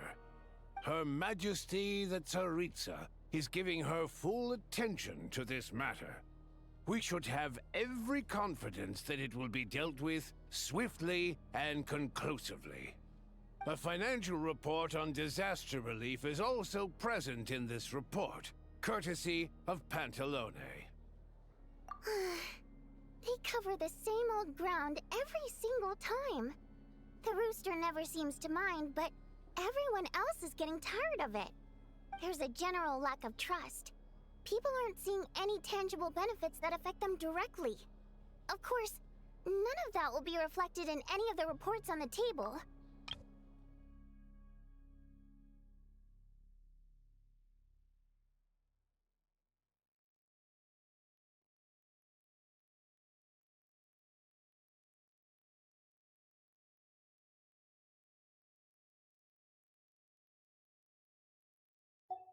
Yeah, if it weren't for these hard copy documents, I could have at least made something up.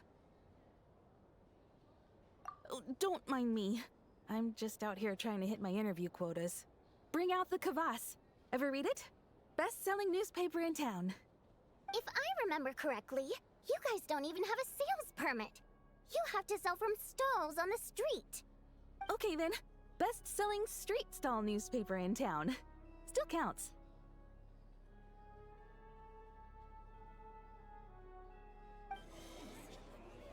Order! We will now open the floor to the representatives. If there are no further substantive issues to discuss, we will then proceed to a vote on this motion.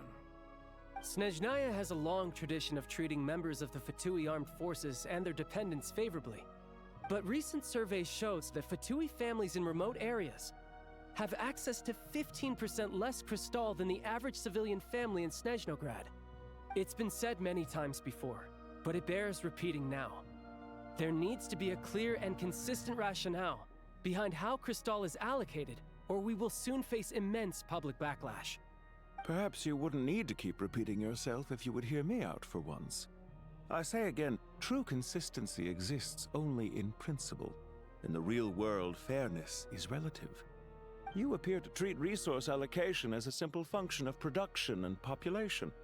So what about when the equipment used in production breaks down? Have you factored that into your equation?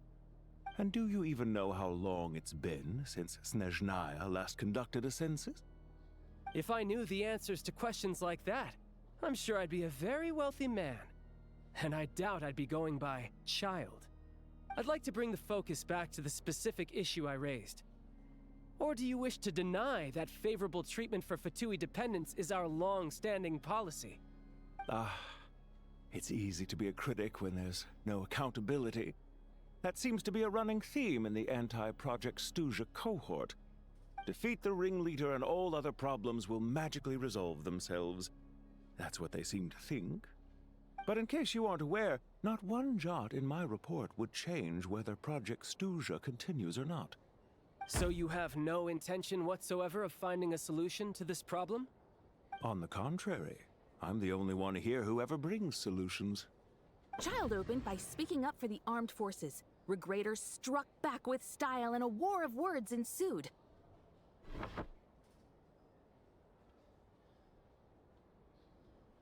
Our reporter was live on the scene to get the audience's reaction as it all unfolded. Who do you support? The people have spoken! Child received raucous applause from the crowd as he pushed Regrader onto his back foot with a relentless barrage of questions. It had to be seen to be believed. Now you see why they don't have a sales permit. However this reporter wants to spin things, I haven't forgotten that Tartaglia was representing the Northland Bank when we first met in Liyue. So, surely their relationship can't always have been this strained. You two are getting off topic. Let's focus on what the data is saying. Mr. Pantalone, may I speak on your behalf? Oh, please do. I'm more than happy to save my breath.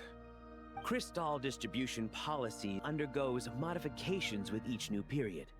The ultimate goal being to find the most reasonable method of allocation, which I believe is what Mr. Tartaglia also seeks. But I fear many may have been misled on this topic by extremist activists. To clarify, Project Stuja is not the root cause of the problem.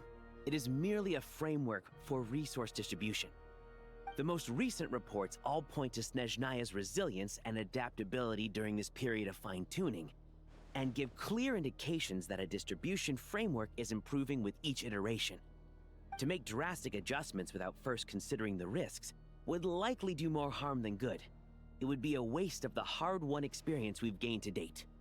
Renowned scholar of finance, Arapov spoke up to clarify the fiscal logic, clearly alluding to social organizations like the Rokot in his words.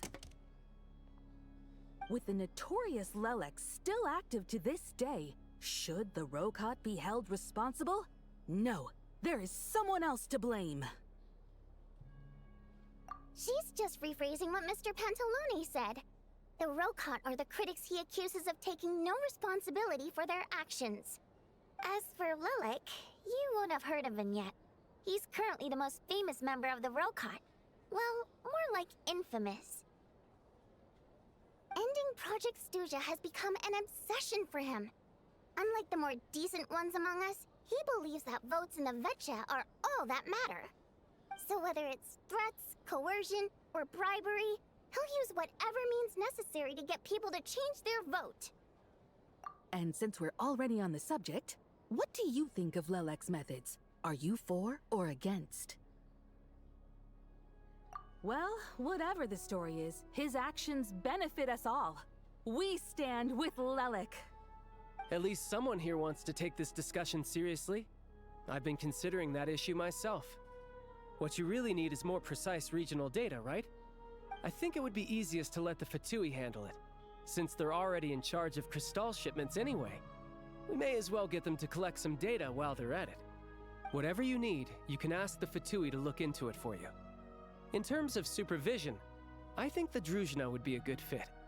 I had hoped to discuss this with Miss Vesna, but sadly, she's not present. I will be happy to take a note of your suggestions and present them to Commander Vesna for a decision upon her return.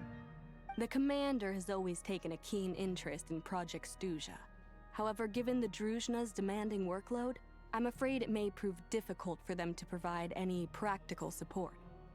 Let us refrain from jumping to conclusions until a concrete and actionable plan is in place. My apologies, Lord Rooster. There are numerous issues to address here, including manpower, time sensitivity, and reporting lines.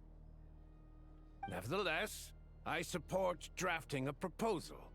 Follow the usual procedure, and it can be raised as a new motion for all parties to evaluate at the appropriate time.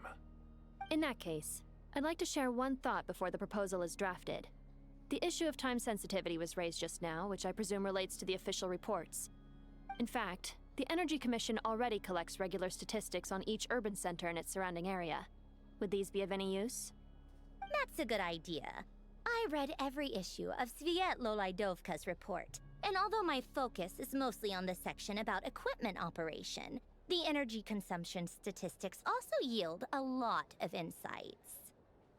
Be that as it may, does no one see an issue with using local data to determine Crystal quotas?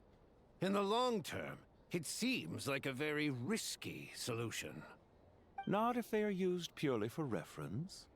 So long as we have the report from the Northland Bank's headquarters to corroborate it, no one will be able to fool me. Very well, then. It appears that this arrangement is acceptable to all parties. Yeah, sounds good to me. The members reached a provisional consensus on the issue of improving treatment for Fatui soldiers.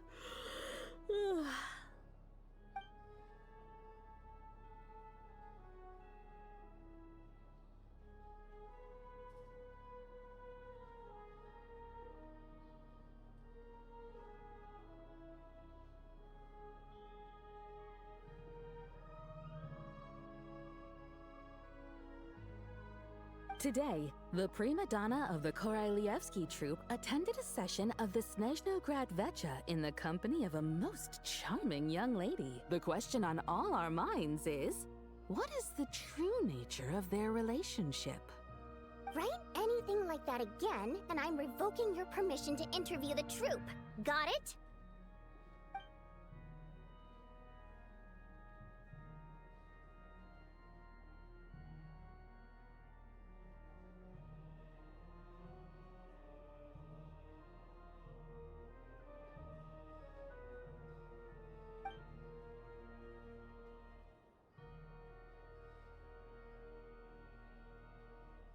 Now then, if there are no further contributions from those present, we shall proceed to the final vote.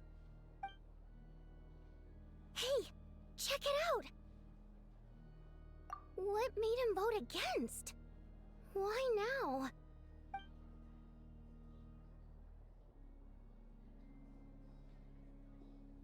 The votes have been tallied. Those in favor of continuing Project Stuzha total 61%, securing a clear majority. That was too close. The margin has shrunk yet again. Chuganov was a huge loss. I'll bet Lelek is behind this. I wonder how Pulcinella will respond this time. Chuganov. I see. Lelek strikes again. Yes. Go, Lelek. Once Project Stuzha is defeated, our unwavering support at Bring Out the Kvass will finally pay off when we make our comeback. I can taste our victory already! In accordance with the result of this vote, Project Stuzha will remain in effect until the next VII period. Finally, may I remind us all, we debate only for the greater glory and solidarity of our nation. May the aurora shine ever on, and the tundra always stand firm. The session is concluded.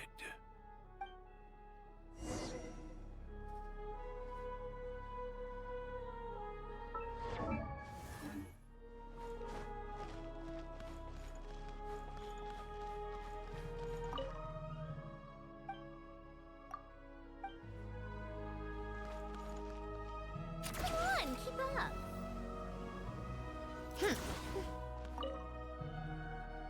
I have to say, I really wasn't expecting Chuganov to vote against Project Stuzha. Well, in principle, Snezhnaya's business and political elites ought to be the ones least likely to oppose it. As we heard, Project Stuzha is basically just a resource distribution framework that requires everyone to cut back during the winter. But even if the policy got cancelled, the Tsaritsa's energy needs wouldn't suddenly go down.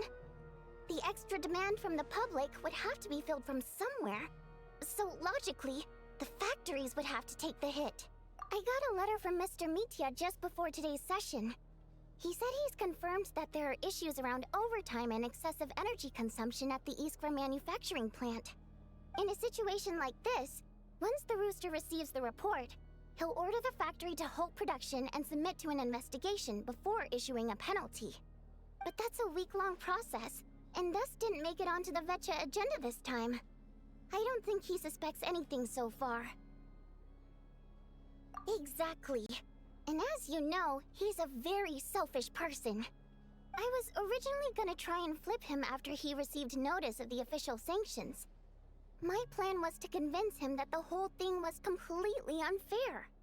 Rather than just sit back and take the hit while his factory stopped production, he'd be better off voting to end Project Stuzha.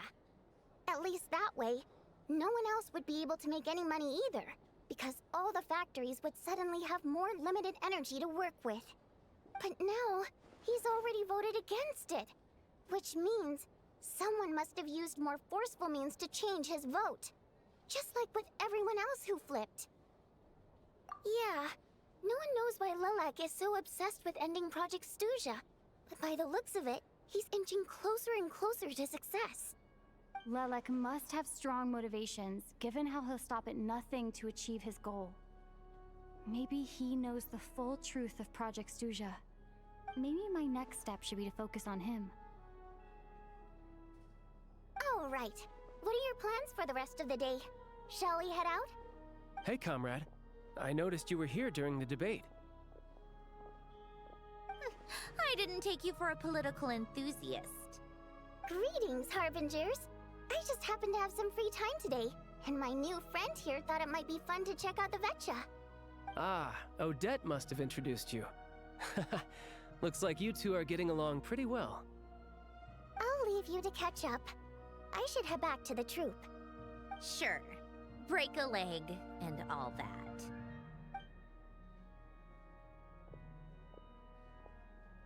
Thought it might be fun to check out the VII, did you?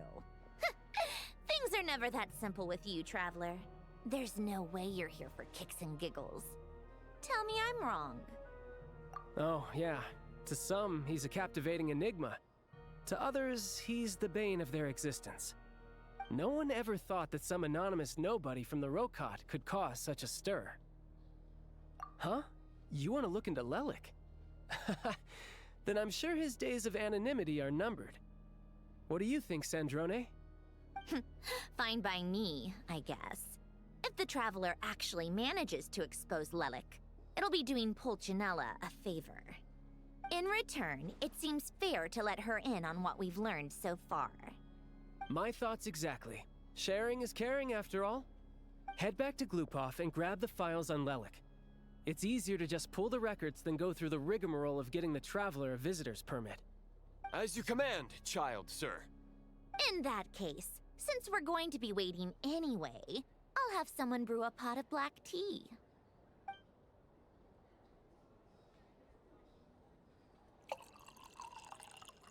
One common thread among the many incidents Lelik has been involved in is that the victims are all too scared to share any real information about him.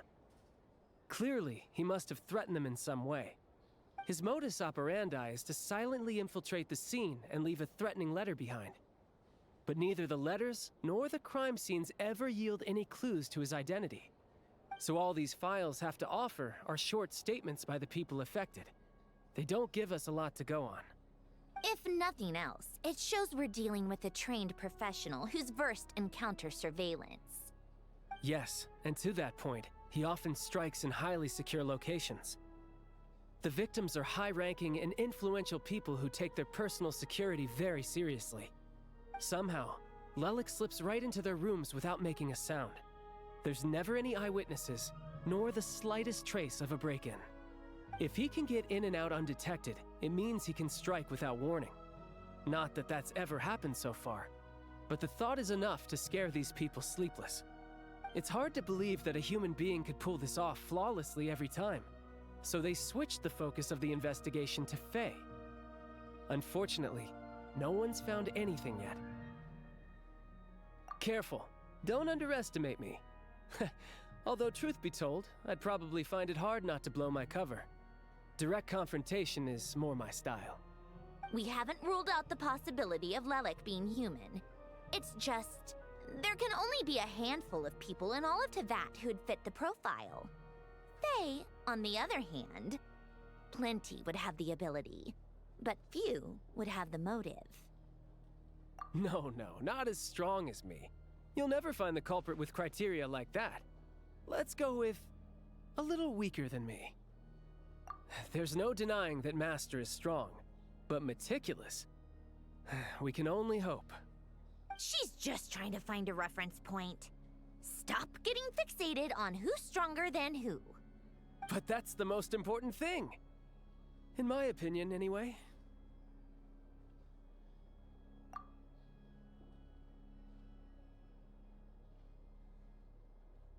Odette? Yeah, that seems about right. Her skills are solid, and she's always calm under pressure. Except she's Fatui, so the likelihood of her working against us is pretty low. But yeah, much more accurate than your previous example, at least. No, wait a moment. Maybe we should interrogate that assumption. What do you mean? Which assumption? Her Fatui identity doesn't necessarily exonerate her. And when you think about it, the Rokot would be precisely what she needs to conceal her identity. Plus, she wouldn't need to be such a pro at covering her tracks. She'd already know where the Fatui will be and when, so she could choose the perfect time to act. Oh, yikes. I was just thinking out loud. Why is this starting to sound like such a convincing theory? Still, what reason could Odette possibly have for trying to call off Project Stuzha? Arlecchino would be the best person to ask. She knows Odette best. Unfortunately, she isn't back yet. Rosaline used to open up to her in private about her struggles with Odette. As I'm sure you can imagine, Arlecchino is quite a lot better with children than Rosaline was. She gave her some tips on how to handle the situation, and Rosaline managed to reach a settlement with Odette before leaving. So I suppose there were at least no lifelong regrets left behind. Beyond that, I don't know the details about that side of things. But I do know that Odette definitely has a motive to hold a grudge against Project Stuja. The reason being, her father passed away during the early stages of the project. That was back before it had been named Project Stuja, when things were still being worked out. But in essence, it's remained the same ever since. Huh. The more you know. Rosaline was always so self-centered.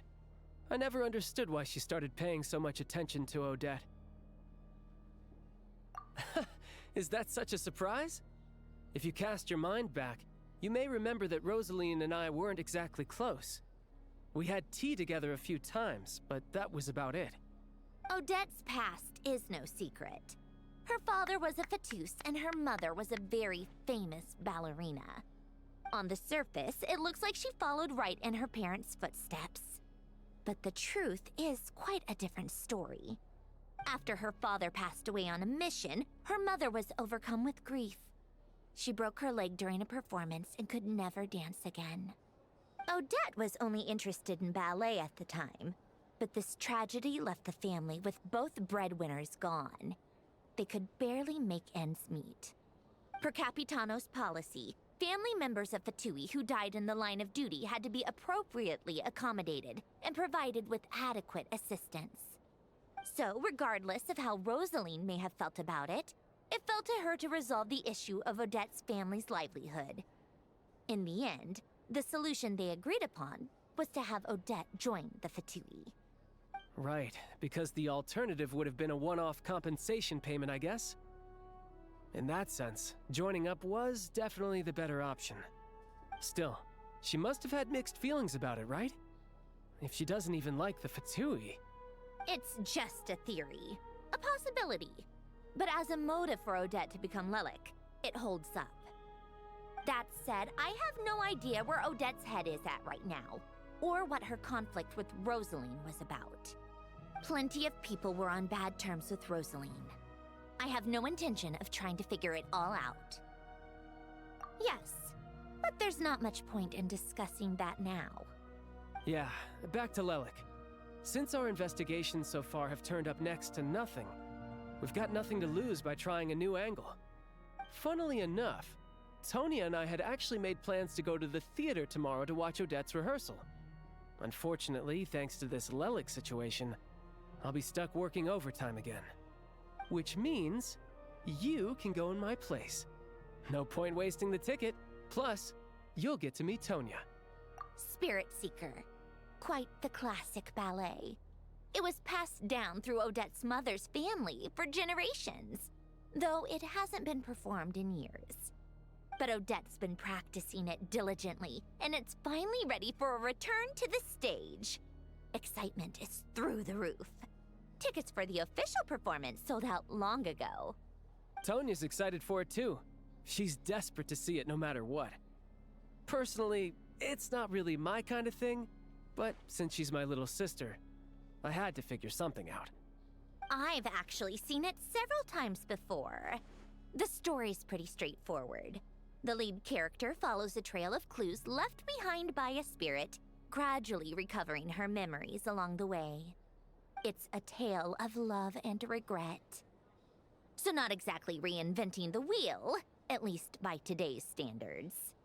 But when that classic melody kicks in and the lead character begins to dance, it always gets me. It really is beautiful. Not an easy dance to do justice to, though. I know it's always been Odette's dream to perform this piece, but I'm not sure she's really ready. In that case, I think that even if she is Lelik, we should wait until her performance is over before we respond. I'll let you take it from here, comrade. Only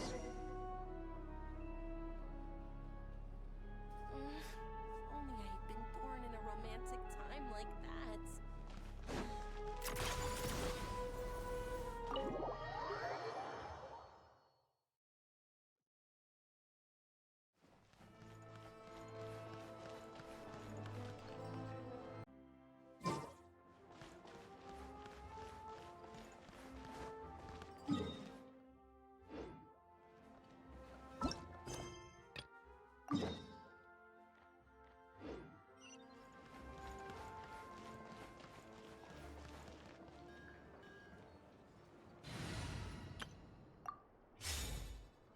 How tiresome. Pick up the pace.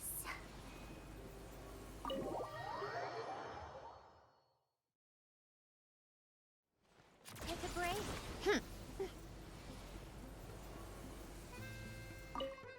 Hello again.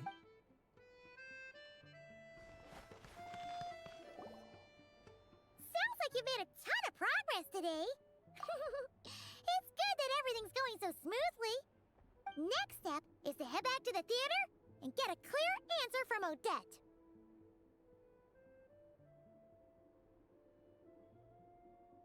Either way, Paimon doesn't get the sense that she's a bad person. Sure, she might have done some pretty extreme things, but Paimon bet she has her reasons. Maybe this is going too far, but like, with everything she's managed to do so far, wouldn't it make more sense in theory to be even more, you know, heavy-handed? Why leave a letter when she could, well, we know there are plenty of other ways to keep people in line, right? The point is, she could have gone further, but she didn't. So, if it is her, she's got some principles at least. Yeah! Well, all you can do is follow the facts wherever they lead. No change, really. But that thing Paimon told you about yesterday? Paimon feels like she can sense it more clearly now. Hearing you talk about your day makes Paimon itch for an adventure. If only she could be there with you so we could experience it all together. Yeah, I wish you could be there too. I'm not used to adventuring alone. But don't worry, we'll get to the bottom of this. Guess it's just one of those things. Never mind. Paimon will behave herself and keep resting.